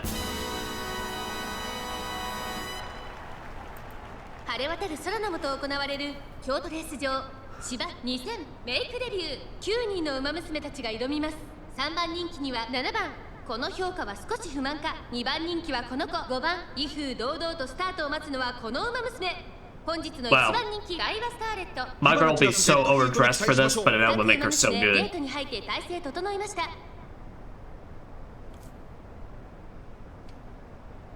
今スタートが Fucking 切られま go! した Alright. 各馬娘綺麗なスタートを切りましたこれは位置取りが熾烈になりそうですね。先行争いは5番ガイバスターレット8番期待通りの結果を出せるか1番人気ガイバスターレット Alright, good, we got that lead. Oh, that whore. 先頭は8番単身で飛ばしていきます2番手の位置で先頭を伺うのは5番 And she gave the fucking side eye. Oh, you do not take that shit, Scarlet. 1コーナーからそして2コーナーへ向かっていきます8番快調に飛ばしていきますさあ花に立ってのは8番このままリードすることができるか先頭から大きく離されて2番手はガイバスターレット1馬審査5番内の方から That's right, you got this. Keep that determined pace going. 8番続きましたガイバスターレット You let right on her. 5番そしてそのうち4番向こう正面に入って先頭は8番依然として8番続いてガイバスターレット外で5番 That's right, get right up behind her and then trip her and then just run around it. 外から7番少し離れて1番外 Or play fair. I mean, you could also do that. ようようと先頭行きます8番どうでしょうこの展開馬場状態を確認しながら走っている感じですね。まだ本気ではないですよ。現在1番手は8番それを見る Come on, you're so close. そしてその後ろから行くのは5 5番4番手に4番5番手9番その後ろに2番外には7番内から1番あとは6番第4コーナーを進んで直線へ向かう勝負どころ Oh, she's like hogging the right front inside it.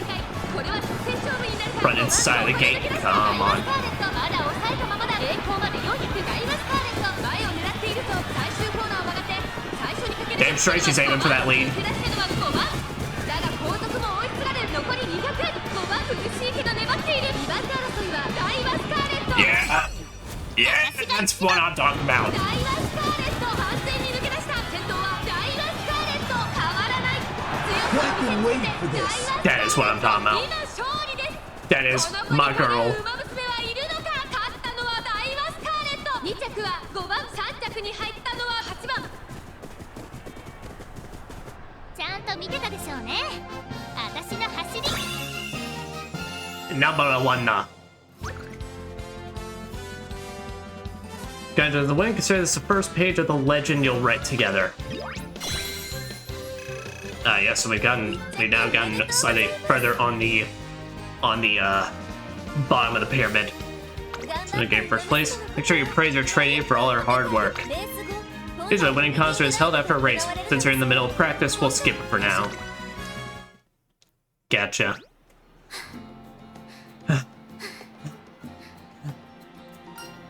Great work out there. It's hardly enough to satisfy me. I need more if I'm going to become number one.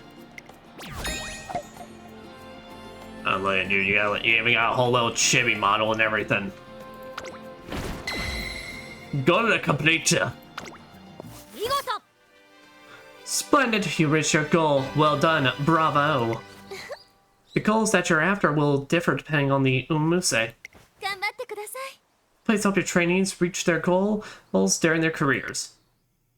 育成お疲れ様で Gotta し make た through a career. スキルポイント Don't get the use of your remaining skill points. 育成はこれに This concludes the career. なお研修 Although it's short this time, a career is usually 3 years long. 3年担当馬娘との日々を Please treasure the time you spend together with your trainees. Finish up my career. Aw, man. Oh, F+. Trainee who has completed her career will be valued based on set criteria, then registered as a veteran. 最高ランクを Good luck, train for the highest rank.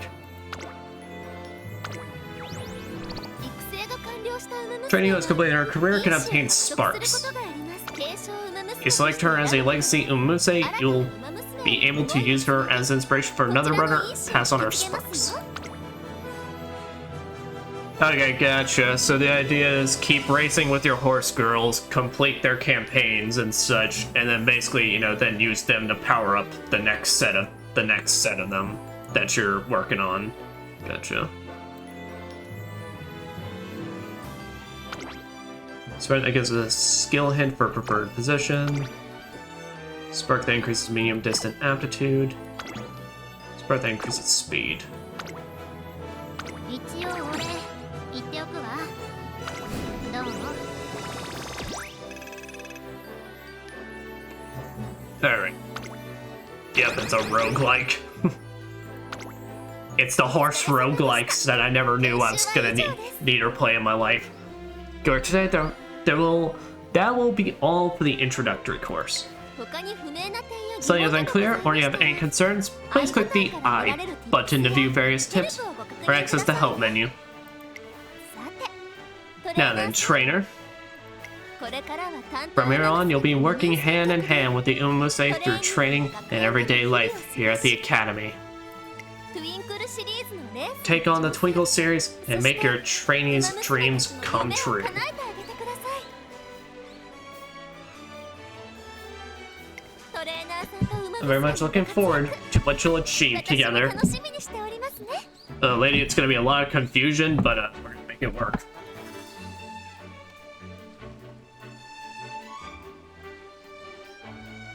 Yep.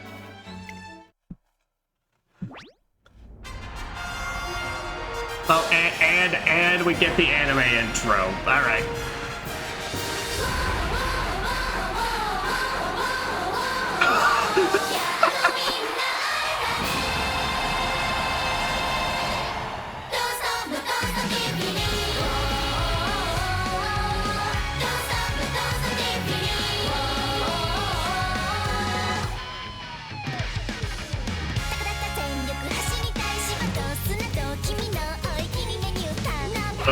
You got this, don't worry. Oh, I know I got this.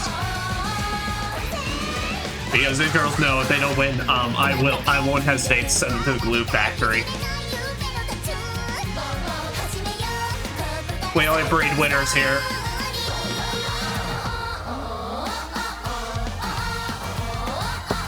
And that ain't a threat, that's a promise.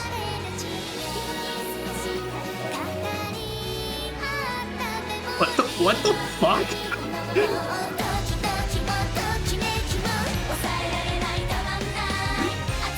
Okay, it's like, is there gonna be actual, is there at some point gonna be actual JRPG style final horse boss girl?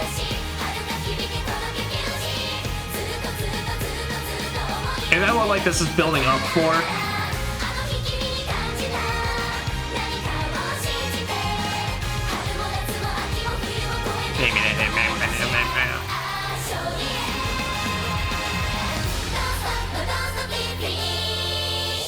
Umamusume, pretty derby.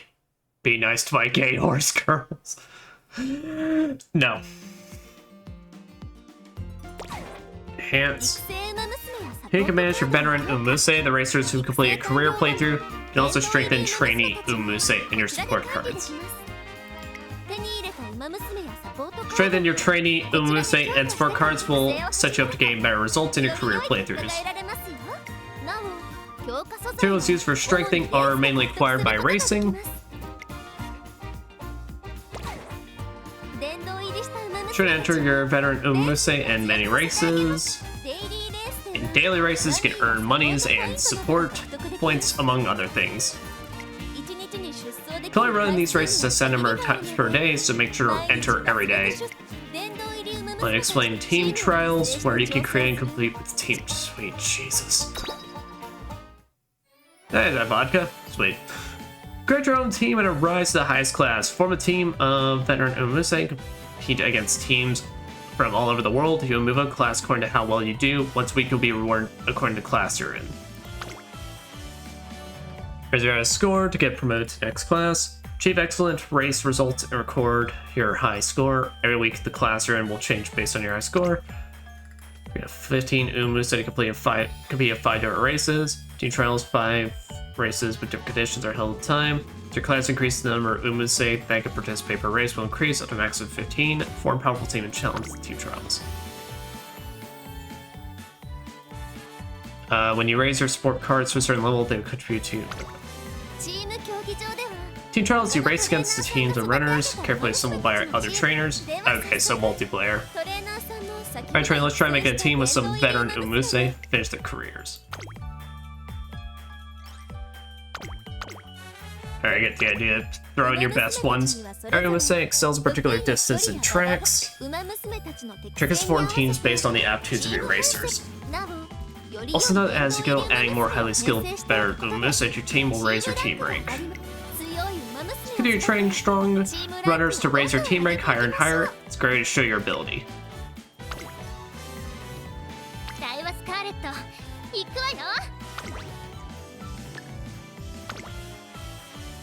Okay.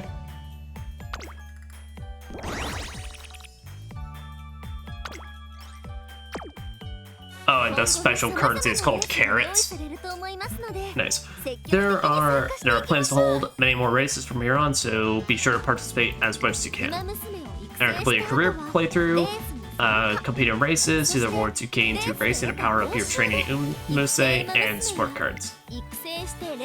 Sure, remember that career playthroughs and racing are integral to making your trainees stronger.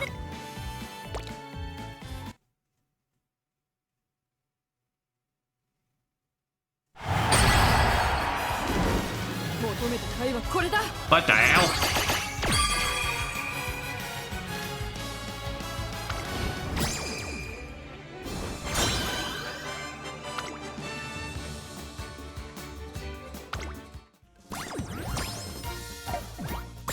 I'm guessing that show me off. Okay, these are new ones, like special things this week. 10 carrots. Release celebration login. Hey, I'm getting so many good stuffs now.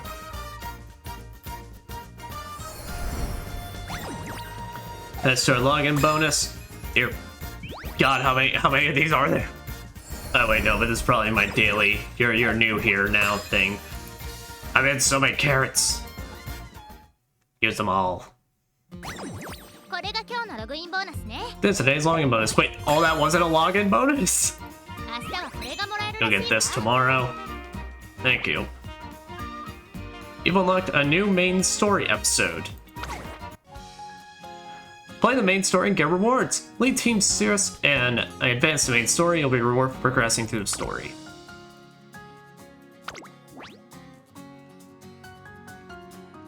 Landscape. Voice on. Sure.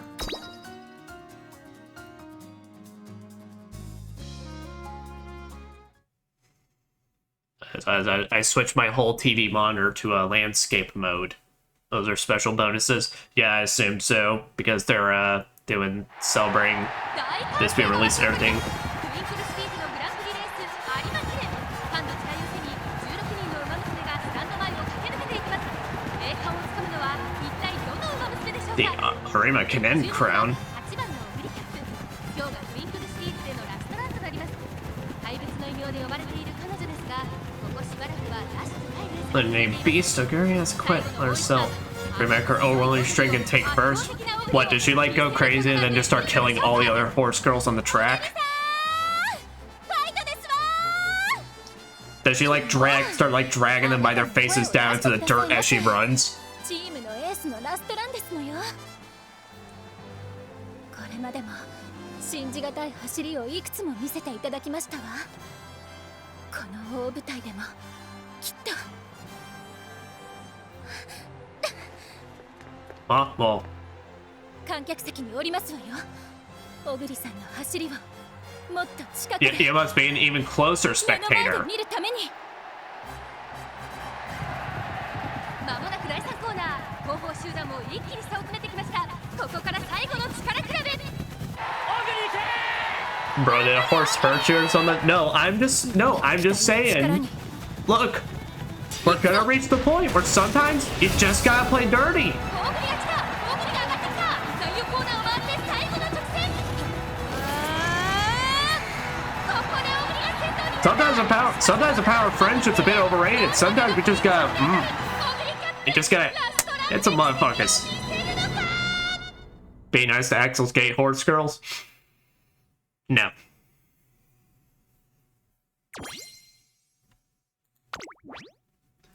So, do you've already unlocked the next episode? View it now? Sure! Let me see more of the drama. ほらサブトレーナーさんもっと急いでください I will move at my brisk pace, as I damn well please. There's a crowd tightly packed the Nakayama racecourse stands. Majiro McQueen and I squeeze our way through scores of cheering fans as we head to the front. 小栗さんの最後のレ I'll ース never feel ゴールの瞬間を見逃しでもしたら一生後悔することになりますわ In that case, shouldn't we have just kept watching for the staff box? 言いましたでしょ小栗さんの走る姿を勇姿を目の前で見 Wow, た they い really と do be gay as fuck in here. 後続が迫ってくるしかし小栗先頭小栗先頭 Yeah, because now I have to ask the question, am I the only guy just around here? Like, is this a case where I'm just the only male in existence? ああもうゴールしてしまいますほら私の手に捕まって Jared McQueen claps my hand with an empathetic grip and pulls me through the crowd. Told you they're gay? Yeah. Although other men do exist, okay. Well, it's over McQueen, and in that instant, the spectacle opens before us. Oguri keeps her lead for a brilliant finish. Oguri places first. Oguri wins. Oh lord, and she's taking them and just taking one of them by the legs and just swinging them right into the rafters. Superstar Umamusume Oguri Cup has done it. A miracle win in the last race of the Twinkle series.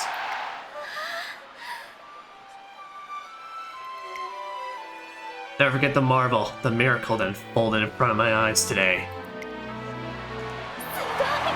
Amazing. Just stunning. 本当に勝ってしまうなんて She really won. これが This is what it means to be the team's ace.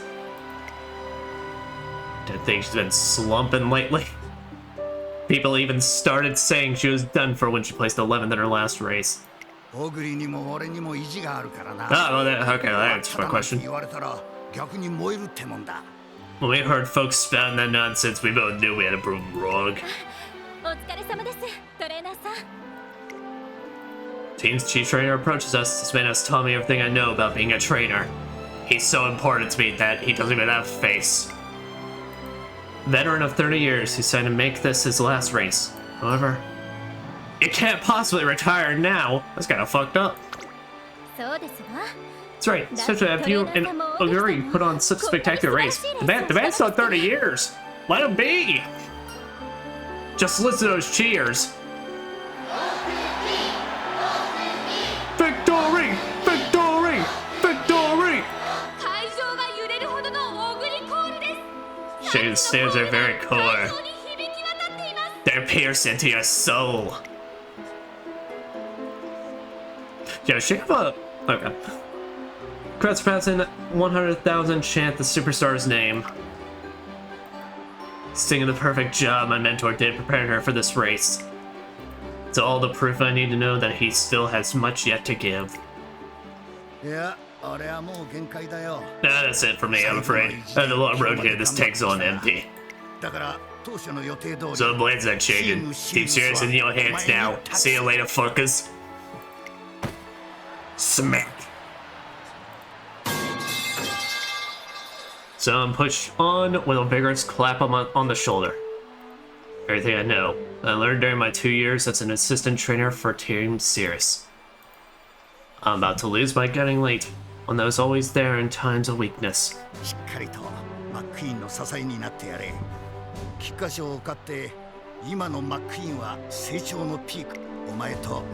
read this, but honestly my voice is getting so fucked up at this point. It's getting so tired.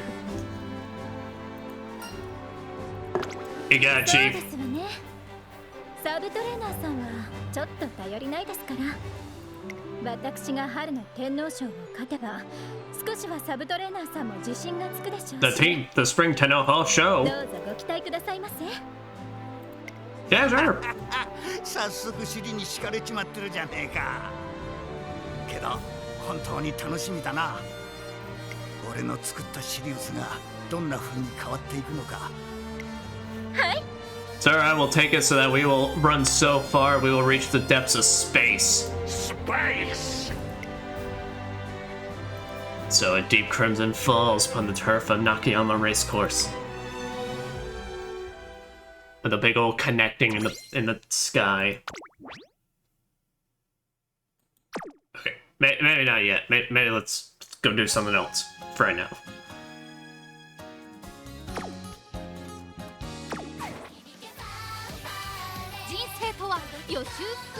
Alright. The hell? Wait, all of them got stories? What the hell do you got episode 1 and 5? お知らせが届いてるわね。忘れずチェックしなさいよ。今朝のテレビ占い2位ってなんか微妙な順位。Okay. 悪くないけどもやっとする。 The hell? Yeah, but I just collect all that. Oh, that's a lot of stuff.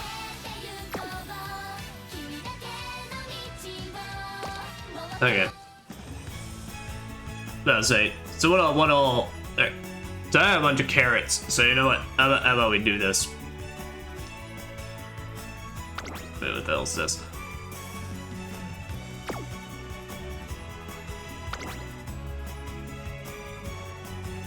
Three carrots will be spent first. Sure. Let's spin some gotchas.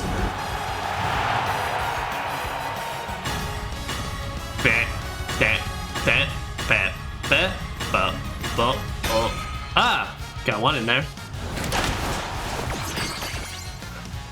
Nice nature. Kind of, yeah. Jiro Ryan. Okay. Okay, if you just get repeats, then you just get little extra buffs on them. A ticket.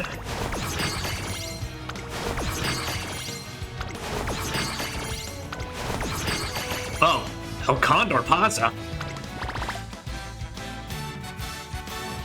Okay, so I saw I had some sort of voucher thing, so I know this one. How the hell does one use that? Oh, okay, here we go. Let's go ahead and spend it all. Ah, I appreciate the zoom in right on her tits. Gotta get the important goods in there.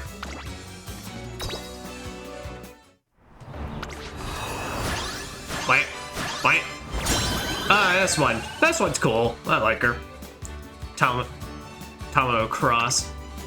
Yeah, star shards which can use to increase their star rating, and god statues can trade for their star shards. Okay.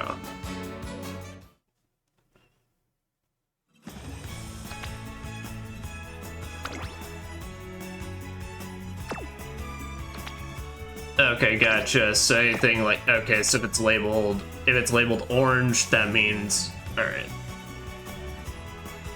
Then that means only paid. All right, let's keep rolling this casino. Grass Wonder, Zamboli, Mino Top Gun. Wow, okay.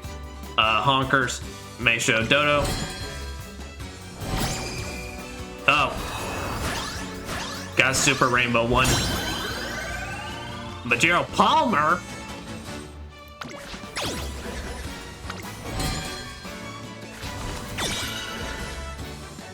Daitaku Helios. Yukino Mission. Ishi Amazon. Whoa. Alright, she is a fail in a certain sort of way. Behind its digital. Duplicates where cards can be used to uncap cards, which means you erase them to a higher level. Gotcha.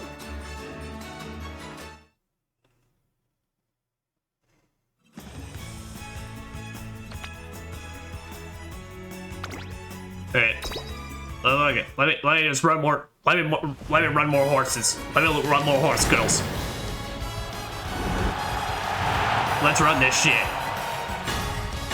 They gave me a bunch of free stuff, so fuck it, we gotta use.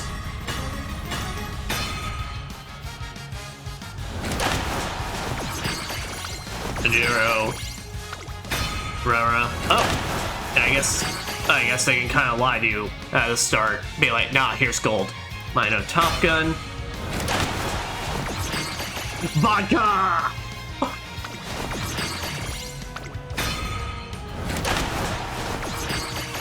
Grass Wonder. Sakura. Oh, another El Condor. Alright, then again, then we'll stop. And then we'll stop my problem for just a bit. Just a bit. Let's it. Let's just see all of them. Why can we keep rolling?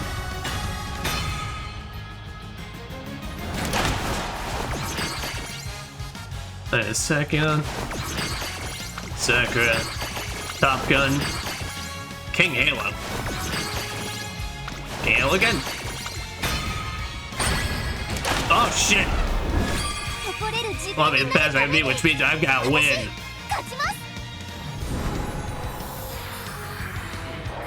Oh, so you're like extra special. And the horse skills got magical transformations. Special week. Oh, I got special week. I did good.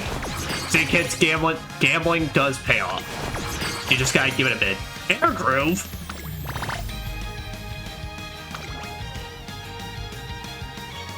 Alright, so yeah, you seem like an important one. Why is one of your abilities just hydrate?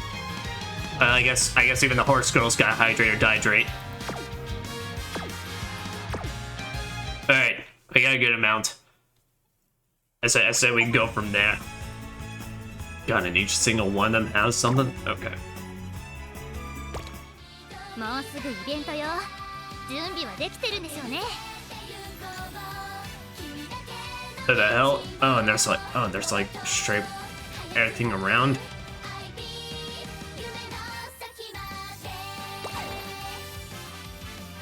お、トレーニングか？よし。 Here we go. Play the start pieces and unlock Umamusume. Once you unlock Umamusume, you can start training her.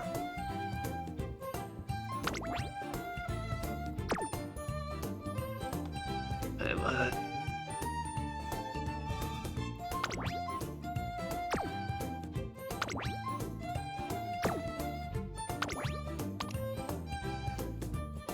Should I pose? I don't know.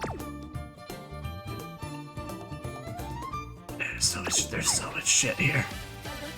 お、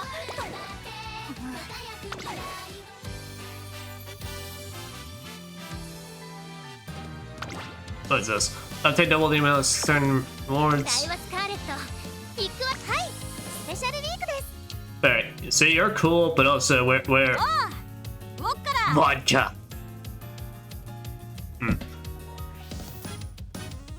い。スペシャルウィークです。おう。 I mean, you do be Big スペ Rainbow シャルウィ though. ークです。 Alright, おう。ウォッカラ。 here look at vodka. スペ Here, シャルウィークです。 special week guides. So let's see what are you about? Select a legacy.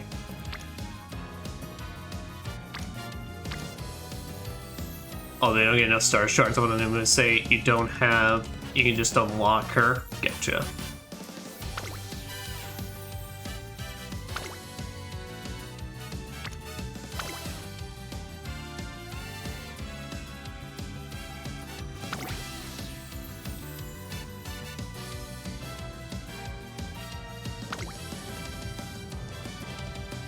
Okay, yeah, I'll just go with the auto selection. I trust that has good idea what it's doing for me. Alright.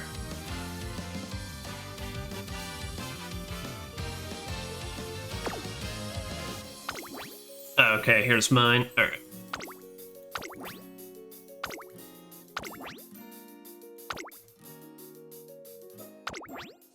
Oh, wait. Okay, so I should probably make sure I have at least one of each. Do I've already got muscle? Alright, so do that.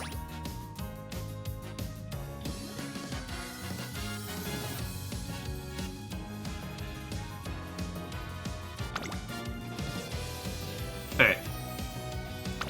Alright, what does auto select do for me? Oh, okay. Alright, just puts all super rares in there. Alright. Sounds good for me. Spend 30 to begin training? Sure! This is Tricep Academy. Here, promising young Umamusume gather train as racers, his heart filled with dreams of glory found in the Twinkle series. Little do they know when they enter these halls, it's halls of hell. Get with schoolmates, they spend the day's train. Wait, have I already read this? Yeah, not all are content with current state of the academy. このままでは。手綱。Okay. Oh, is it because I'm taking... You can skip the O name if you want because it's the same as earlier. Okay.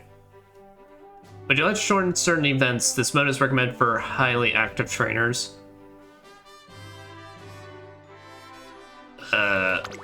Maybe not right now.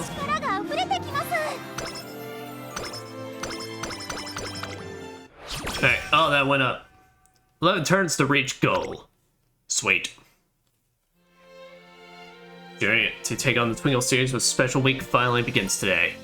I'll do whatever it takes to help make Spade's dreams come true. Full of enthusiasm, I head to the cafeteria for lunch when... I think I'm gonna have space for a little more. Excuse me, another helping, please.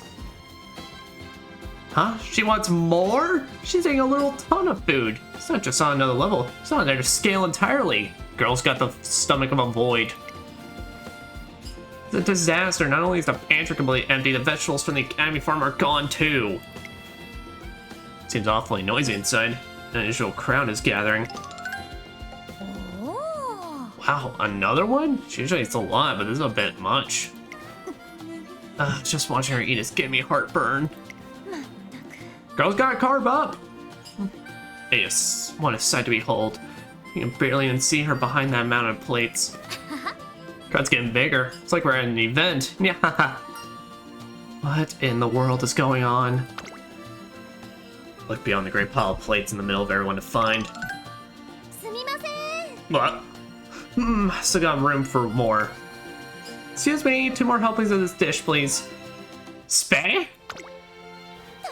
Oh, hello, trainer. Sorry for startling you earlier. When I realized that our quest for the Twinkle Circuit series started today, I just couldn't sit still. I could feel my fighting spirit burning up in my belly. So that's why you're eating up a storm? Yep, I'm all fired up and ready to go. Just saying, I'm totally gonna burn all this off in training. I don't want to be carrying a lot of extra weight this early on. She needed an absurd amount of training to burn all that off. I decided not to mention it. Alright, time to start our trick. Wait a minute, something I wanted to show you first. Oh yeah? Yep. Here, it's a letter from my mom. So letter is very politely written. Expresses gratitude for looking after Special Week and asks that I help her achieve her dreams. You've got a great mom. Yep, I couldn't be prouder to call her my mom. That's why I want to be the top Umamusume in all Japan. For both my mom who raised me and my mom who gave birth to me. I want to show them how much I've grown and how capable I've become. And I want to do so while feeling proud. Alright, let's get everything we got. Let's rock these stables. Okay, first things first, we should focus on my debut. Let's do this, trainer. So my journey with Special Week as she seeks to become the top Umamusume in all Japan begins. Skill points went up by 120. When I arrive at work in the morning, ready to start the day, Tazuna Hayakawa, Director's Secretary, approaches me. Good morning, trainer. It's finally time to start working with your trainee, isn't it? Getting you'll strengthen your bodies and minds as you forge in several bond to go the most fruitful time together. If you're able to achieve consistent results, you may even earn a G1 title, very pinnacle of racing. I'll do my best. Sure you will. Keep in mind that a runner's first 3 years in the Twinkle series are the most crucial. Your training hasn't achieved a satisfactory record 3 years after her debut. I'm afraid her contract with you may be cancelled. That makes these 3 years a critical period for her. Please work together and find a way to make it through. Yes, ma'am. First things first, you should probably start training for the upcoming Make debut. Well then, off you go. Guide your training well to reach the goal races. Career the aim is to perform well in your training goal races. To do this, you'll need to train and raise your attributes. Learn skills for racing advantages. Learning skills will give your training all sorts of bonuses during races. Skill points needed to learn them can be obtained from races. So nuts. Anyway, say is feeling tired right now. Try rest or recreation to return them to top form. She'll be able to perform her best at training and races, but remember to be kind to your training and letting her rest. Fine. Go to school infirmary to cure negative conditions. If your horse gets fucked up, send it to the doctor to patch that shit up.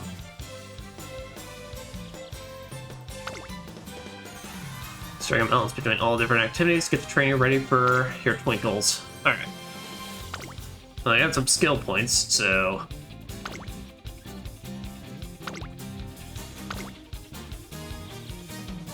Not enough for nothing, so... That said, we got max energy, so... Trainer was saying improve their racing attributes. Try with them and say for your sport card deck to build friendship gauges. Like only training Phil. Alright.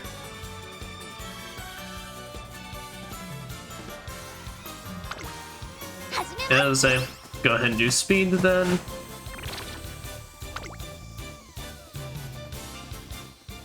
One day while relaxing in my room, I received an email from Trace Academy. What is this about?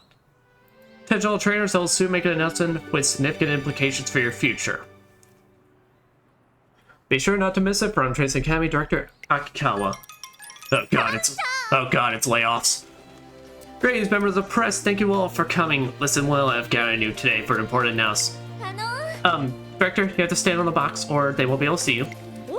Oh, right you are. Apologies. Alright, this seems okay. But then from the top. So, well, I, the director of Trace Academy, hereby announce establishment of a new race. Oh, thank God. The Ura finale. The Ura finale to create an entirely new race. Hello, reporter Otonashi. Director Akikawa, I'm Otonashi at Twinkle Monthly. May I ask you a question? Permissible. What is it, Miss Otonashi? Thank you. Now then, can you have some insight into the thought process behind this decision? Excellent question. I'm glad you asked. In short, the Ura finale is an event that allows every Umamusume to seek a chance of glory. It'll be an event where any and all Umamusume can compete, respect, honor, recognition. It will be all theirs for the taking. Chance at glory for all? Chatter.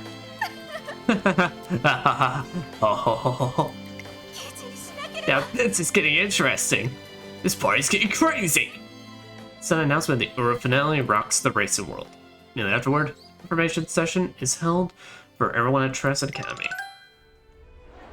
So I make it to the gymnasium. It's alright buzzing with trainers at Umamusume. The Ura finale, huh? Can they really just make up a whole new race like that? I mean, sure. I know the director's a big deal, but she's still a child at the end of the day. The old director ran the academy like clockwork, but that doesn't mean her daughter knows what she's... Excuse me for interrupting. There'll be time for questions after the director's address. If you have any concerns, you may bring them up then. Excuse us, we didn't mean to be rude. Judging by the mood in the room, there's still a lot of confusion and uncertainty. The atmosphere persists as Director Akikawa's Ura finale briefing session finally begins. Welcome. I'm sure that many of you... The hell was that noise? That many of us have been taken aback by this sudden announcement. However, I ask that you hear me out as I explain the significance of the Ura finale. Significance? What does she mean? Crowd glance at one another and a hum of whisper fills the hall. Perfect timing, Director Akikawa resumed her address. My beloved students and trainers, tell me, have you ever known regret? Yes. I want to win the Arima Kinen. I want to conquer the Derby. I want to be the strongest Umamusume. Have you ever had dreams that you couldn't realize because the distance of the track surface just wasn't right for you? You ever ground your teeth in chagrin as you thought, I'm better than this? Trainers, have you not had similar regrets? I mean, I just got here, so... Heed me, I am to create a world where all Umamusume and who aspire can shine. And Umamusume runners shine the brightest when their wills clash. As they battle it out for the top spot, they heat a battle shall forge and polish our racers until their brilliance is blinding. Blinding, I say. In summary, I wish to prepare a race that will serve as a stage for all Umamusume to show their full potential. Director. Currently, each G1 race has a designated distance and track type, limiting the runners who can join that particular race. However, behold, the Ura finale will feature all distances and tracks. All distances? All tracks? Nani? Just like in the Arima Kinen and the Takarazuka Kinen, participating racers will be selected by fan vote. Ergo, only Umamusume who have won many fans through their performance in the Twinkle series. The star Umamusume may take their part. Racers, I ask of you, will you take this chance to show your true strength? Will you show your power? Will you aim for the top and seize the title of finale champion? Trainers, I ask you, will you take this chance to push your trainees to their limits? Will you use your trainee crown the first ever winner of the Ura finale? 3 years from now, in the new year, you will have your chance. Come, gather your fans and become superstars. Encouragement, excitement, I look forward to your success.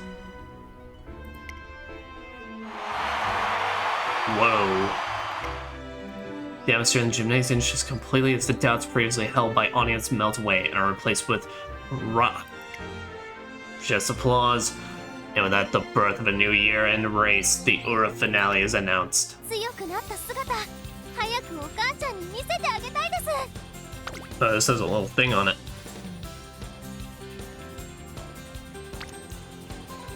Yeah, let's say. Oh. What do you got?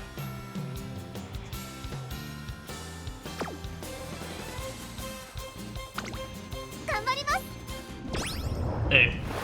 Yeah, do your staminas.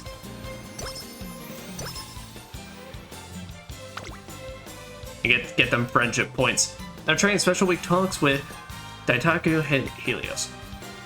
Seems that Special Week has gained something. Slipstream. One hit level for Slipstream. Friendship with Helios went up by 5. よーしトレーニング頑張るぞ Gotcha. All these still got failure, 0%.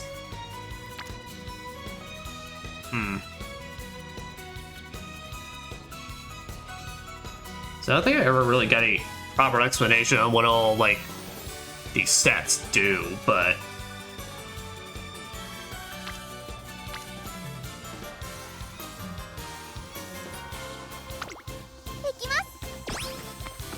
New guts. But the energy will begin a bit low now. It's not as fast as the announcement of the Ura finale. Finale champion, huh? Now you're talking. Wonder which race I should go for. Medium distance? Maybe even the mile. You'd better make it the mile for your own good. 私が一番 I'm going for the medium distance race, and I'm always number 1. おいこら What? Tim's fighting words. よーし That's settled it. I'm going for medium too. Let's settle this once for all, Scarlet. Huh. Bring it on. Oh, ho, ho, ho, ho. The first champion of the Ura finale. True a title worthy of a first-rate racer such as I, King Halo. 権利をあげる Come, Sky, I shall grant you the honor of racing with me. Join me for another round of partner running. Yeah, I'm coming. Boy, you sure are good at bossing people around. Although, I guess this is my chance to check a few things, so whatever. So I'm starting on the Umamusume as they prepare for the Ura finale. I have to try my best too. So I renew my resolve. Vroom! Kya! Was that Tazuna? Dash on the direction noise to see what's going on. What the fuck? Where? Why? Why is this huge machine? I arrived at the third track to find Tazuna in a panic. Vroom! And what appears to be an enormous vehicle producing an explosive noise. What the heck is going on? Crying out for joy, Tazuna. I completely understand. Oh. トレーナーよ Surrender. Word. What? Why if it isn't Trainer Psych? Hello? やあやあ Fortuitous. You are just the person I wanted to talk to. With regards to. Now wait just a moment, Director. Before you go any further, please explain this enormous contraption. なんと Doctor, I call it as a riot. No, this bitch be a bit crazy. Actually, not supported. Okay, apparently right-clicking does something. Apologies, I've got ahead of myself. She do be on that roll for world domination, so you do gotta be a bit crazy to make it work. Listen and be amazed. Restoration. Dirt tracks just like new in an instant. Adjustments. Fine-tune the amount of sand needed to your exact specifications. Behold, the pinnacle of racecourse maintenance technology. The Ready Paver Mark III. The pinnacle of racecourse maintenance technology? Don't tell me you dipped into your pocket money again. Naturally, when it comes to providing a safe training environment for our precious Umamusume, I will spare no expense. Any price I pay towards such a goal is trivial. Trivial, I say! もう That's a wonderful sentiment, but Can't you ever do things in moderation? Oh dear, where are we even gonna put something to seem enormous? Varum. I'm sorry you had to see this trainer. It's fine.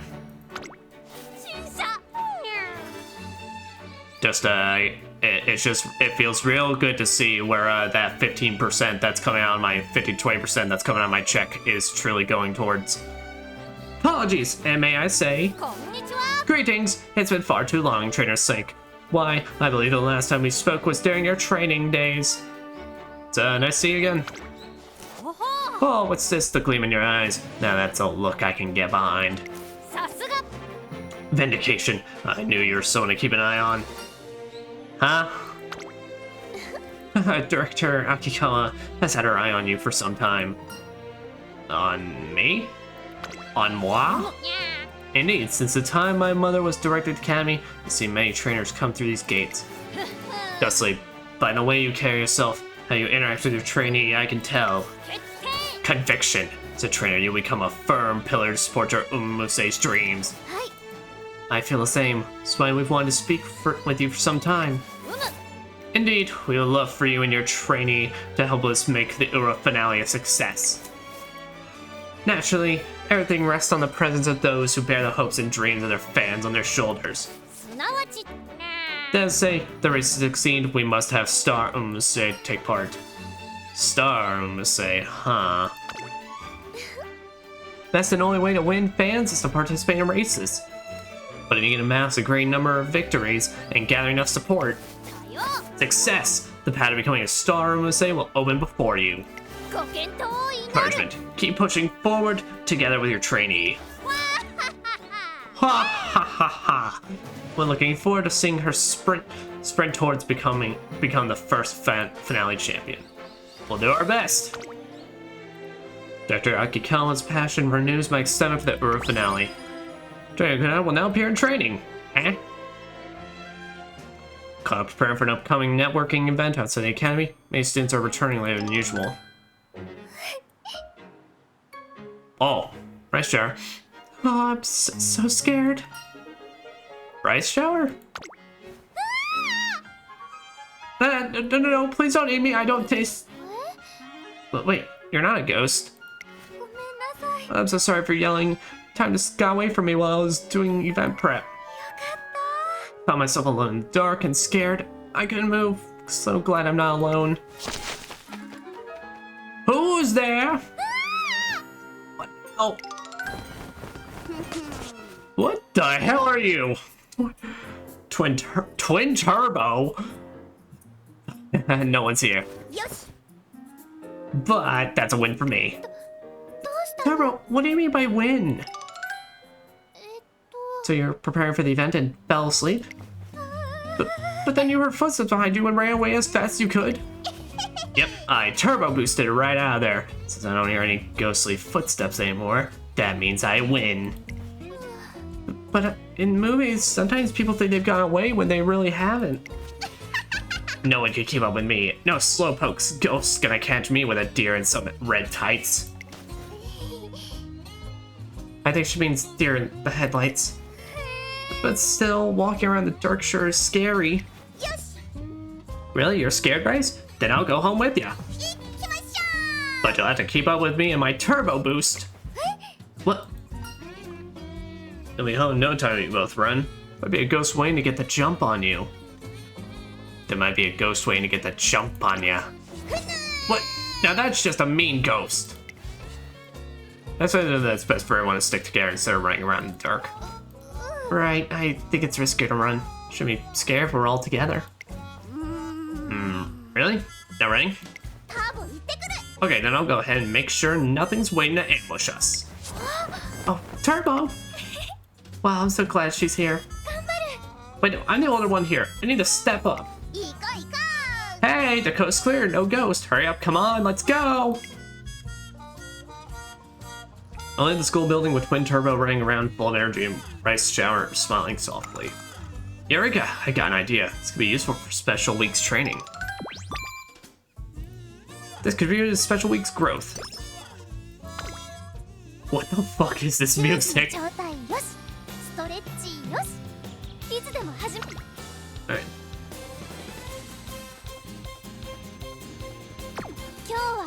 しま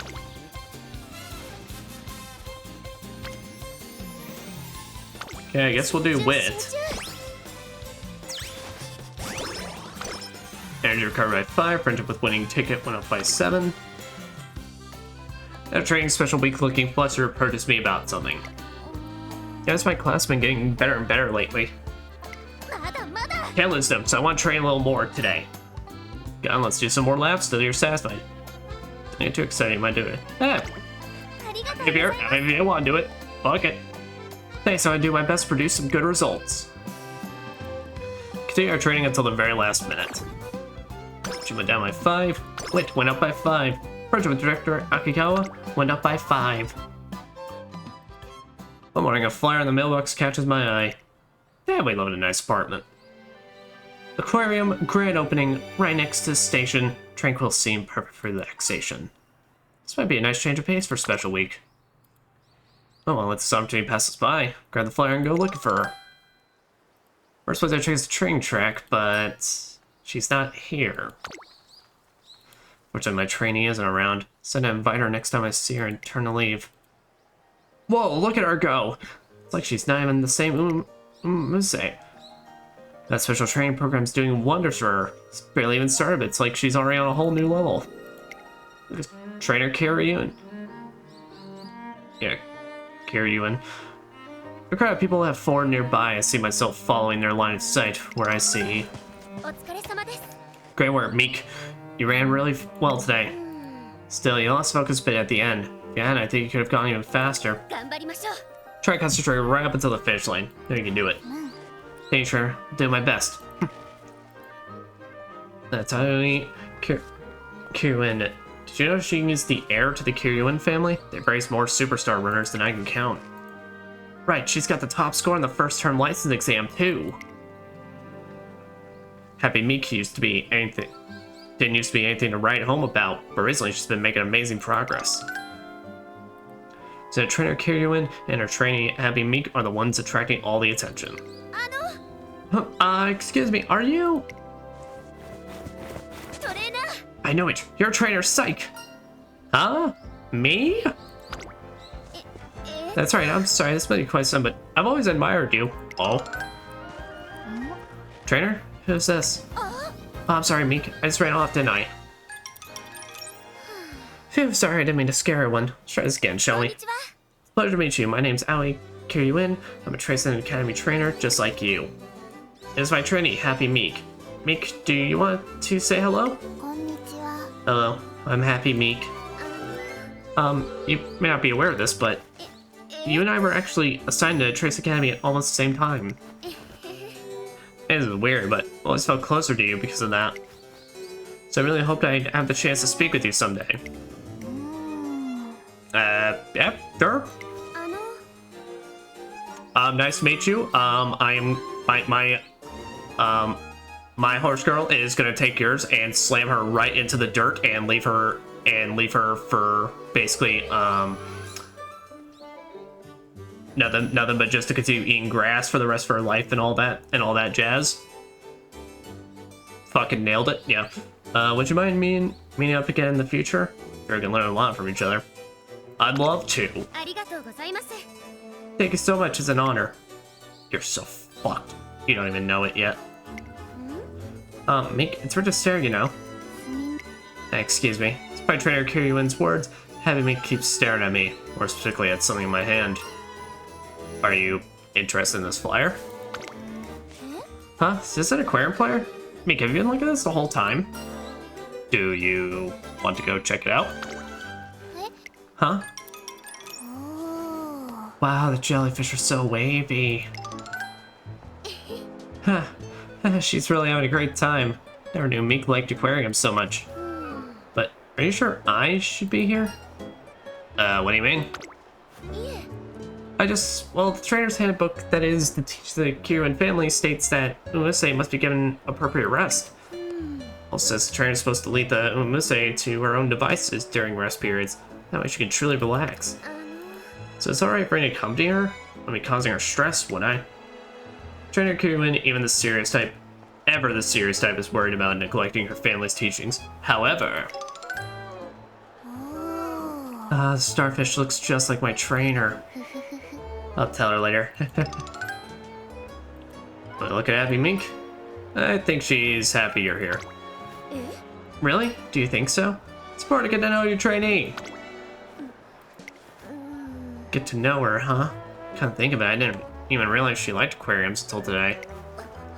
Maybe I still don't really understand her at all.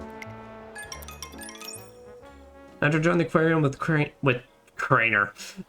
Trainer carried you in. We all return to the academy and see Happy Meek back to the dorms. Thank you, Trainer Psych. Not only did you invite me on a wonderful day out, you also taught me an important lesson. I did. Is it that you're gonna lose? Yes, learning all you can about your trainee is practically point 1 of the trainer's handbook. I always thought that meant having a good grasp of their physical capabilities. Thanks to our conversation, I feel like now I understand what it really means. I don't do anything special, I just hung around. No need to be so humble. I think I understand why you caught the director's attention now. I mean, I got this role by doing absolutely nothing. You sincerely care about your trainee, not just as a racer, but as an individual. It's where you really shine as a trainer. Yes. Well, I'll just have to work harder. Can't have you leaving me behind. Oh, you are getting so left behind. Trainer Kiryuin and I make our way back to the trainer dorm, talking about training theory all the way. Trainer Kiryuin will now appear in training. Good. Learn our tactics to use against them. Leave them dead. Leave them nothing behind. Crush their hope.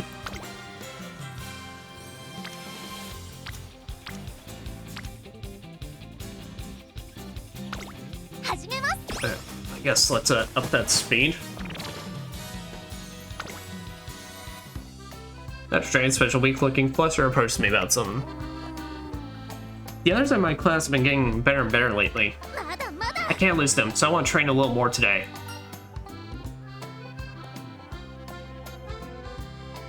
Go for it. Go for it! Next time I do my best to produce good results. I will deliver to you never before seen results. To your train until the very last minute.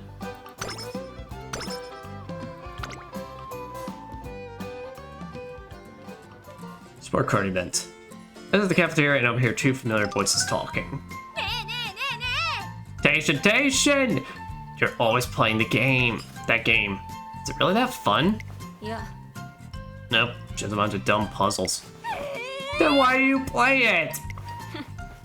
Yeah, that's boring. I don't beat it. I feel like the creator's mocking me if I don't. I need to train this girl so bad. Literally from that phrasing alone, I feel like I have such a mood with her. Let's do it together then. 2 heads are better than 1 after all. Huh? What? No, thank you. Okay, I'm already game. What do I do first? Show me. You never let up, do you? First, download the app on your phone. Okay, that's it. You got it? Yep, sounds super tough, though. But I'm gonna beat it like this! What? I got a game over already? How? Yeah. That stage is extreme hell difficulty. Even I haven't beaten it yet. Really? I bet I can. Hey, knock it off. There's no way you're gonna be able to just... I did it! What? How? I don't know. This secret's just never giving up. Never give up! Hold on. My turn now. If I just do this and then this. Aha! Pair continued to game ferociously. Done. All stages cleared. Whoa, we did it, Asian. We beat the game. Will you be quiet for once? It's not like we did it together. But I'm so happy I got to beat something with you, Asian. You're really easy to please, aren't you? Eureka. Good idea. It could be useful for special weeks training. We will turn her into a game addict. Let's contribute to special week's growth. Special week, have you ever played Mario and Sonic at the Olympic Games? I believe by taking that stylus and running it and rubbing it from side to side really, really fast, it's gonna up your speed by quite a bit. 体が少し重いです。 Now we got some potential failures. トレーナーさん、すみません。 Go on a fun outing. This will take up the entire turn to recover energy.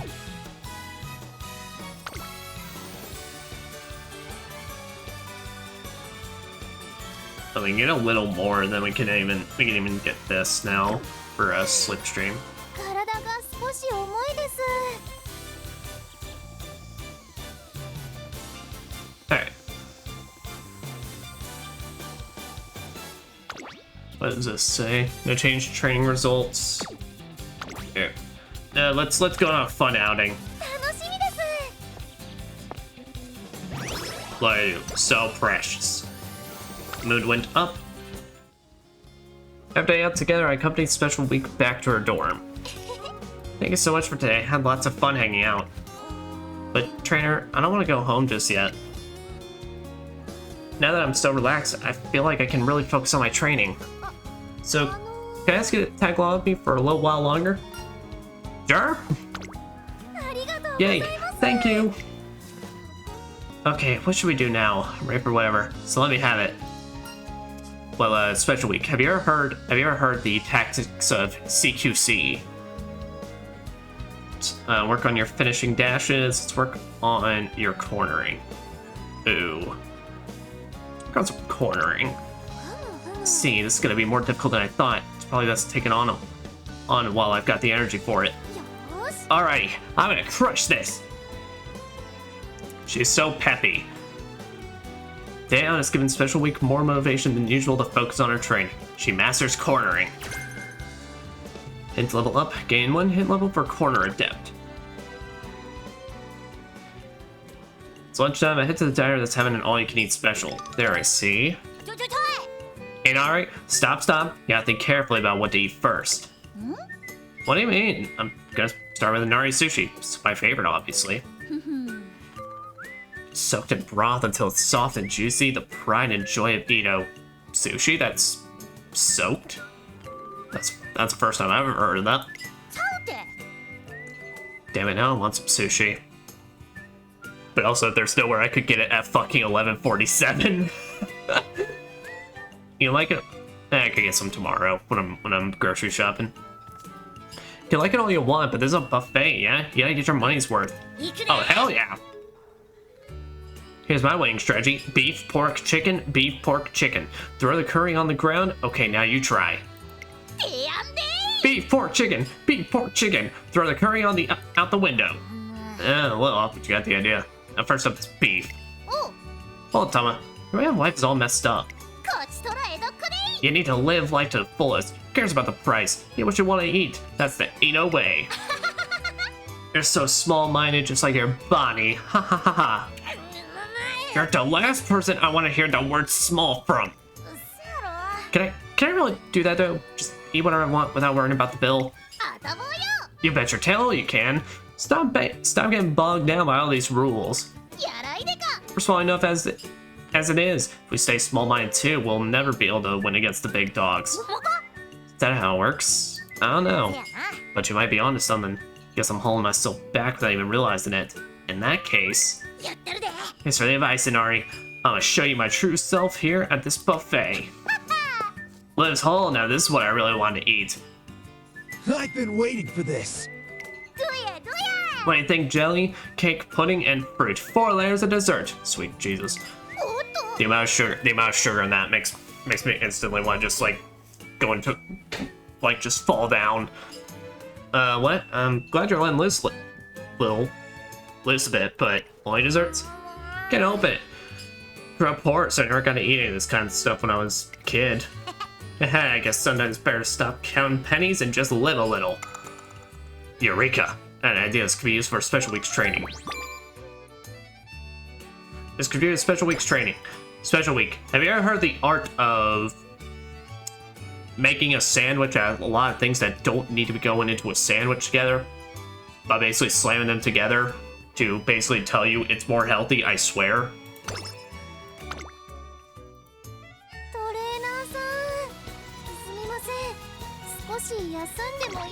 Sure. You do eat about like halfway down. Good morning, trainer. Slept super well last night. Suzuka said I went out like a light without even getting under my blanket. That's why I'm so full of pep now. I'm gonna crush my training today. Well, then go.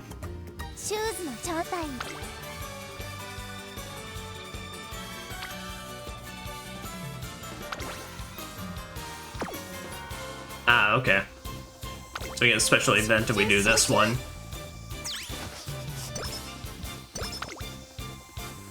Or up some more friendships. After training special week talks with Daitako Helios, seems that special week has gained something. For sympathy? Special week, we gotta throw that shit in the trash. When you're on the track, there is no time for sympathy. It's do or... Special week, it's do or die. What do you not understand about this?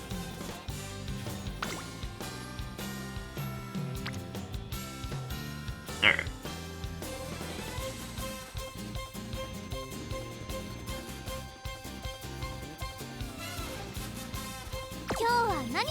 That's it. So, alright, your full stats.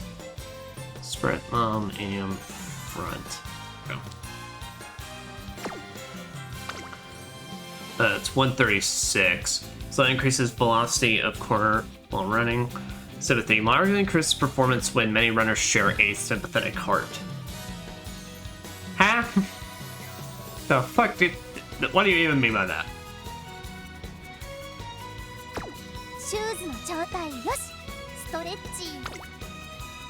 Alright.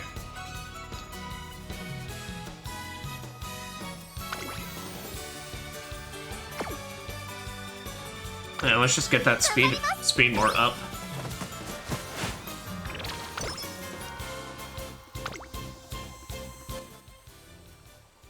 One day while walking around the academy.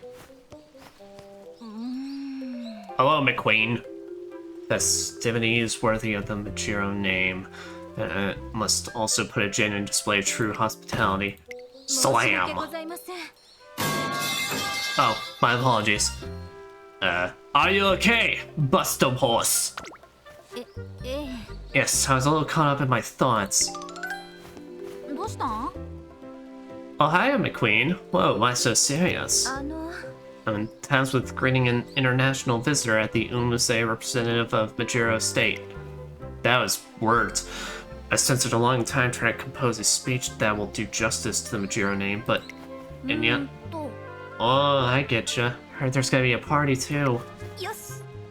Okay, come with me. Oh, and you might as well tag along too, trainer. Me? Yeah, the more the merrier. Please, I think it'd be a big help. Fine. So actually, I got some tickets for a baseball game, but I've been struggling to decide who to go with. Baseball? Time like this? No, I must fulfill my duties as a Majiro before... Hey, I'm a prim and proper daughter of the Majiro family too. Although, admittedly, I don't spend much time at home. But I think those experiences away from home are what helped me rediscover what makes me, me. You might learn something by throwing caution to the wind and sneaking out too. You're a bit of a special case, wouldn't you say? I doubt it would be granted leniency if I were to run away from my duties. Sure about that? Because I'm pretty sure Grandma wants all of us Majiros to be happy. You know about that uncaught third strike rule in baseball, right? Where the batter gets to run the first base when they usually get struck out? Maybe you could look at it like that, you know? Kind of crisis an opportunity by running away. Might be a real sticky situation right now, but if you put your head down and run, you might just run into something new. I suppose running away in such a fashion may be acceptable. However, it's more than acceptable. It's exceptional! Come on, run far, far away and clear that head of yours. Just give all your worries and relax, at least for today. Maybe taking things at your own pace really is important. Yeah, it's always super important to go your own way. Besides, everyone knows you're super serious. Heck, that's what makes you so cool. そうですわね。 Well, suppose I could not fulfill my duties if I were to overwhelm myself. いけいけ。 That's the way, Yutaka! Oh yeah, now you're getting pumped. That's the McQueen I know. Gerald McQueen benefits from the change of pace and embodies the best version of herself when she gives her speech. Eureka! Get an idea. This could be used for special weeks training.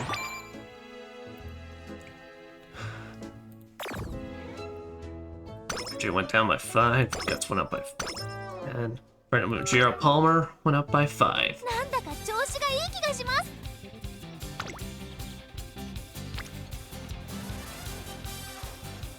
And we get a little special thing as well. 始めます。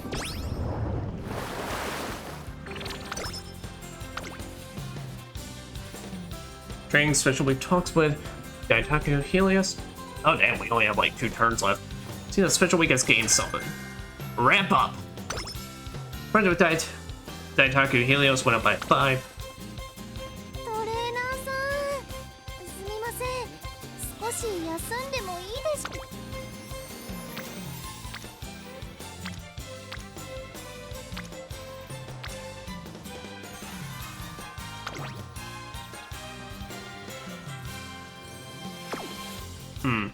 So we could up the stats a bit more, or we could try to improve her mood so she does even slightly better. 少し重いです。 Now, I can't remember what they said though. Does energy also affect how well she does in races?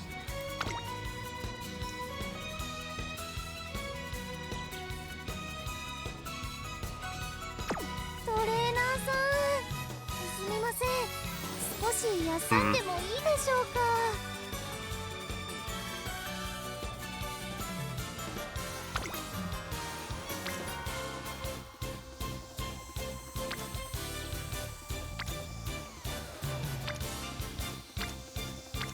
Does Wits just not ever have a failure rate? I guess not. Aaron doesn't matter as much as mood for races. Gotcha. Then I think we'll just spend this last day training then.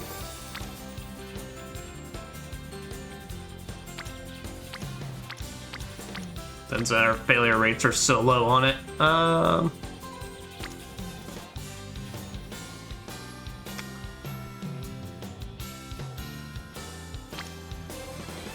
There we go. Feel it.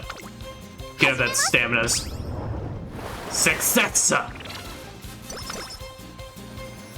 And I guess there's a lot of friendship points.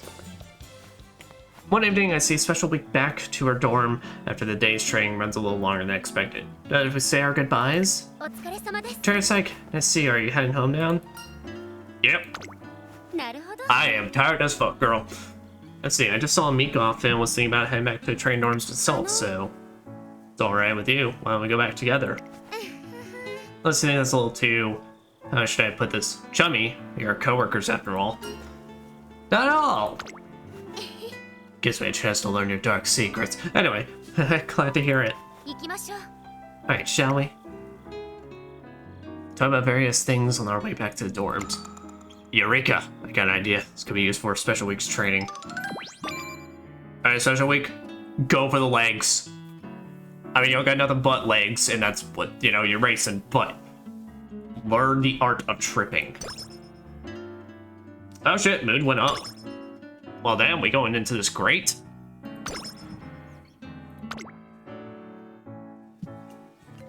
One morning, you see a large pile of cardboard boxes in front of the school dormitories. It's likely they were supposed to be delivered to the academy, but wound up here instead. I've never seen so much stuff before. My arms were itching to pick it all up. Without a moment's hesitation, Winning Ticket tries to lift one of the boxes. 失礼。 Oh. Okay, I like your design is pretty cool. Stop right there, Ticket. Are you seriously gonna carry all of those? Yeah, this will be a cinch for us. Piece of carrot cake. いや、 No way. I just did some quick calculations and there's no way we'll be able to make it by the first bell. Oh, you're a nerd. You're a nerd. Oh, so there's a time limit to this race, huh? That makes it even better. Lane Ticket grabs a box and runs off. Moments later. Done. Okay, next round, start. Oh, she's 5.8 seconds faster than I predicted. Are you gonna break your limit, Ticket? You bet I'm gonna be even faster this time. Curious. I shall see if I too can surpass my limit. Only Biwa Hayahide, but a steady stream of other students begin taking boxes as well. Ah, you'll never beat me! Crowd runs back and forth between the dormitories and the academy. Within minutes, the number of boxes dwindles. Here comes the last one. Here goes! That was a great morning workout. Not sure who got first, though. One thing's for sure. Seems like we all broke through our limits. Thanks to everyone's efforts, the problem is resolved quickly. Eureka! I got an idea. This could be used for special week's training. The art of box. Special week. We're gonna train you in the art of box. And then just pulls up Metal Gear. Stamina, guts. Okay, sweet.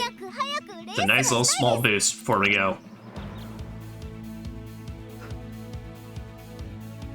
Alright, so. Alright, so we got ramp up, slightly increased velocity when passing another runner mid-race. Ooh. Because wind resistance falling directly behind another runner.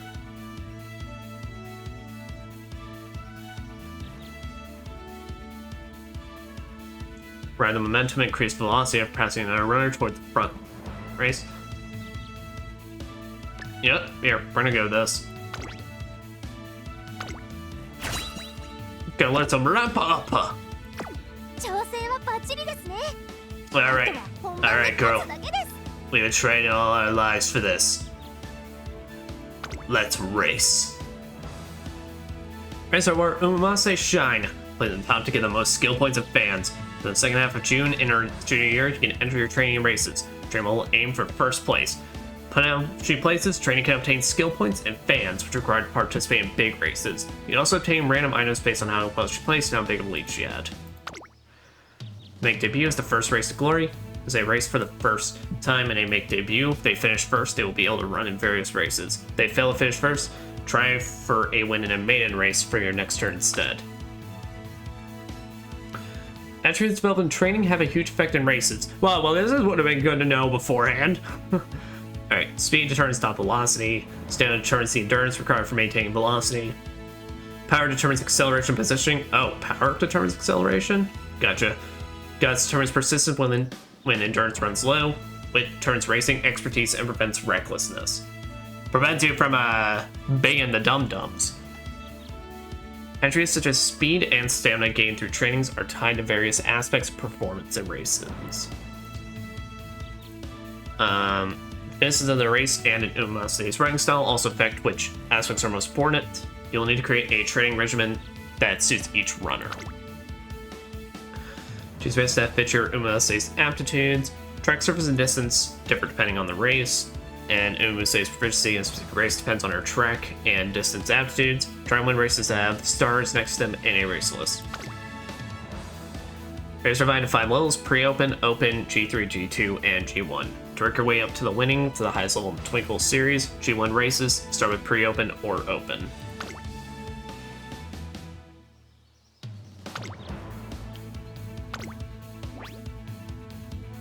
Training seems pumped up and ready for a challenge. I'd say she should be a top contender.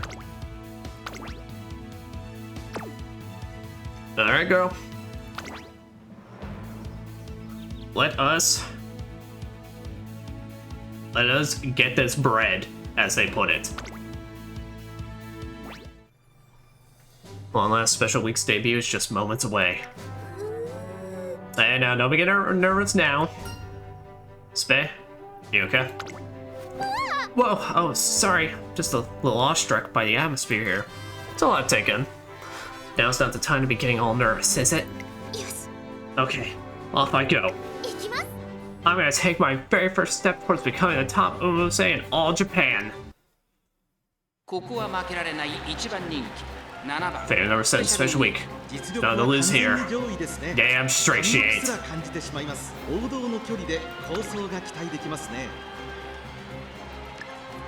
Nope, that'll work.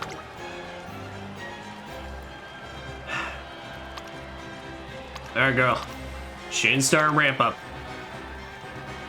8番人気は There we 8 go. 番ちょっと厳しいメンバーですが健闘を期待したいですね2番5番人気です4番3番人気です I was about to say, wow, they're all struggling. All of them feeling like absolute trash. 完全に上位ですね貫禄すら感じてしまいますトップスピード瞬発力ともに Alright. Now let's watch my girl rock this world. 行きます Ikimasu. Henshin Turf, 2,000 meters. Junior make debut.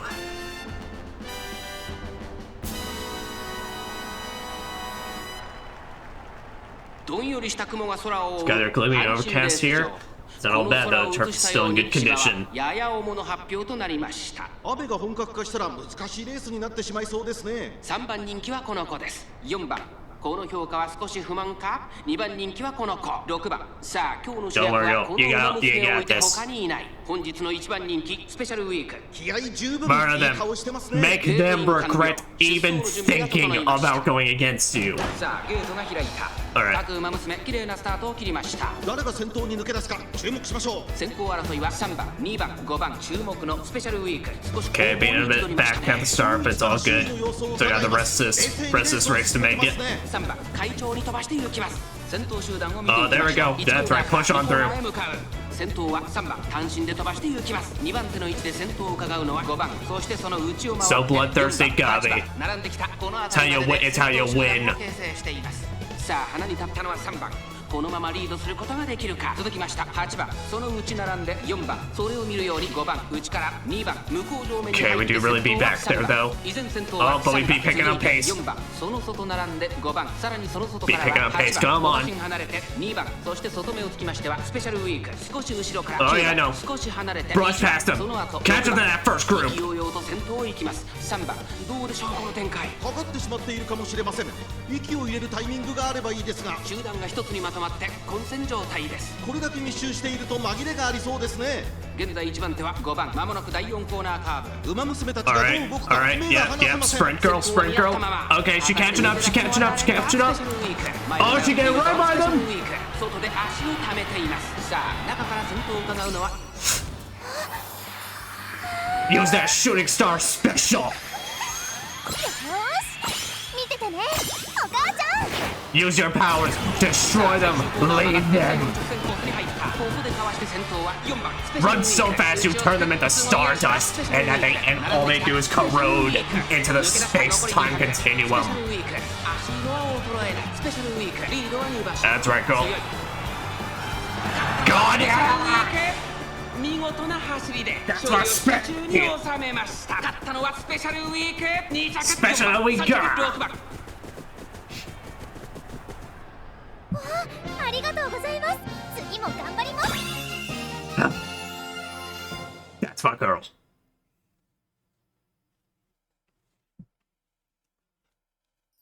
響けファンファーレ届けゴールまで You are Ness. Do your idol sing-alongs.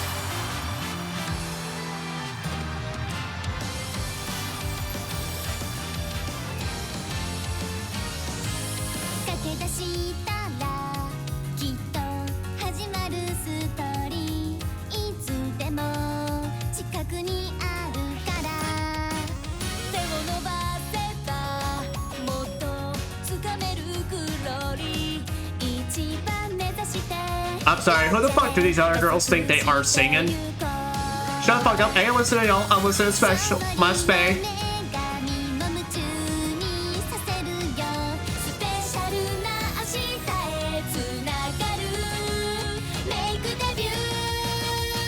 Did y'all get first? I didn't fucking think so. They were in second, third place. Yeah, was it first? Nah, then get the fuck out of here.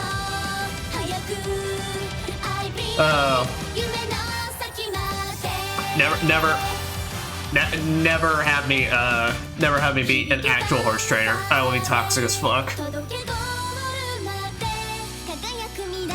Like top 3 take center stage, fine. I guess they can be rewarded for their effort.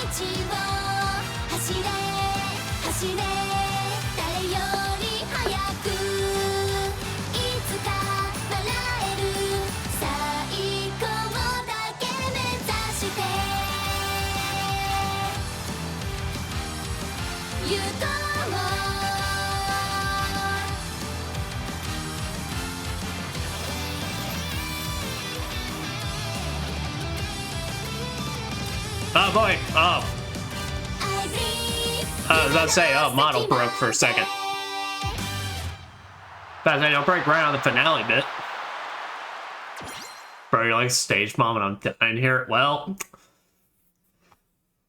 look, all I'm saying is, if you're gonna win, you need someone, at least in this group, to understand it ain't all about the friendship and sunshines. This is horse racing and some serious ass shit.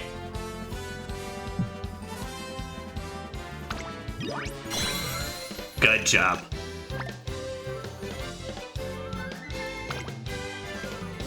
I got some monies. Trainer, I made it all the way to the end of my debut race that you did. And don't worry, this ain't the end of it. You see, Special Week, we have a world to conquer. And with your rainbow, and with your star shower sprintingness, basically we will destroy them all. You did great, Spay. Yay, thank you very much. Doesn't really hit me yet. I'm still in a bit of a daze. Anyway, this means our journey towards the Twinkle series has really begun. Such a week manages to get through her debut and returns to the academy. Trainer? Now that we've achieved our first goal and made a successful debut, it should be deciding our next race, right?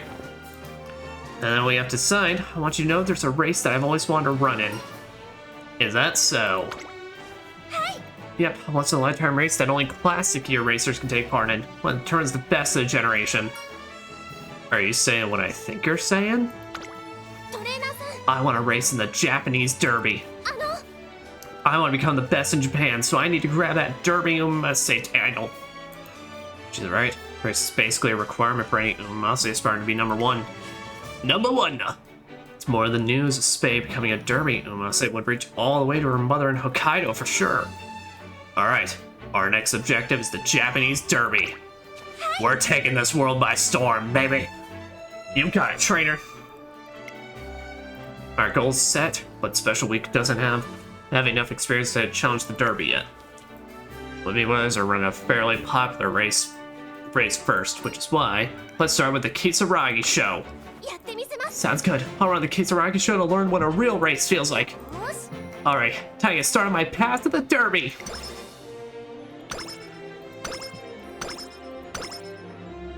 Friendship with director Akio went up by 4. Gola Completa. Run Junior Mick debut. Play Stop 5 and Kisaragi show.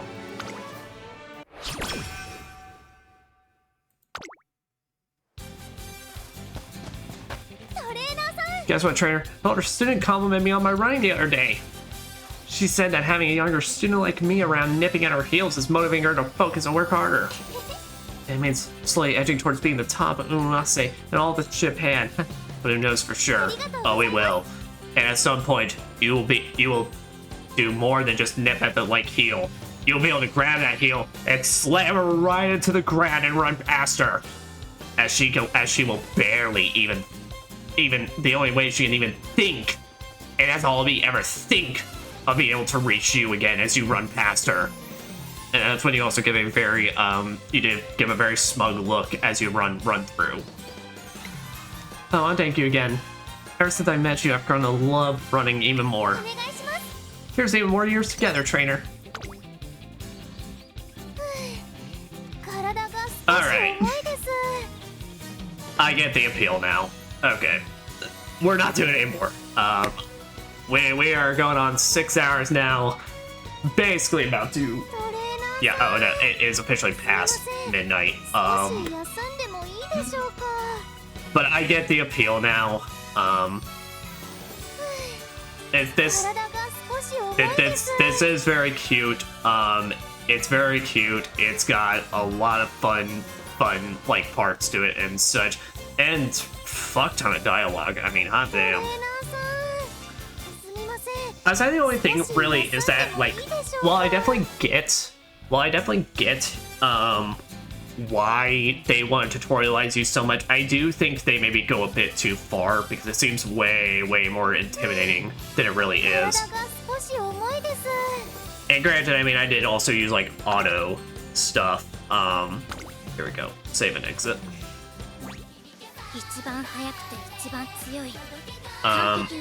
But really, that's my only thing, and also like, it really, I mean, that's it, because like I said, there is a lot they gotta go through, so I don't blame them for having to go through all that. But I get it. I get it now, and I think I'll definitely potentially come back to this. I don't really know if I'm gonna be able to keep up with it like on a daily, but well, I guess since this thing does support your Xbox controller, I could download on the Steam Deck and just do some daily stuff before I leave. But no, that was very cute, and I think that is very nice way of ending celebration of 1 years of Sychonias. So here, let me turn off the display for a second.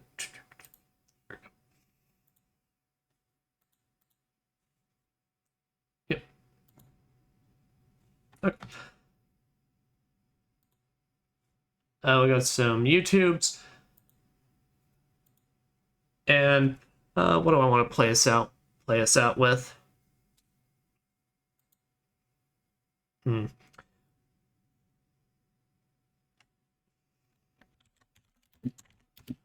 And what we can do, we can play out with us with some Eliza Pete, the Feel song for about an hour.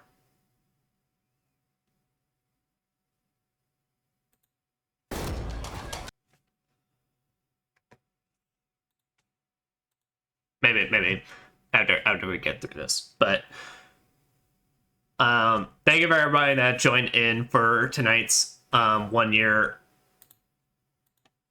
of streaming and such. It's always a pleasure, and it's always a fun time pretty much on every single one of these. Talking a bit about a different neat update video, but it's generally kind of crazy with how actually close I am to even hitting affiliate. Right now on Twitch, we have 47 followers, and like, you know, there's a party that's like, I never even thought about like the potential we even, you know, I could even like reach that point. It's kind of crazy. Ever since starting with Persona 3 and now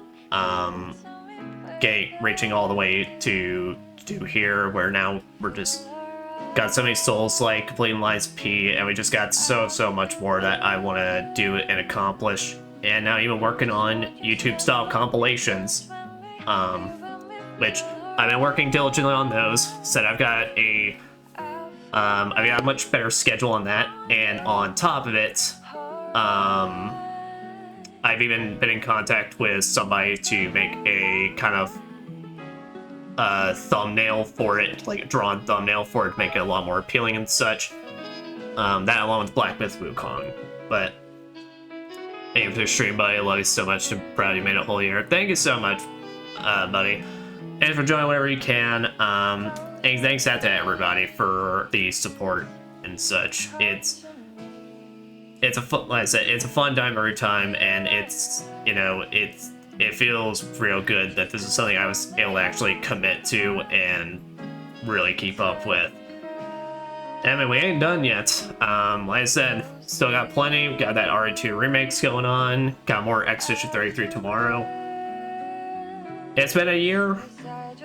And all it's done is really teach me kind of things I want to do, kind of things I want to improve on when it comes to streaming, and just keep going forward. But that, everybody, I've been Sychonias. It's been the 1-year Streamaversary, and I wish everyone a wonderful, wonderful night, and take care. Bye bye.